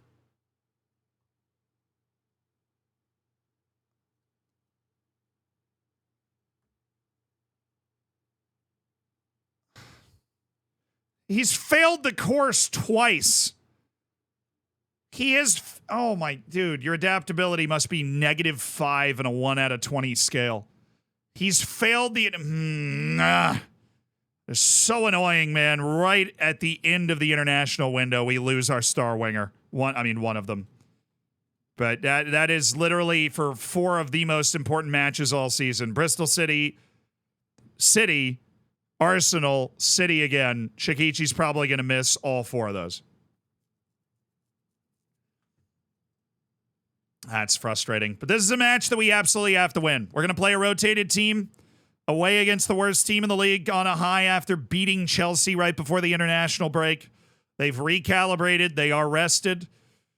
The title race is really down to just us and Manchester United, but they are not playing today. They play tomorrow. City is at Chelsea. They're the only other team that's still mathematically alive for the title.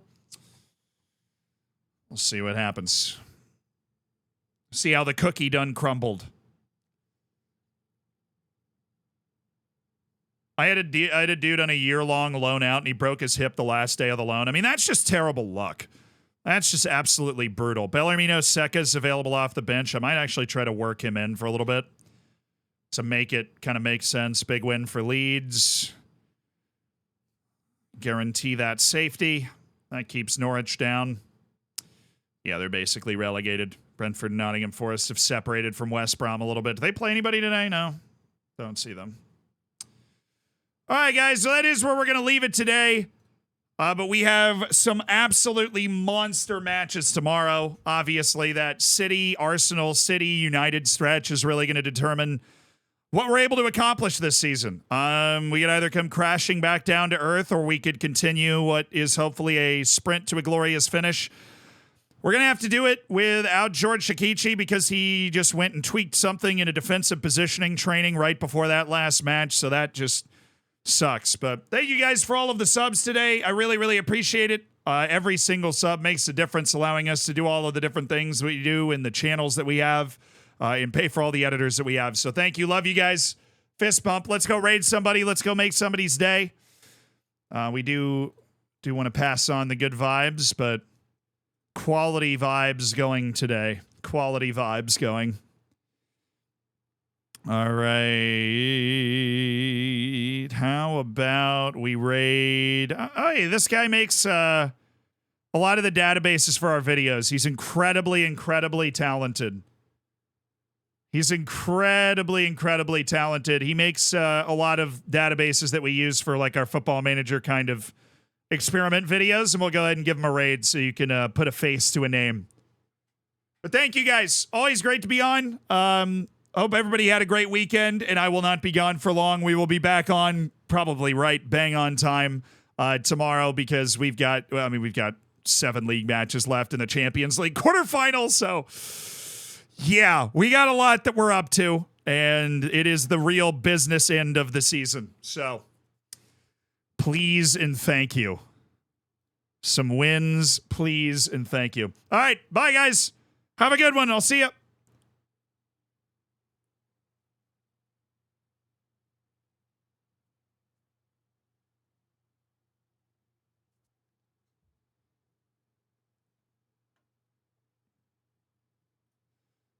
All right, word of the day, brothers. Word of the day. Purloin. Purloin. Purloin. Purloin. Purloin.